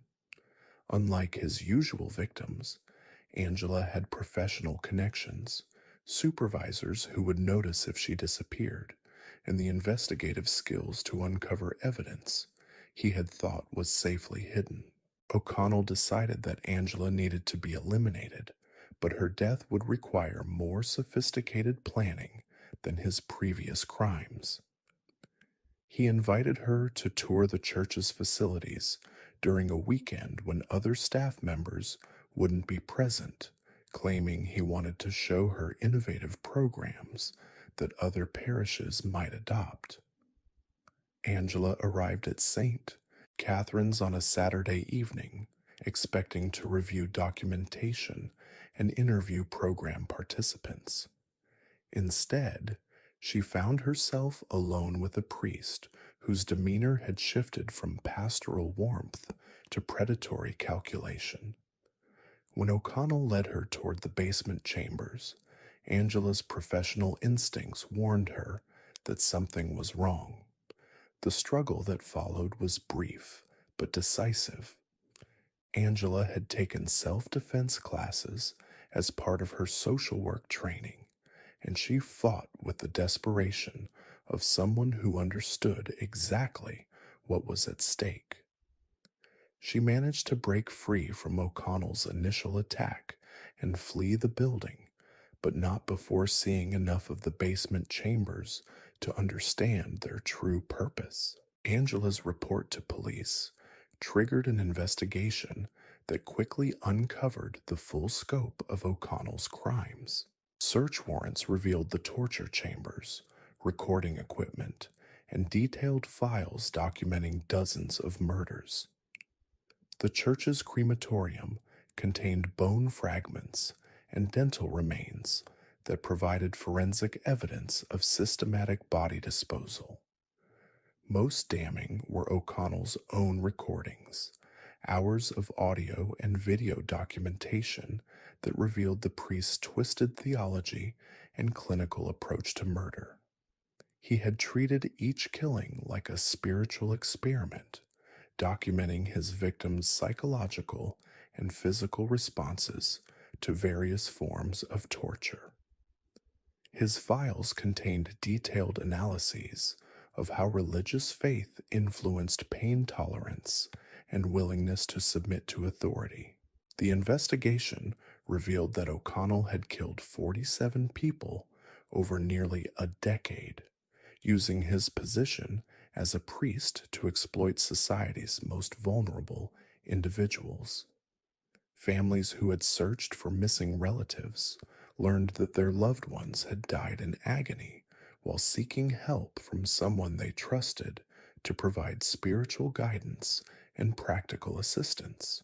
During his trial, O'Connell showed no remorse for his crimes, instead arguing that his actions had been justified by higher theological purposes. He claimed to have been conducting important research into the nature of suffering and redemption, work that would eventually advance human understanding of spiritual purification through physical ordeal. The prosecution presented evidence of systematic torture, murder, and body disposal that shocked even experienced criminal investigators. Testimony from Angela Chen and surviving victims who had escaped before O'Connell could complete his rituals painted a picture of calculated cruelty disguised as religious ministry. O'Connell was convicted on 47 counts of first-degree murder and sentenced to death. The Catholic Church defrocked him and implemented new oversight procedures designed to prevent similar abuses of clerical authority. But the fundamental questions raised by his crimes remained unanswered. How many other predators might be hiding behind religious authority, and how could institutions designed to help the vulnerable avoid becoming hunting grounds for monsters who exploited trust and faith as weapons against the innocent? The case also revealed how effectively someone could use charitable work as camouflage for systematic murder, turning genuine social problems into opportunities for predation. O'Connell had identified a population of victims who were both accessible and disposable, people whose disappearances would be attributed to the transient nature of homelessness rather than foul play. But perhaps most disturbing was the realization that O'Connell's crimes had been enabled by society's tendency to look away from uncomfortable realities. The homeless, the addicted, the mentally ill existed on the margins of visibility, noticed only when they became problems to be solved or statistics to be managed. Their deaths went unrecorded because their lives had been largely unacknowledged. 3,000 miles away, in the mountains of Colorado, another predator was discovering different methods of exploiting society's blind spots. Dr. James Mitchell ran a private psychiatric facility that catered to wealthy families dealing with difficult relatives, and for over 8 years, he had been using his position to conduct experiments that made Father O'Connell's basement chambers seem almost merciful by comparison. The Serenity Hills Treatment Center occupied 200 acres of pristine wilderness outside Aspen, a facility that promised discreet, comprehensive care for patients suffering from severe mental illness, addiction, or behavioral disorders. Families paid enormous fees to have troublesome relatives treated far from public scrutiny, trusting Dr. Mitchell's reputation as a pioneering researcher in experimental psychiatry. What those families didn't know was that Dr. Mitchell had long ago abandoned any pretense of legitimate medical treatment. His facility had become a laboratory for testing the limits of human psychological endurance, a place where wealthy families unknowingly paid him to torture their relatives to death while believing they were purchasing cutting-edge therapeutic intervention. Mitchell had been drawn to psychiatry not by a desire to heal mental illness, but by fascination with the mechanics of psychological breakdown.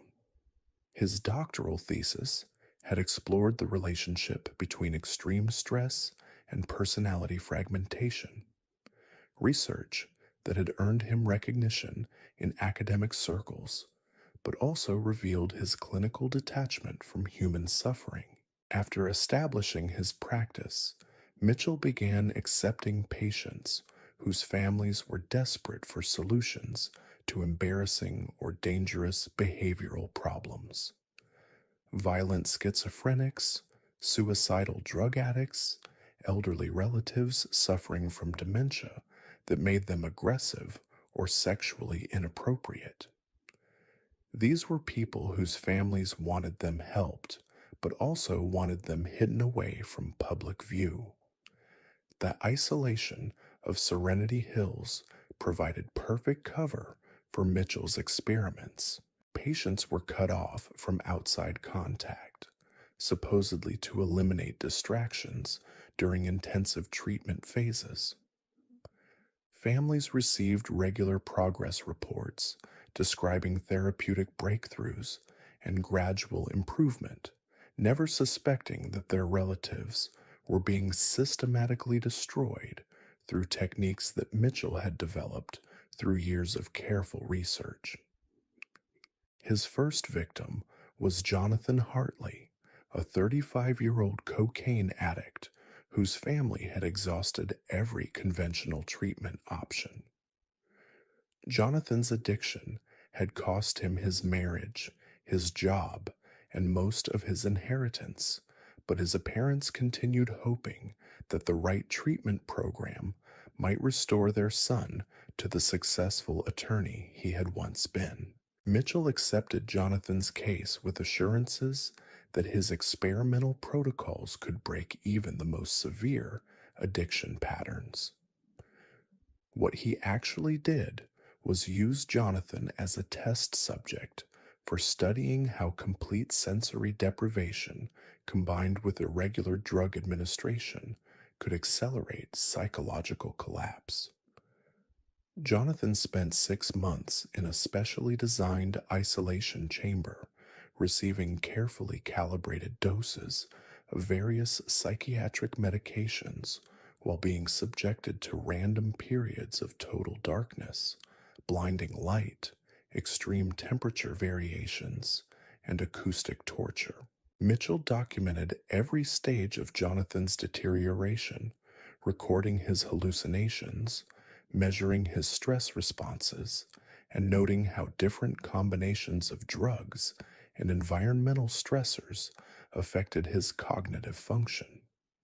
When Jonathan finally died from cardiac arrest induced by the experimental protocol, Mitchell reported to the family that their son had suffered a tragic but unforeseeable reaction to legitimate psychiatric medications. The death certificate listed acute cardiac failure, secondary to drug interaction, a plausible explanation that satisfied both the family and local authorities. Jonathan was cremated according to his supposed wishes, expressed during lucid moments in his final weeks of treatment.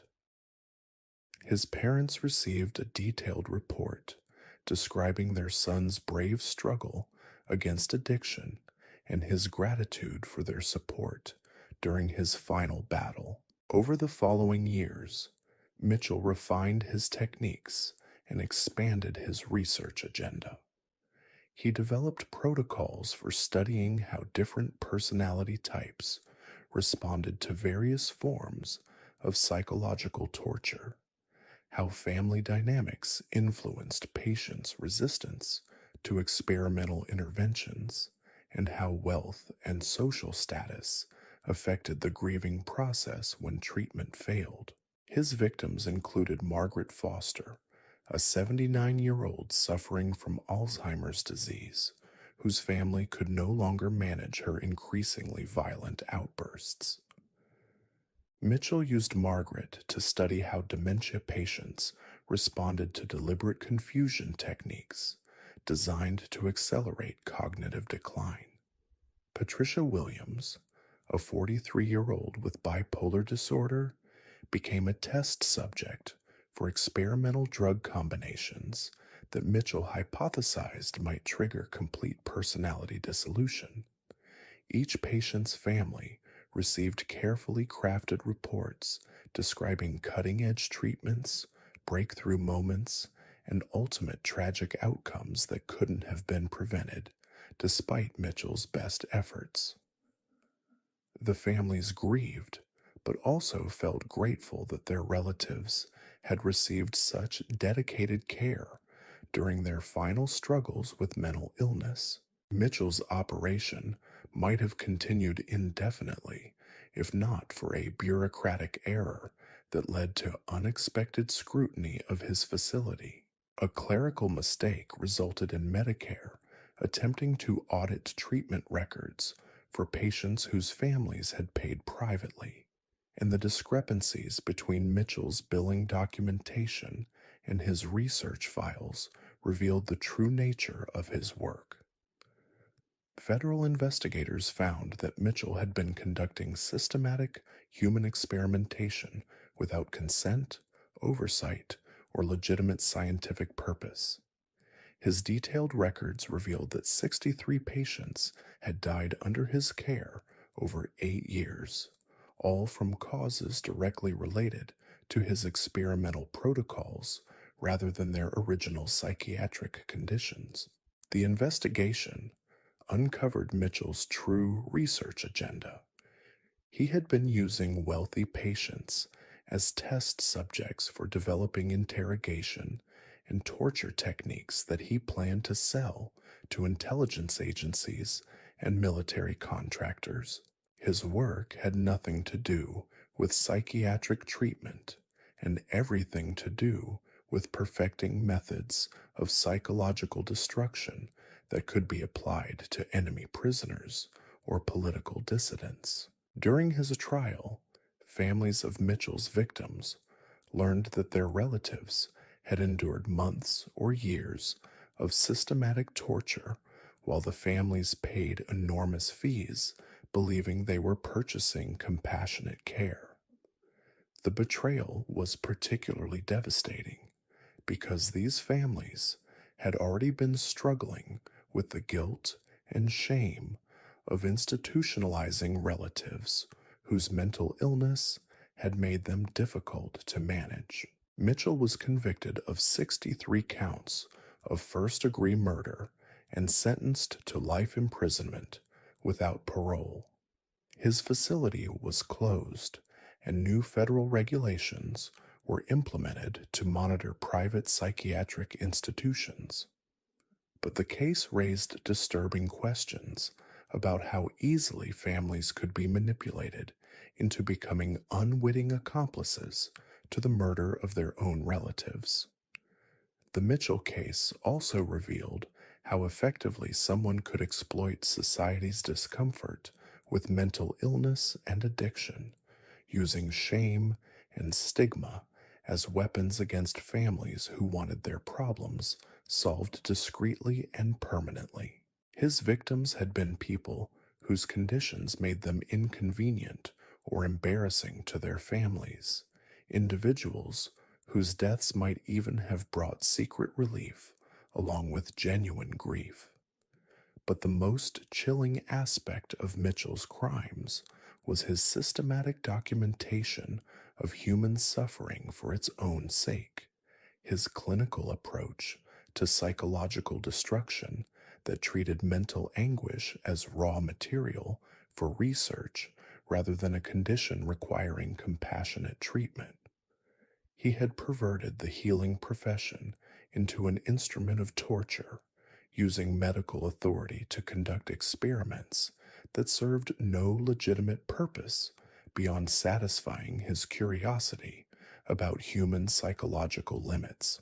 The scope and sophistication of these crimes demonstrated that the most dangerous predators weren't always the obvious monsters lurking in dark alleys.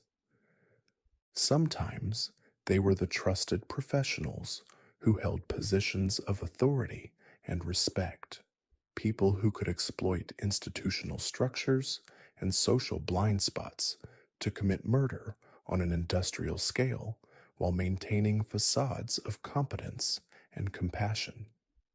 These cases also revealed how effectively killers could hide among the helpers, using charitable work, medical expertise, and religious authority as camouflage for systematic predation. They targeted society's most vulnerable populations, people whose disappearances could be explained away as natural consequences of their circumstances rather than evidence of foul play.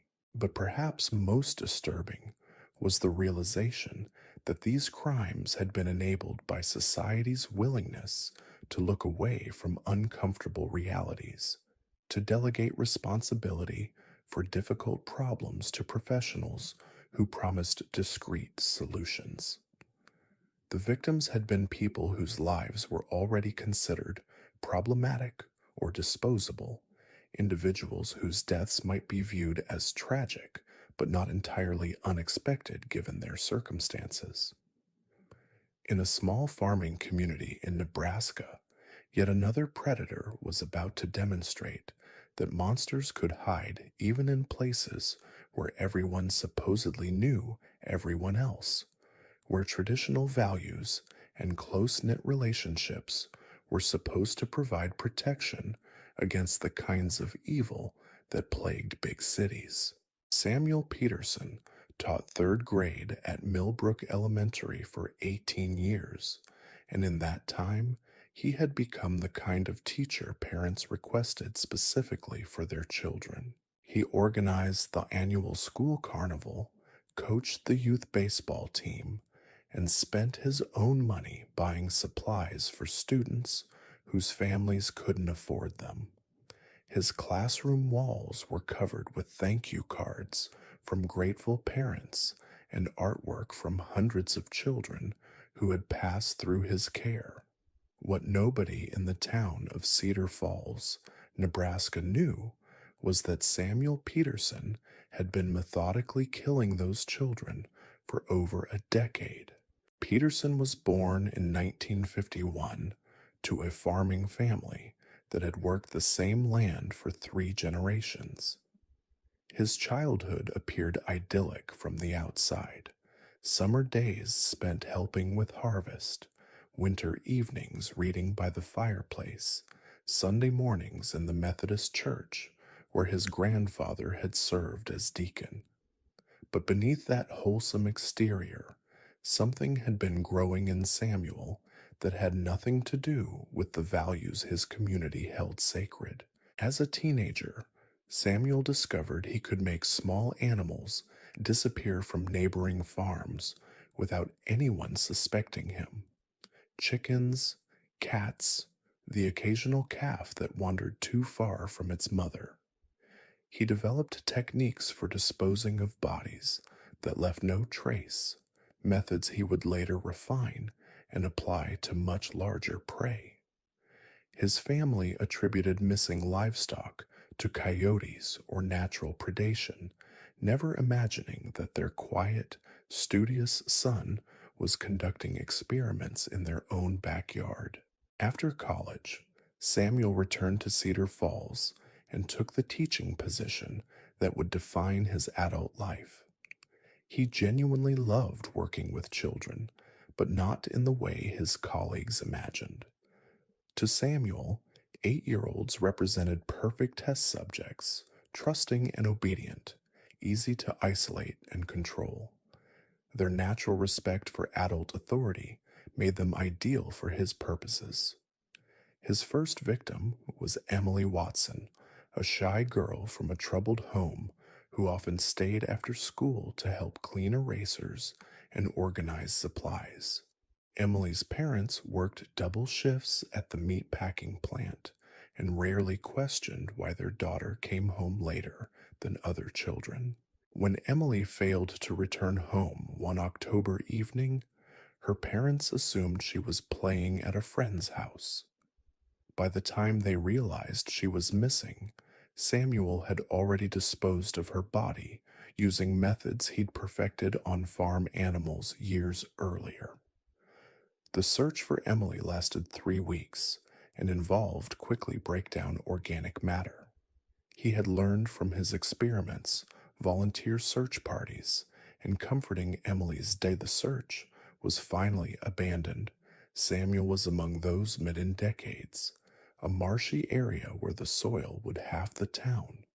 Samuel participated enthusiastically, organizing detection, and he applied that knowledge with methodical precision. Over. The vanishings followed no obvious who spoke at the memorial service, praising Emily's sweet nature and expressing in the drama he had created when Emily was never coming home. Samuel had buried the next 12 years. 7 more children would disappear from Cedar Falls, hope that she would someday find her way home. But her remains in a section of his family's property that hadn't been far, always appearing helpful while secretly enjoying his roll-straught parents. He suggested areas to search that he knew would yield nothing with livestock, that proper disposal was crucial to avoiding fewer traces. He had prepared Michael's grave and then run off to find his parents, presumably be found even if investigators searched his property directly. What Samuel told investigators, that Michael had helped load the supplies search for Michael, was even more intensive than the car after the school science fair. Michael's parents watched site months in advance, selecting a location that would never efforts while maintaining complete emotional control. He calmed children from different grades and social backgrounds.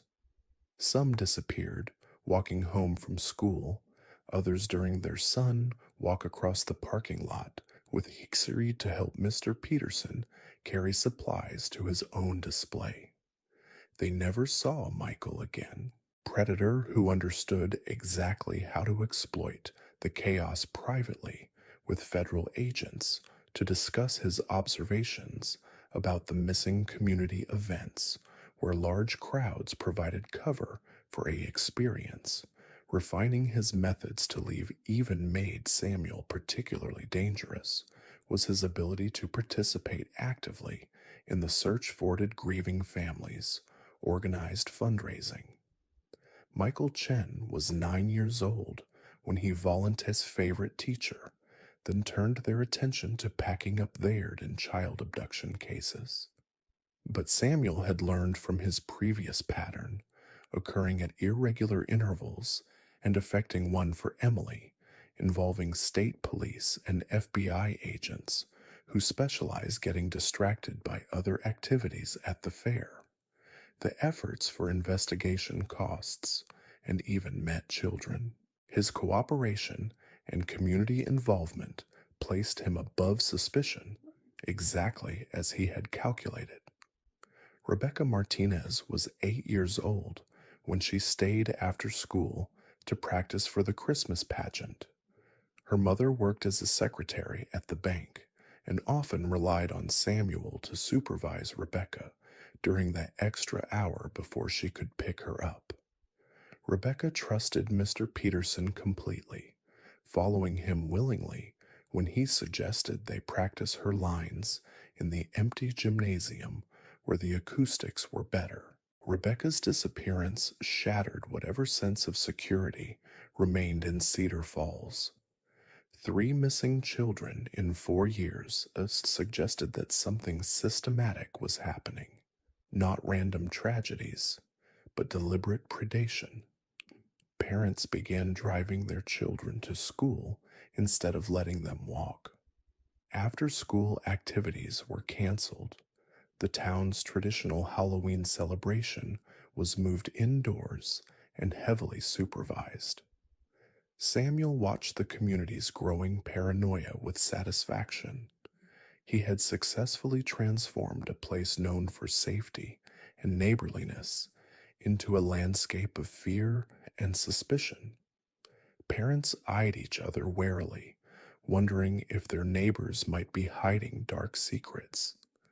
The trust that had once held the community together began to fracture under the weight of unsolved mysteries and unanswered questions. But Samuel's greatest triumph was yet to come. In the spring of 1994, he volunteered to organize a safety awareness program for the elementary school, teaching children how to recognize dangerous situations and avoid potential predators. The irony was delicious to him, standing in front of classes filled with potential victims while their parents applauded his dedication to child safety. During one of these presentations, Samuel identified his next target.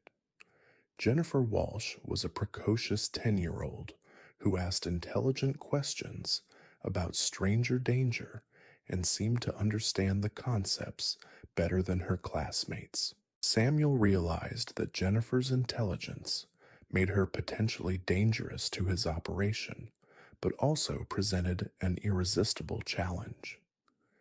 Could he successfully hunt and kill a child who had been specifically trained to avoid predators? The answer came 6 months later when Jennifer disappeared during a field trip to the state capitol that Samuel had helped organize. In the confusion of managing 30 children in an unfamiliar environment, Jennifer simply vanished. Samuel reported her missing immediately, claiming she had been with the group just minutes earlier. The investigation focused on the possibility that Jennifer had been abducted by a stranger in the crowded government building, never suspecting that her own teacher had orchestrated her disappearance. Samuel's method for disposing of Jennifer was his most sophisticated yet. He had prepared a secondary burial site on abandoned farmland 20 miles from Cedar Falls, accessible through back roads that avoided any traffic or surveillance cameras. Jennifer's remains were buried beneath the foundation of an old barn that had collapsed decades earlier, making detection virtually impossible even with ground-penetrating radar. By 1995, the pattern of disappearances had attracted national media attention. Cedar Falls became known as America's most dangerous small town, a place where children vanished without explanation despite intensive law enforcement efforts and community vigilance.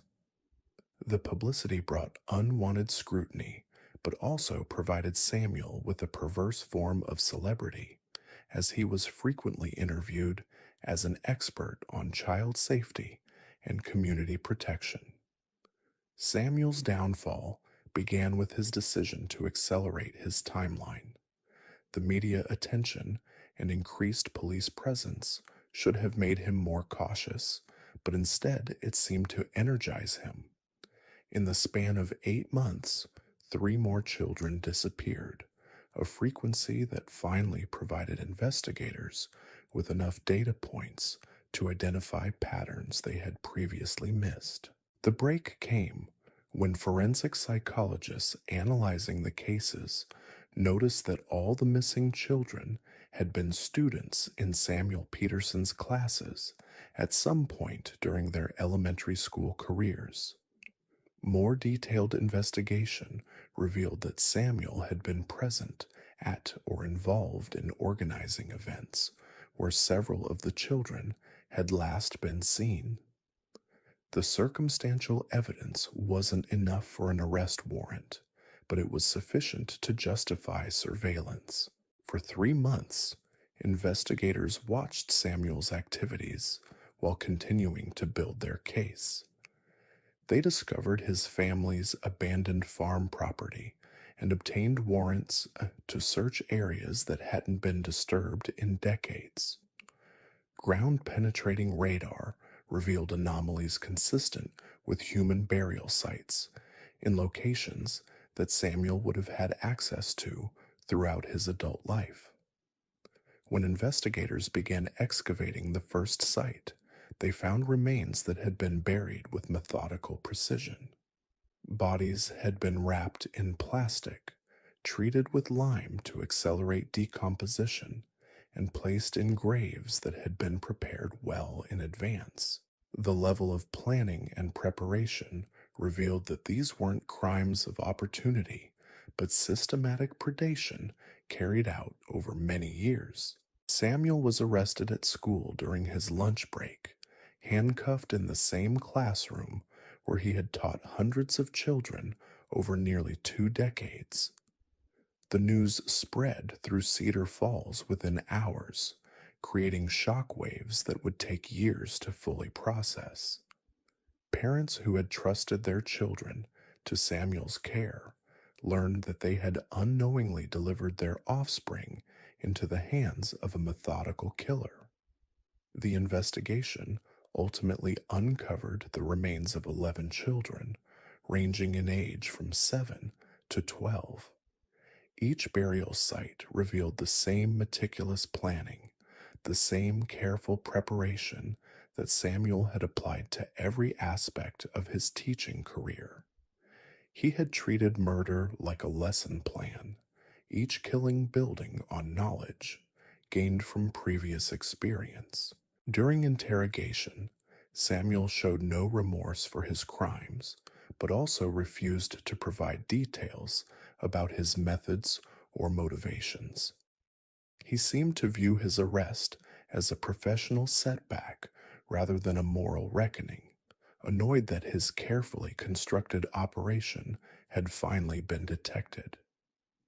When asked about his victims, he referred to them by their academic performance rather than their names, as if they remained students in his twisted classroom even in death. The trial lasted 4 months and became a media sensation that drew reporters from across the country. Families of Samuel's victims filled the courtroom, many seeing their children's killer for the first time since he had been their trusted teacher and community leader. The testimony revealed not just the scope of Samuel's crimes, but the devastating impact his betrayal had on a community that had placed complete faith in his character. Samuel Peterson was convicted on 11 counts of first-degree murder and sentenced to death.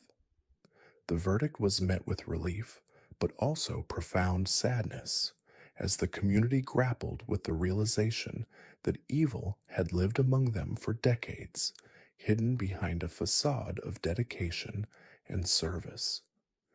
The elementary school was eventually renamed, and Samuel's classroom was permanently sealed too contaminated by horror to ever serve as a place of learning again. But the Peterson case raised questions that extended far beyond Cedar Falls. How many other trusted community members might be hiding similar secrets? How could institutions designed to protect children avoid becoming hunting grounds for predators who understood exactly how to exploit trust and authority?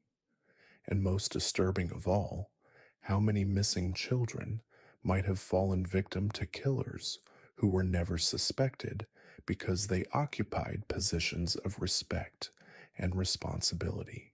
The answers to those questions emerged in unexpected places, including the sprawling suburbs of Phoenix, Arizona, where another predator had discovered that the anonymity of modern urban life provided perfect cover for systematic murder. Unlike Samuel Peterson, who had operated within the constraints of a small community where everyone knew everyone else, Dr. Catherine Walsh had learned to exploit the isolation and disconnection that characterized contemporary American life. Dr. Walsh ran a private pediatric practice that catered to affluent families in Phoenix's most exclusive neighborhoods. She had built her reputation on personalized care and flexible scheduling that accommodated busy professional parents who valued convenience over traditional medical relationships. Her patients' families often knew little about each other, connected only by their shared use of Dr. Walsh's services and their residence in gated communities where privacy was valued above community connection. What these families didn't realize was that Dr. Walsh had been systematically killing their children for over 6 years, using her medical expertise to commit murders that appeared to be natural deaths or tragic accidents. Her victims' parents trusted her completely, never suspecting that the physician they relied on to keep their children healthy was actually studying the most effective methods of ending young lives without detection. Dr. Walsh had discovered that affluent parents were often too busy to notice subtle changes in their children's behavior or health, delegating most caregiving responsibilities to nannies, babysitters, and that other hired help. This created opportunities for her to interact with potential victims without parental oversight, allowing her to assess their suitability for her research and plan interventions that would appear medically justified. Her first victim was 7-year-old Michael Foster, whose parents both worked demanding jobs in the technology sector and relied heavily on Dr. Walsh's after-hours availability for routine medical issues. When Michael developed what appeared to be a severe allergic reaction during a routine checkup, Dr. Walsh administered emergency treatment that actually triggered fatal anaphylactic shock. She then provided immediate resuscitation efforts that appeared heroic but were actually designed to ensure Michael's death while creating the appearance of desperate life-saving measures. Michael's death was ruled an unforeseeable medical emergency, a tragic outcome despite Dr. Walsh's quick thinking and professional competence. His parents, devastated by the loss, became vocal advocates for Dr. Walsh's practice, praising her dedication and recommending her services to other families. Their endorsement helped Dr. Walsh attract new patients while providing perfect cover for future crimes. Over the following years, Dr. Walsh refined her techniques and expanded her research agenda. She developed methods for inducing cardiac arrest in children with pre-existing heart conditions, triggering respiratory failure in patients with asthma, and causing fatal drug interactions in children taking multiple medications. Each death appeared to result from natural progression of known medical conditions, complications that could occur despite the best medical care. Her victims included Jennifer Chen, a 9-year-old diabetic whose insulin dosage was gradually adjusted in ways that created dangerous blood sugar fluctuations, leading to fatal hypoglycemic coma. Robert Martinez, an 8-year-old with severe food allergies, died from exposure to allergens that Dr. Walsh claimed must have been accidental contamination despite careful precautions. Patricia Williams, a 6-year-old asthmatic, suffered fatal respiratory failure following nebulizer treatments that contained medications designed to constrict rather than open her airways. Each family trusted Dr. Walsh's medical expertise and accepted her explanations about unavoidable complications and tragic outcomes. They grieved their losses while feeling grateful that their children had received such dedicated care from a physician who had done everything possible to save them. None suspected that Dr. Walsh had actually orchestrated their children's deaths as part of systematic research into pediatric mortality patterns. Dr. Walsh's operation might have continued indefinitely if not for a coincidental discovery by a medical examiner who noticed unusual patterns in autopsy reports from her patients. Dr. Sarah Rodriguez had been reviewing pediatric death certificates as part of a routine epidemiological study when she observed that children treated by Dr. Walsh died from rare complications at rates significantly higher than statistical norms for similar conditions. The investigation that followed revealed that Dr. Walsh had been conducting unauthorized human experimentation on her patients, using children as test subjects for research into methods of inducing death that would appear natural or accidental. Her private files contained detailed documentation of dosage calculations, timing protocols, and outcome assessments that treated child murder as a scientific endeavor worthy of rigorous study. Federal investigators found that Dr. Walsh had killed 19 children over 6 years, each death carefully planned and executed using medical knowledge that made detection virtually impossible. Her research had been motivated not by financial gain or psychological compulsion, but by intellectual curiosity about the mechanics of pediatric mortality and the challenge of committing perfect murders using legitimate medical procedures.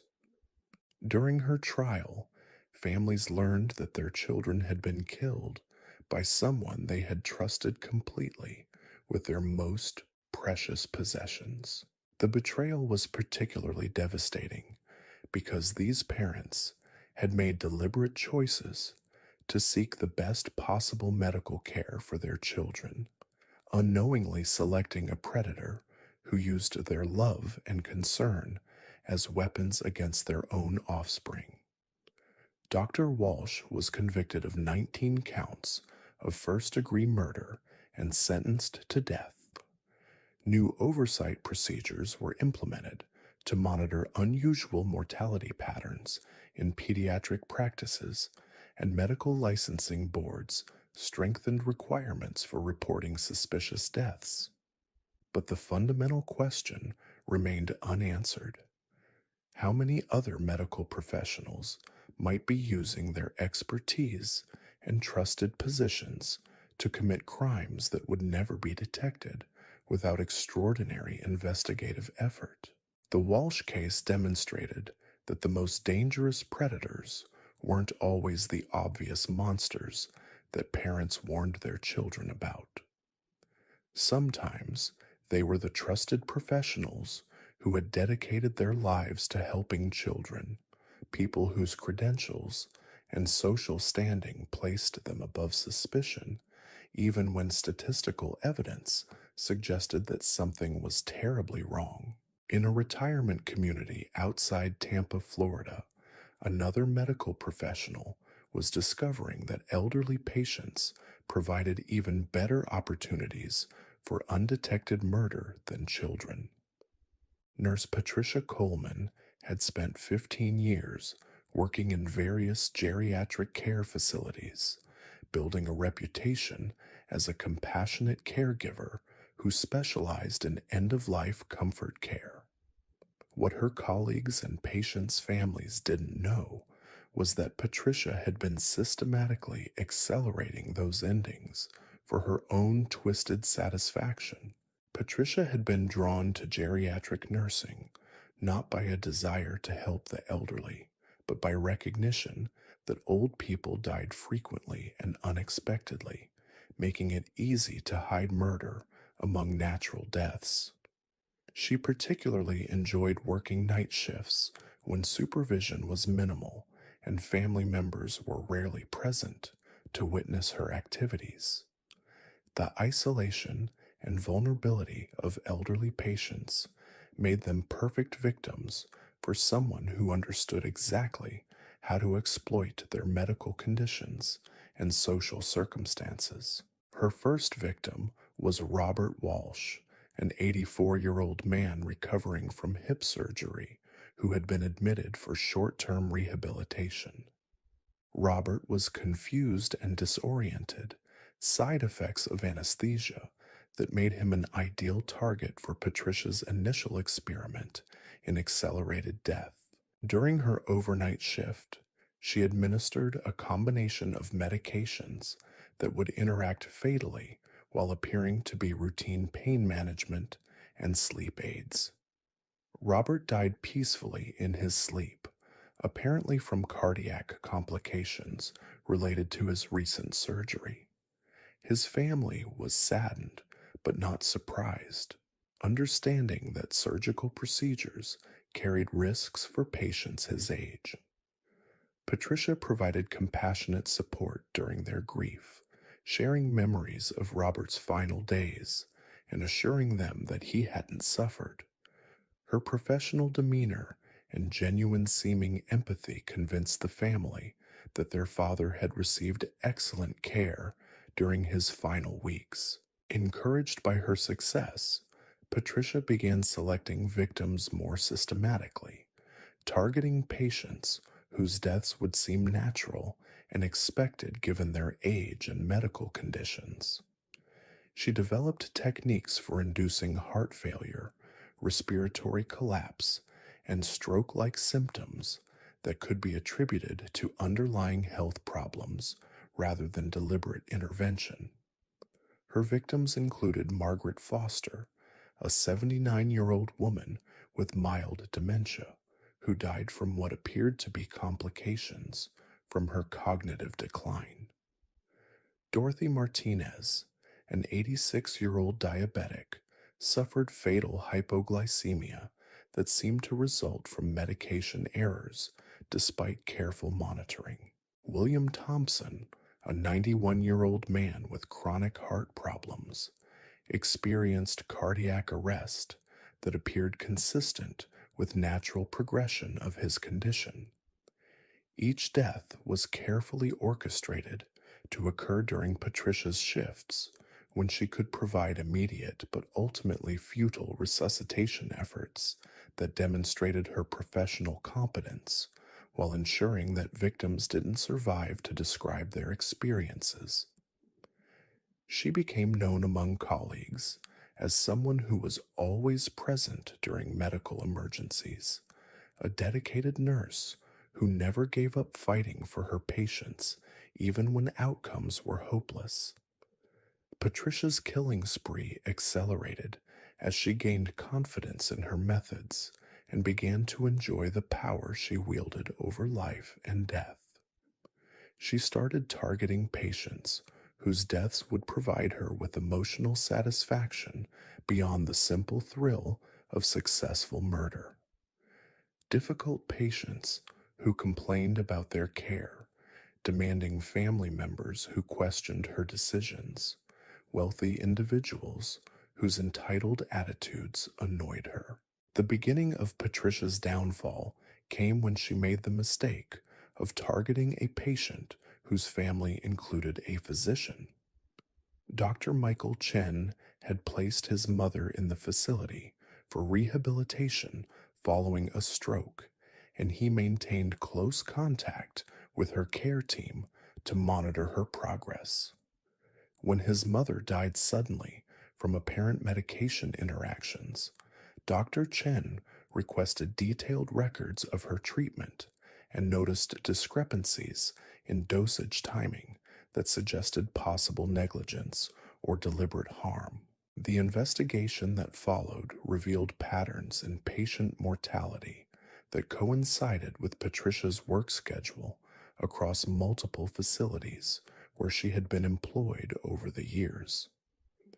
Statistical analysis showed that death rates during her shifts were significantly higher than average, with patients dying from complications that should have been treatable given their overall condition and the quality of care available.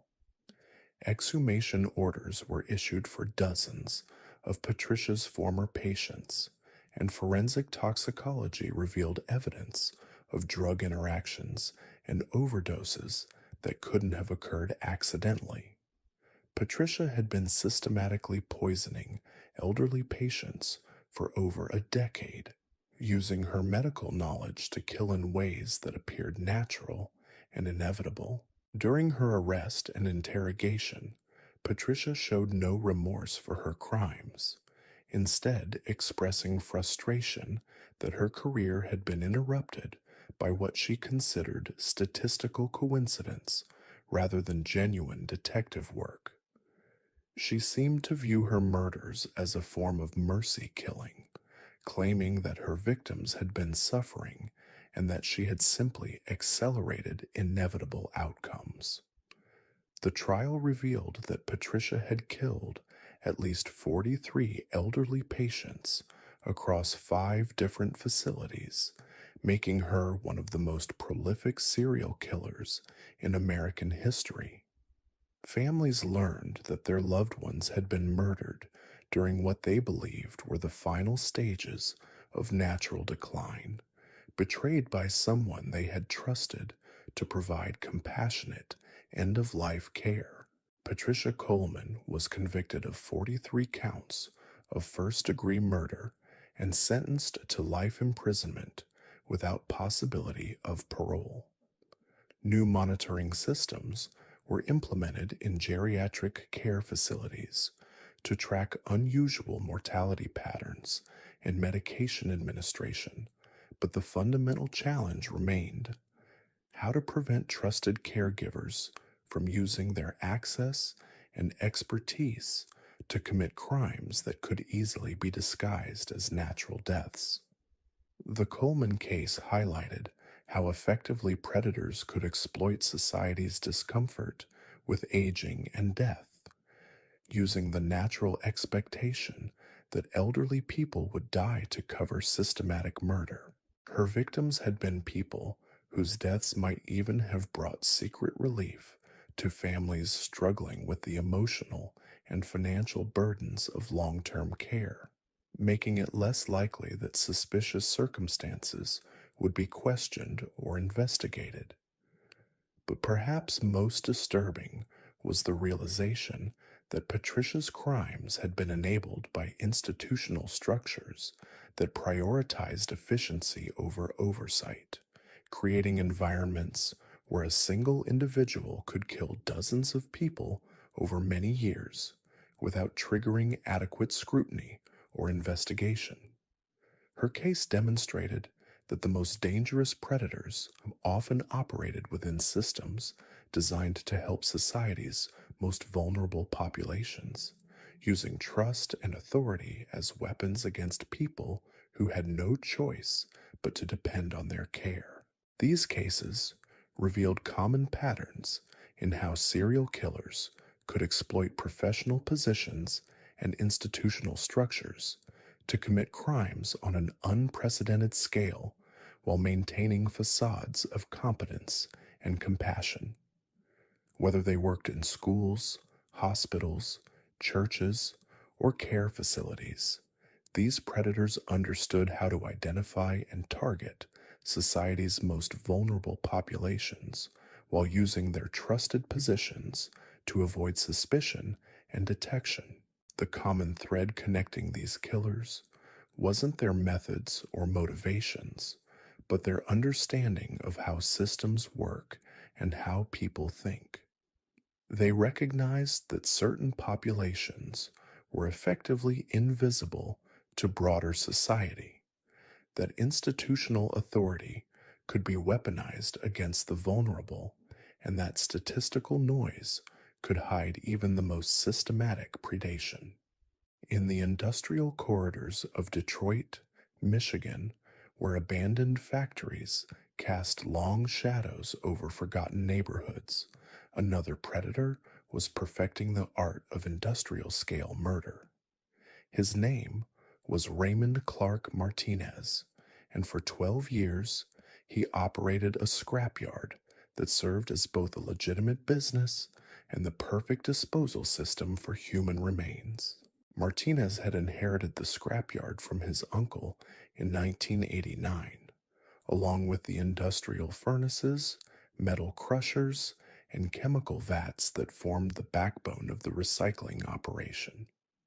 What his uncle hadn't passed down was the knowledge that these same tools could eliminate every trace of a human body in less than 4 hours, leaving behind only metal dental fillings and artificial joints that could be easily sorted and discarded with other industrial waste. The business provided perfect cover for Martinez's activities. Scrapyards operated with minimal oversight, processed enormous volumes of material daily, and maintained furnaces hot enough to vaporize organic matter completely. More importantly, the constant flow of homeless individuals seeking shelter among the abandoned cars and metal piles gave Martinez access to victims who wouldn't be missed by anyone in authority. His first kill was accidental, if such a word could apply to Martinez's twisted psychology. A homeless veteran named Thomas had been sleeping in the cab of a crushed car when Martinez activated the compactor without checking for occupants. Instead of reporting the death as an industrial accident, Martinez realized he had stumbled onto the perfect method of body disposal. Thomas simply ceased to exist, compressed into a cube of scrap metal that was sold to a steel mill within days. The efficiency of the process fascinated Martinez. No burial sites to maintain, no decomposition to worry about, no forensic evidence to contaminate crime scenes. He began deliberately targeting homeless individuals who frequented the scrapyard, offering them work, food, or shelter, before leading them to isolated sections of the facility where industrial accidents could occur without witnesses. Martinez developed a systematic approach to victim selection and disposal that maximized efficiency while minimizing risk. He preferred targets who were mentally ill, addicted, or estranged from family members who might search for them. He studied their routines, identified their vulnerabilities, and struck during winter months when homeless deaths were expected to increase due to exposure and medical complications. Between 1991 and 2003, Martinez processed an estimated 67 victims through his industrial disposal system. Some were crushed in car compactors, others fed into metal shredders, many incinerated in furnaces that reached temperatures exceeding 3,000 degrees Fahrenheit.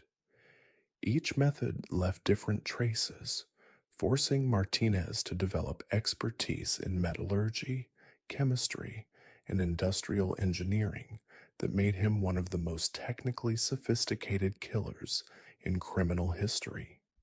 The victims included Sarah Chen, a 43-year-old woman who had lost her apartment after medical bankruptcy and was living in her car near the scrapyard.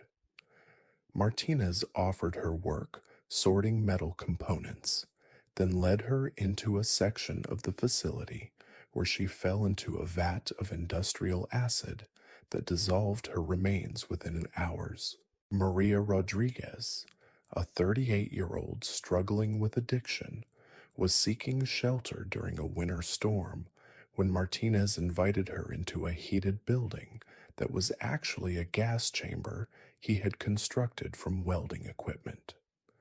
Martinez's operation expanded beyond simple murder as he recognized additional profit opportunities in his victim selection process. He began targeting individuals who possessed items of value, stealing identification documents, social security benefits, and personal possessions before disposing of the bodies. He established networks with other predators who would refer potential victims to his scrapyard in exchange for disposal services. The industrial nature of Martinez's crimes created unique challenges for law enforcement even after his eventual capture. Traditional forensic techniques were useless when bodies had been completely destroyed by industrial processes, leaving investigators to build cases based on circumstantial evidence and witness testimony from other homeless individuals whose credibility was often questioned by juries. Martinez's downfall came when he made the mistake of targeting someone with connections to the legitimate business community. Janet Walsh was a social worker who had been documenting conditions in homeless encampments as part of a city planning initiative. When she disappeared after visiting the scrapyard, her supervisors immediately contacted police and provided detailed records of her activities that established Martinez as the last person known to have seen her alive. The investigation revealed the true scope of Martinez's operation and the sophistication of his disposal methods. Industrial engineers working with forensic specialists determined that his facility could process human remains with the same efficiency used for automotive recycling, leaving behind only trace elements that would be virtually impossible to detect without knowing exactly what to look for. Martinez was ultimately convicted based on evidence found in his personal records, which contained detailed documentation of his killing methods and victim statistics. He had treated murder like any other industrial process, maintaining quality control data and efficiency metrics that revealed his systematic approach to human disposal.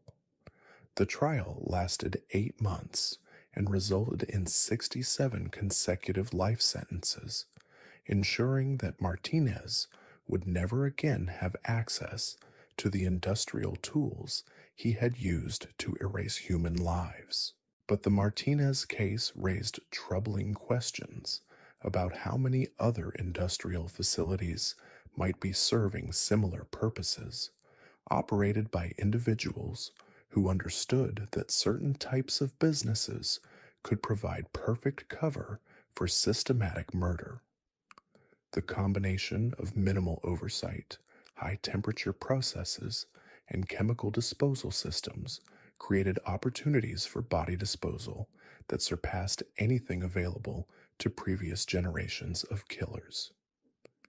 In the mountains of rural Montana, another predator was discovering that vast wilderness areas provided equally effective disposal methods for systematic murder, though his techniques relied on natural processes rather than industrial technology. Dr.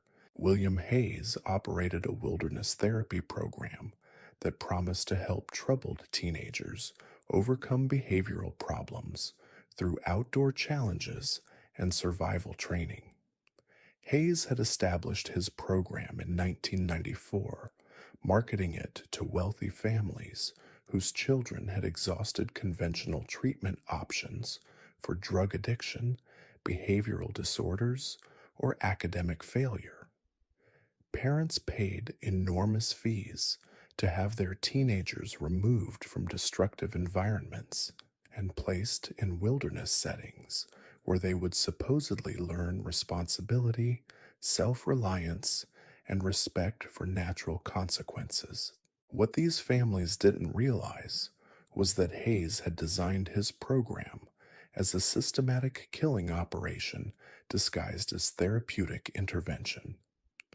The remote location, harsh environmental conditions, and isolation from outside contact created perfect conditions for murder that could be attributed to natural hazards, equipment failures, or participant error rather than deliberate harm. Hayes selected participants based on psychological profiles that identified the teenagers whose deaths would be least likely to trigger intensive investigation. He targeted individuals with histories of drug use, self harm, or reckless behavior that could explain fatal accidents during wilderness activities. He particularly sought clients whose families were experiencing significant conflict, making it more plausible that teenagers might deliberately engage in dangerous behavior or ignore safety protocols. His first victim was Michael Foster, a 17-year-old whose cocaine addiction had led to multiple arrests and treatment failures. Michael's parents were desperate for alternatives to incarceration and were willing to pay substantial fees for a program that promised intensive intervention in a controlled environment. They signed comprehensive liability waivers that acknowledged the inherent risks of wilderness activities while trusting Hayes's professional credentials and safety protocols. Michael died during his third week in the program, apparently from hypothermia, following a solo survival exercise in which he became lost and disoriented. Hayes reported the death as a tragic accident resulting from Michael's failure to follow established safety procedures despite extensive training and careful supervision. The investigation was brief and concluded that Michael had made poor decisions that led to his death, exactly as Hayes had planned. Over the following 9 years, Hayes refined his methods and expanded his killing operation to accommodate increasing demand from families seeking extreme interventions for troubled teenagers. He developed techniques for causing fatal accidents during rock climbing, river crossing, and cold weather survival exercises that appeared to result from natural hazards rather than deliberate sabotage. His victims included Jennifer Chen, a 16-year-old struggling with anorexia and self-harm behaviors who died from exposure after becoming separated from her group during a winter camping exercise. Robert Martinez, a 15-year-old with conduct disorder, suffered fatal injuries during a rock climbing accident caused by equipment that Hayes had deliberately weakened. Patricia Williams, a 17-year-old addicted to prescription medications, drowned during a river crossing when Hayes provided her with defective flotation equipment. Each death was carefully staged to appear consistent with the types of accidents that could occur during legitimate wilderness therapy programs. Hayes maintained detailed safety protocols and training documentation that demonstrated his apparent commitment to participant welfare while concealing the systematic nature of his killing operation. He even established relationships with medical examiners and insurance investigators who accepted his explanations without intensive scrutiny. Hayes's operation expanded beyond murder to include systematic psychological torture of surviving participants who witnessed the deaths of their peers. He used these traumatic experiences as tools for controlling other clients, threatening them with similar fates if they disclosed details about program activities or questioned his authority. The isolation and extreme conditions created environments where Hayes wielded absolute power over vulnerable teenagers who had no means of escape or communication with the outside world. The beginning of Hayes's downfall came when one of his participants managed to escape during a group exercise and made contact with local authorities before Hayes could retrieve him. David Thompson was a 16-year-old whose parents had placed him in the program following academic problems and marijuana use that hardly justified the extreme intervention Hayes provided. David's testimony revealed the true nature of Hayes's operation and the systematic abuse that occurred under the guise of therapeutic treatment. He described witnessing deliberate sabotage of safety equipment, the use of exposure and starvation as punishment methods, and Hayes's explicit threats to kill participants who attempted to leave the program or contact their families. The investigation that followed uncovered evidence of 13 deaths over 9 years, each one carefully orchestrated to appear accidental while serving Hayes's systematic killing agenda. Forensic analysis of equipment and environmental conditions revealed patterns of sabotage that could only have been planned and executed by someone with Hayes's expertise in wilderness survival and safety protocols. Hayes was arrested during a program session, taken into custody while leading a group of teenagers on what he claimed was a routine hiking exercise, but which investigators determined was actually preparation for additional murders. The participants were rescued and provided with extensive psychological treatment to address the trauma they had experienced during their time in Hayes's program. During his trial, families learned that their children had been systematically murdered by someone they had trusted to provide life-saving intervention for behavioral problems. The betrayal was particularly devastating because these parents had made desperate decisions to place their children in extreme programs, believing that harsh conditions were necessary to prevent even worse outcomes from continued self-destructive behavior. Hayes was convicted of 13 counts of first-degree murder and sentenced to death. New regulations were implemented to monitor wilderness therapy programs, requiring enhanced safety protocols, regular inspections, and improved communication systems that would prevent the kind of isolation that had enabled Hayes's crimes.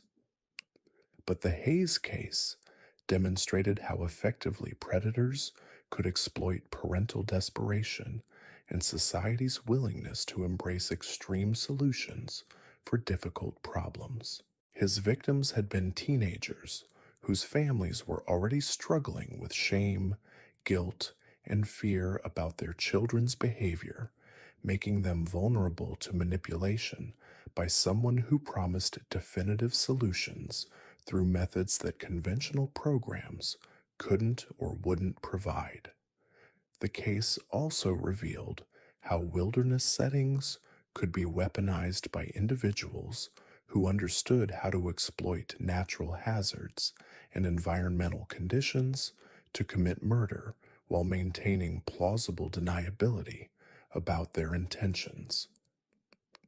Hayes had turned the therapeutic potential of outdoor experiences into a systematic killing operation that used nature itself as an accomplice in his crimes. In suburban Minneapolis, Minnesota, another predator was discovering that modern technology could provide unprecedented opportunities for systematic murder disguised as natural deaths or medical emergencies. Dr. Lisa Chang operated a private practice specializing in sleep disorders, and for 7 years, she had been using her expertise in respiratory medicine to kill patients in ways that appeared to result from their underlying medical conditions. Chang had recognized that sleep disorder patients were ideal targets for undetected murder because their conditions already involved disrupted breathing patterns, making it easy to cause fatal respiratory events that would seem like natural progression of their diseases.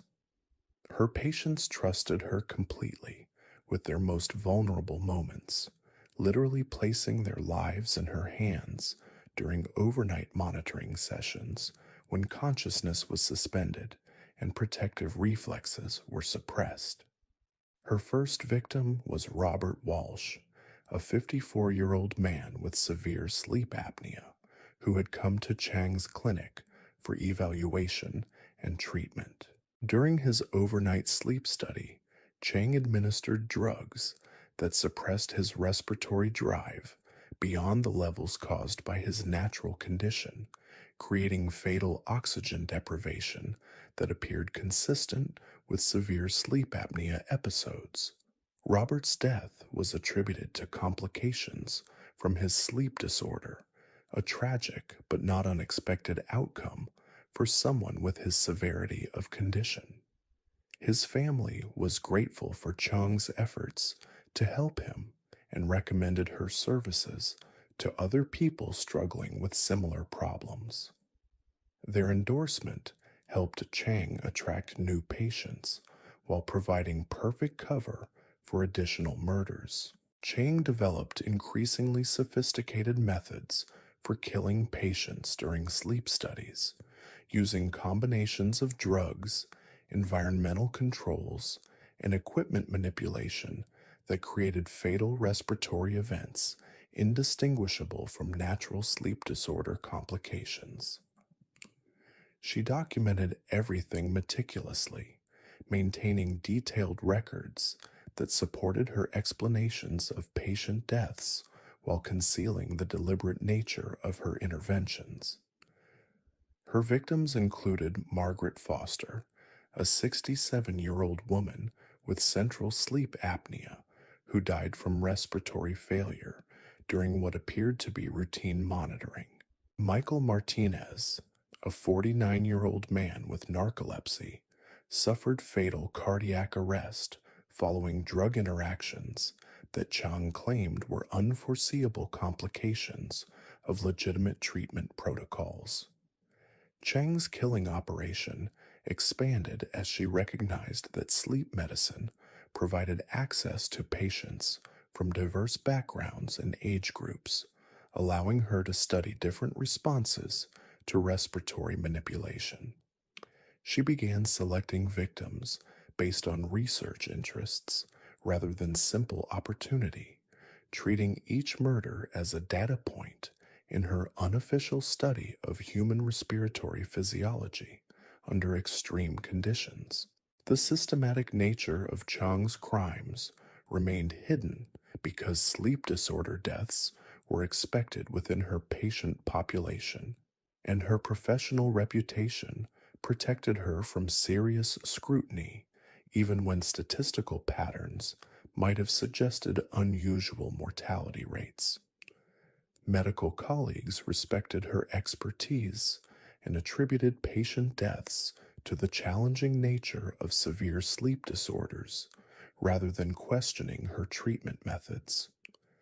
Chang's downfall came when she made the mistake of targeting a patient whose family included medical professionals familiar with sleep medicine.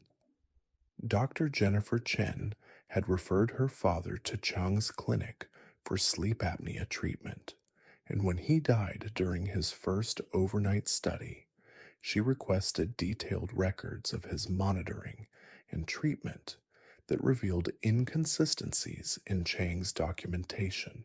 What's The investigation that followed uncovered evidence of systematic patient murder disguised as complications from sleep disorders.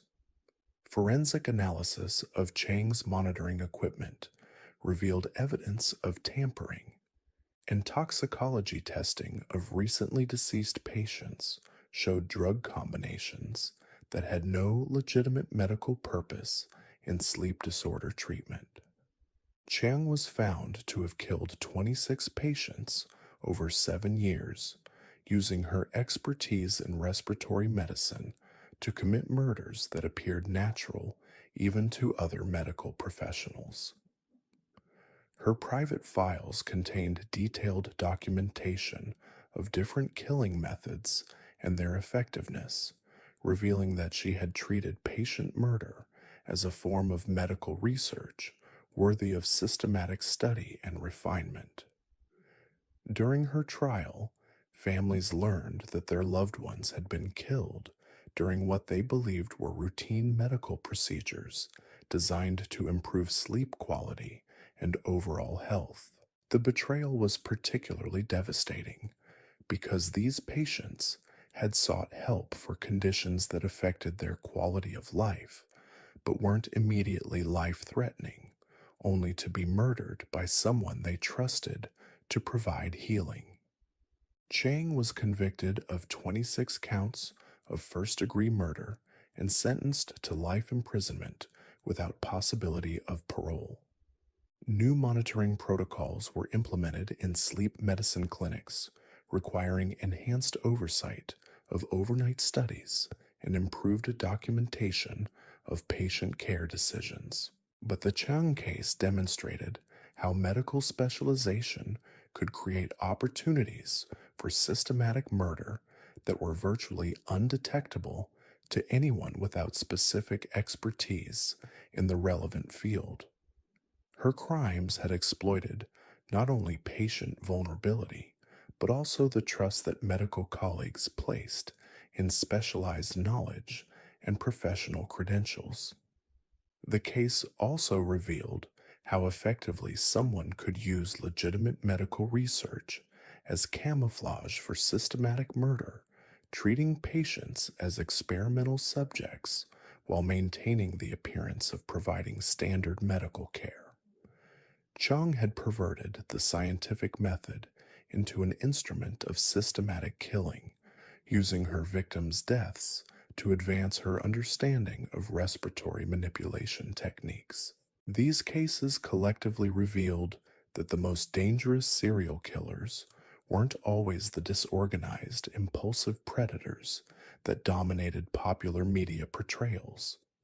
Instead, the most prolific and successful killers were often highly organized individuals who understood how to exploit institutional structures, professional authority, and social blind spots to commit crimes on an unprecedented scale while maintaining facades of competence and respectability. Their success depended on recognizing that certain populations were effectively invisible to broader society, that statistical noise could hide even systematic predation, and that institutional authority could be weaponized against society's most vulnerable members.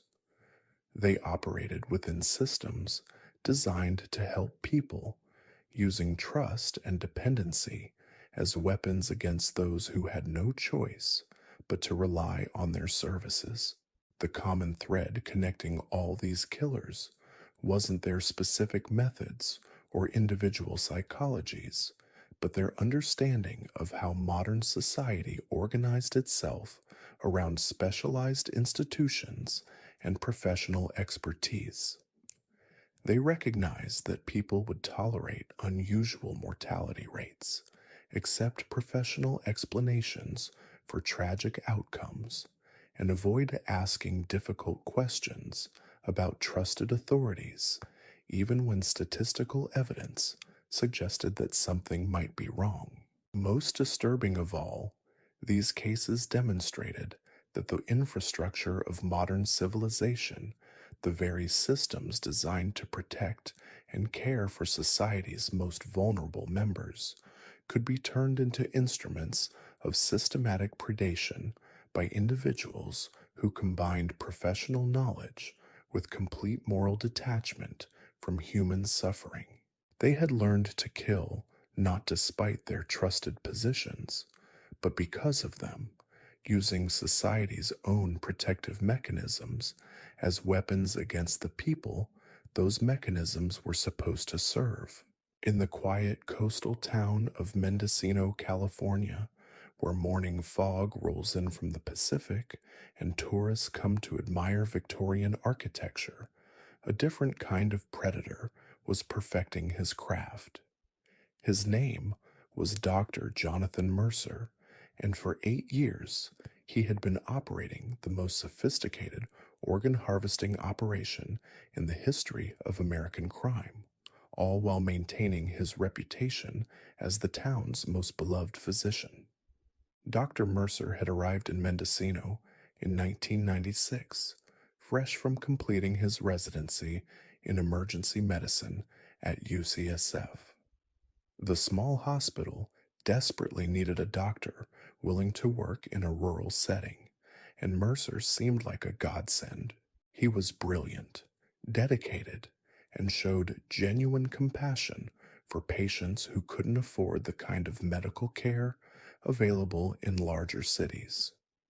Within months, he had become indispensable to the community. What nobody knew was that Mercer had been planning this operation since medical school. He had studied the black market for human organs, researched surgical techniques for rapid extraction, and identified the perfect hunting ground in an isolated community where missing persons investigations would be handled by understaffed rural law enforcement agencies with limited resources and expertise. Mendocino's location made it ideal for Mercer's purposes. The town attracted transients, seasonal workers, and drifters who moved through the area without establishing strong local connections. More importantly, the hospital served as the region's only emergency medical facility, giving Mercer access to trauma victims, overdose cases, and other patients whose deaths could be attributed to their presenting conditions rather than surgical intervention. His first victim was Maria Santos, a 32-year-old undocumented worker who had been brought to the emergency room following a car accident on the winding coastal highway.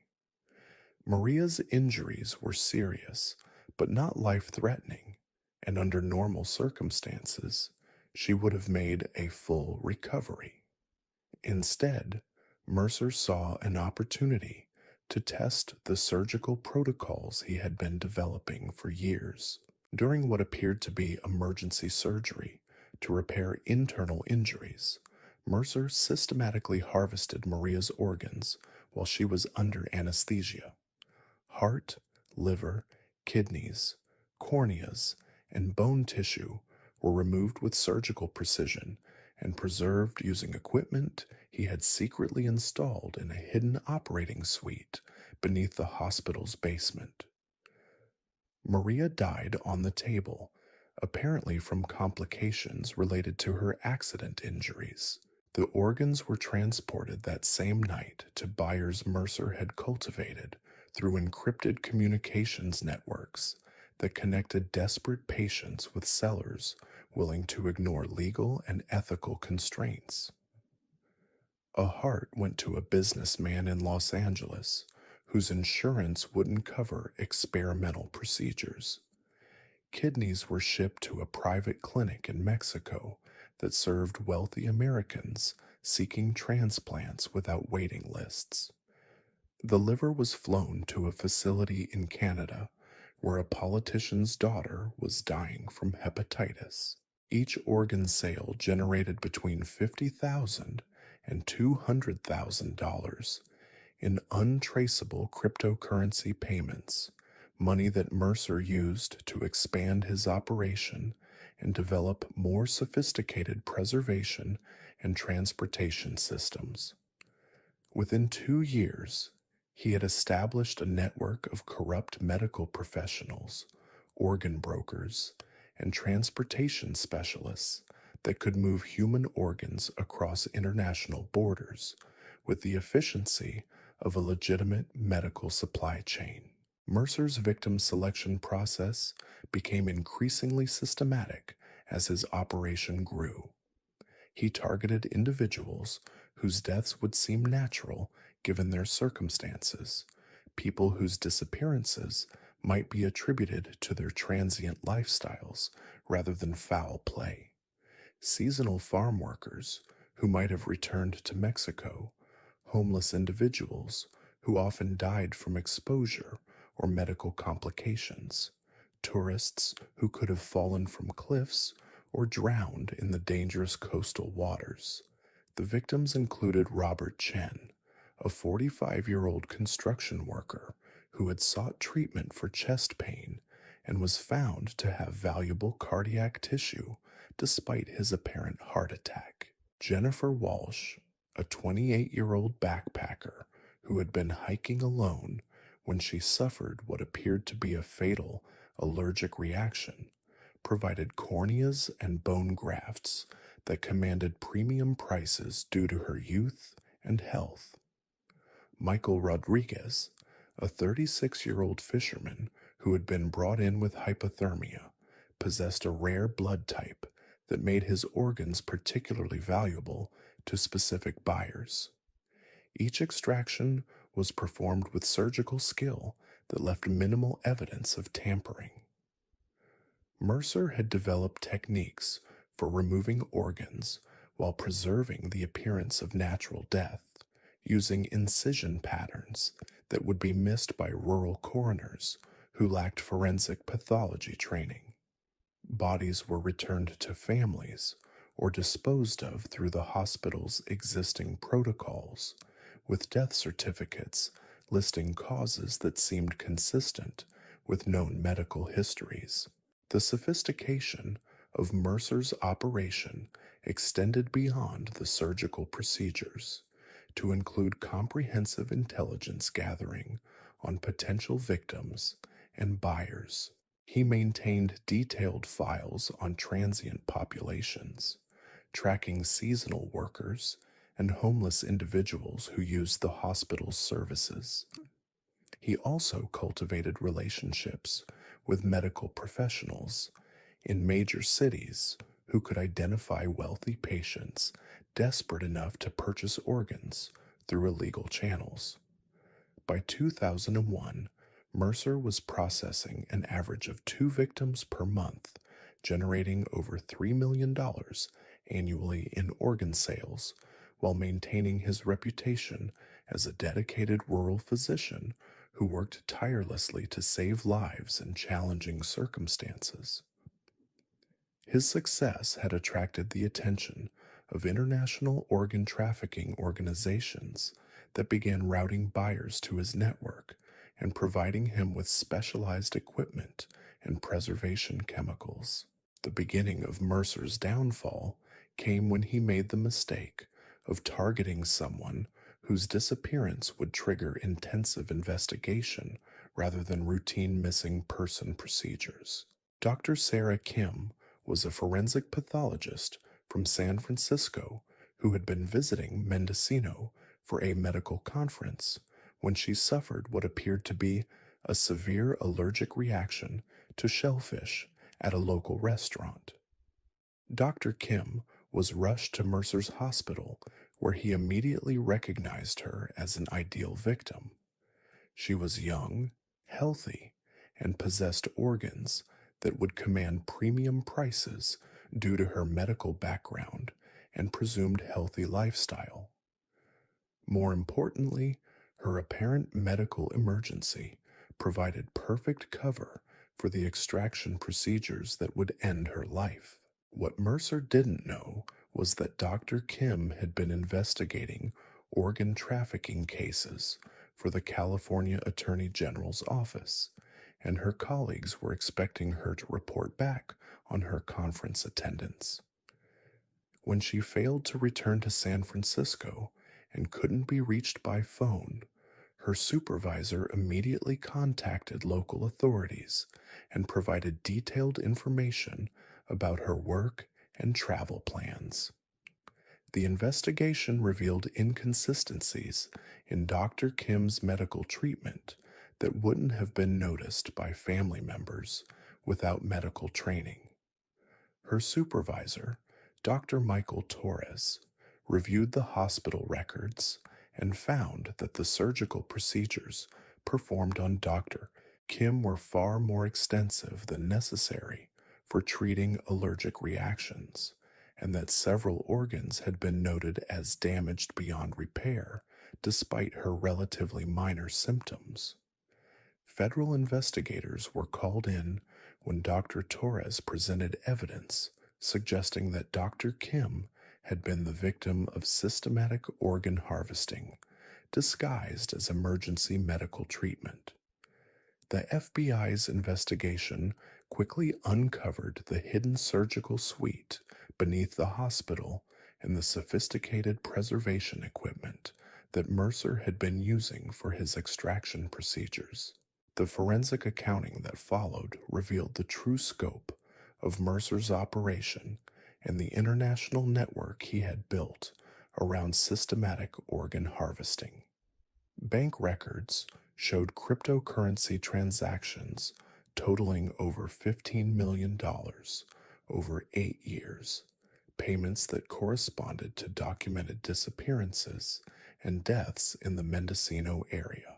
Exhumation orders were issued for dozens of Mercer's former patients, and forensic pathologists found evidence of surgical procedures that had nothing to do with the medical conditions listed on death certificates.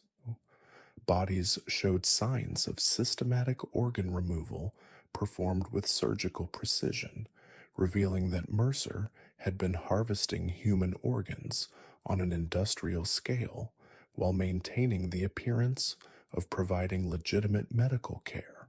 During his arrest, Mercer showed no remorse for his crimes, instead expressing frustration that his operation had been interrupted by what he considered bureaucratic interference with legitimate medical research. He claimed that his victims had been dying anyway, and that their organs had saved lives that would otherwise have been lost to arbitrary legal restrictions on organ procurement. The trial lasted 14 months and revealed the full scope of international organ trafficking networks that had developed around Mercer's operation. Testimony from buyers, transporters, and medical professionals revealed a systematic criminal enterprise that had treated human organs like commodities to be harvested, processed, and sold to the highest bidders. Mercer was convicted of 43 counts of first-degree murder and sentenced to death. His network of accomplices received sentences ranging from 20 years to life imprisonment, and new oversight procedures were implemented to monitor organ procurement and transplantation activities in rural medical facilities. But the Mercer case raised disturbing questions about how many other medical professionals might be engaged in similar activities, using their positions to exploit the desperate circumstances of both organ sellers and buyers. The international nature of the operation demonstrated that organ trafficking had become a sophisticated criminal enterprise that could operate across borders with minimal detection.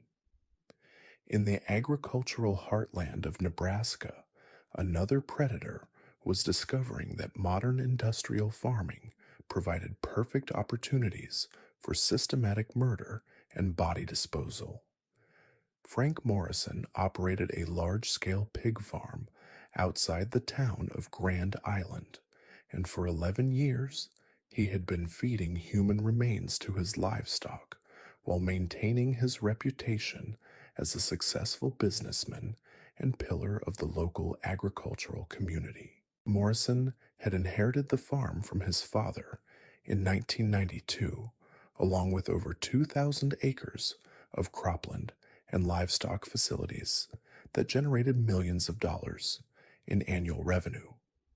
The operation was large enough to employ dozens of seasonal workers, most of them undocumented immigrants who moved frequently between farms and often lived in temporary housing provided by employers. What made Morrison's farm ideal for systematic murder was the combination of isolated location, transient workforce, and industrial scale meat processing equipment that could eliminate all traces of human remains within hours. Pigs were particularly effective for body disposal because they consumed both soft tissue and bones, leaving behind only small fragments that could be easily mixed with normal agricultural waste. Morrison's first victim was Carlos Mendez, a 23-year-old undocumented worker who had threatened to report unsafe working conditions to state labor authorities. Morrison lured Carlos to an isolated section of the farm late at night, claiming there was an equipment emergency that required immediate attention. Instead, Carlos found himself trapped in a specialized killing chamber that Morrison had constructed in an unused barn. The chamber was designed to contain victims, while Morrison conducted what he called his research into human pain tolerance and fear responses. Carlos spent 3 days being systematically tortured while Morrison documented his reactions and tested various methods of inflicting psychological and physical trauma. When Morrison tired of the experiment, he killed Carlos with a captive bolt gun typically used for livestock slaughter. Carlos's body was fed to Morrison's pigs within hours of his death, eliminating all forensic evidence while providing nutrition for livestock that would eventually be processed into commercial meat products. Morrison disposed of Carlos's personal belongings and identification documents, then reported to other workers that Carlos had left suddenly to find better employment elsewhere. Over the following decade, Morrison refined his methods and expanded his killing operation to accommodate his growing appetite for human suffering. He developed systematic approaches to victim selection, targeting individuals whose disappearances would be attributed to the transient nature of agricultural work rather than foul play. His victims included Maria Rodriguez, a 31-year-old woman who had been working in Morrison's fields when she discovered evidence of illegal pesticide use that could have resulted in significant regulatory penalties. Jennifer Kim, a 25-year-old labor organizer who had been attempting to unionize farm workers, disappeared while investigating working conditions at Morrison's facility. Robert Thompson, a 42-year-old equipment operator who had witnessed Morrison's disposal methods, was eliminated before he could report his suspicions to authorities. Morrison's killing chamber became increasingly sophisticated as he invested profits from his legitimate farming operation into equipment designed for systematic torture and murder. He installed soundproofing, specialized restraint systems, and monitoring equipment that allowed him to document victim responses to various forms of trauma. The chamber served as both execution site and research laboratory, where Morrison studied human suffering with clinical detachment. The isolation of Morrison's farm and the vulnerability of his workforce created perfect conditions for systematic predation. Undocumented workers were reluctant to report suspicious circumstances to authorities, and their frequent movement between employers meant that disappearances often went unnoticed for weeks or months. Local law enforcement had minimal interaction with the agricultural community and limited resources for investigating missing person cases involving transient populations. Morrison's operation expanded beyond simple murder as he began selling access to his facilities to other predators who shared his interests in systematic torture and human experimentation. He established networks with individuals who paid substantial fees to participate in what Morrison called hunting expeditions, where victims were released into wooded areas of his property and tracked like animals. The hunting operation generated additional revenue while providing Morrison with opportunities to study group dynamics and survival responses under extreme stress conditions. Victims were given minimal supplies and told they could earn their freedom by evading capture for specified time periods, but Morrison ensured that none ever succeeded in escaping his property alive. Morrison's downfall began when he made the mistake of targeting someone whose disappearance would trigger federal investigation rather than local missing person procedures. Agent Sarah Martinez was an undercover investigator for the Department of Labor who had been documenting wage violations and unsafe working conditions at agricultural facilities throughout Nebraska. Agent Martinez had been scheduled to report her findings to federal prosecutors when she disappeared while investigating Morrison's farm. Her supervisor immediately contacted the FBI when she failed to make scheduled contact, providing detailed information about her investigation and the specific facilities she had been monitoring. The federal investigation revealed the true scope of Morrison's operation and the systematic nature of his crimes. Search warrants uncovered the killing chamber, torture equipment, and detailed documentation of dozens of murders spanning over a decade. Forensic analysis of the pig facilities revealed human DNA evidence that confirmed Morrison had been using his livestock to dispose of human remains. The investigation also uncovered Morrison's hunting operation and the network of clients who had participated in systematic torture and murder disguised as recreational activities. Financial records revealed payments totaling millions of dollars from individuals who had purchased access to Morrison's facilities for purposes that had nothing to do with legitimate agriculture. Morrison was arrested during a hunting expedition, taken into custody while leading a group of clients in tracking a victim through the wooded sections of his property. The victim was rescued alive and provided testimony that revealed the full scope of Morrison's criminal enterprise and the participation of numerous accomplices who had treated human murder like a recreational activity. During his trial, families of migrant workers learned that their relatives had been systematically murdered and fed to livestock by someone who had exploited their vulnerability and desperation for work. The betrayal was particularly devastating because these families had trusted Morrison to provide employment and housing for people who had few alternatives in an economic system that depended on their labor while denying them basic protections. Morrison was convicted of 57 counts of first-degree murder and sentenced to death.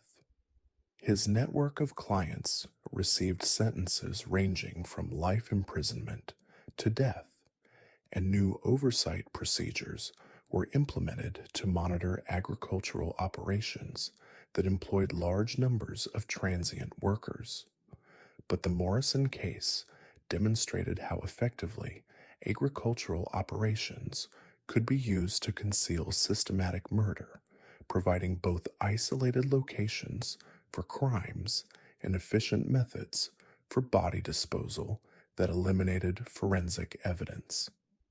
The case also revealed how economic desperation and immigration status could be weaponized against vulnerable populations who had little choice but to work in dangerous conditions. In the tech corridors of Silicon Valley, where innovation and disruption were celebrated as the highest virtues, another predator was discovering that the digital age provided unprecedented opportunities for systematic murder disguised as accidents or suicides. Dr. Amanda Foster operated a private psychiatric practice specializing in tech workers struggling with depression, anxiety, and suicidal ideation related to the high pressure culture of the technology industry. Foster had recognized that Silicon Valley's culture created perfect conditions for undetected murder. Young professionals worked in isolation, struggled with mental health issues that were stigmatized despite public awareness campaigns, and often had minimal social connections outside their professional networks. More importantly, the region's high suicide rates provided cover for additional deaths that could be attributed to the psychological pressures of tech industry employment. Her practice attracted clients who were vulnerable, isolated, and often estranged from family members who might question suspicious circumstances surrounding their deaths. These were individuals who had moved to California for career opportunities, leaving behind support networks that might have provided protection against systematic predation. Foster's first victim was David Chen, a 28-year-old software engineer who had been struggling with depression and imposter syndrome related to his work at a major technology company. David had sought Foster's help after experiencing panic attacks and suicidal thoughts that interfered with his ability to function professionally and personally. During what appeared to be routine therapy sessions, Foster gradually increased David's isolation from colleagues and friends while convincing him that his problems were more severe than he had realized. She prescribed medications that actually worsened his depression while documenting symptoms that would support a suicide conclusion if he died under suspicious circumstances. Foster's method involved systematic psychological manipulation designed to push vulnerable clients toward self-destructive behavior while maintaining plausible deniability about her role in their deterioration. She used her professional expertise to identify psychological pressure points that could be exploited to accelerate mental health decline, then documented her interventions as legitimate therapeutic techniques.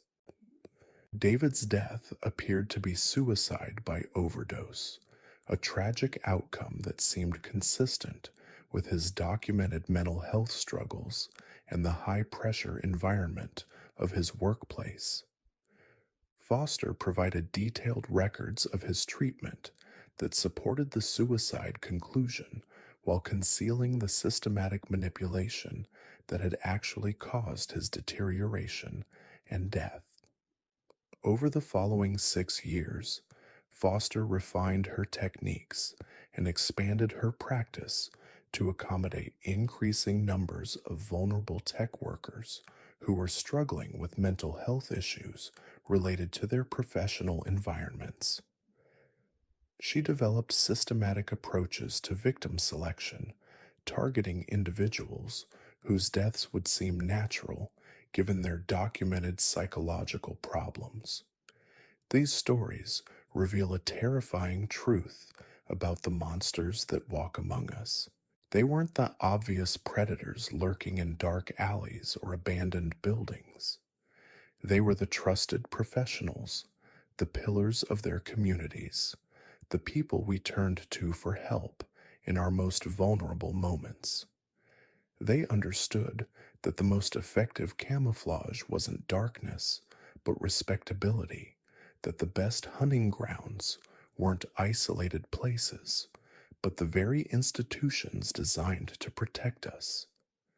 Their victims weren't random strangers, but the people society had already forgotten, the ones whose disappearances could be explained away as natural consequences rather than systematic murder. Perhaps most chilling of all, these killers succeeded not despite the systems meant to catch them, but because they understood exactly how those systems worked and how to make them accomplices in their crimes.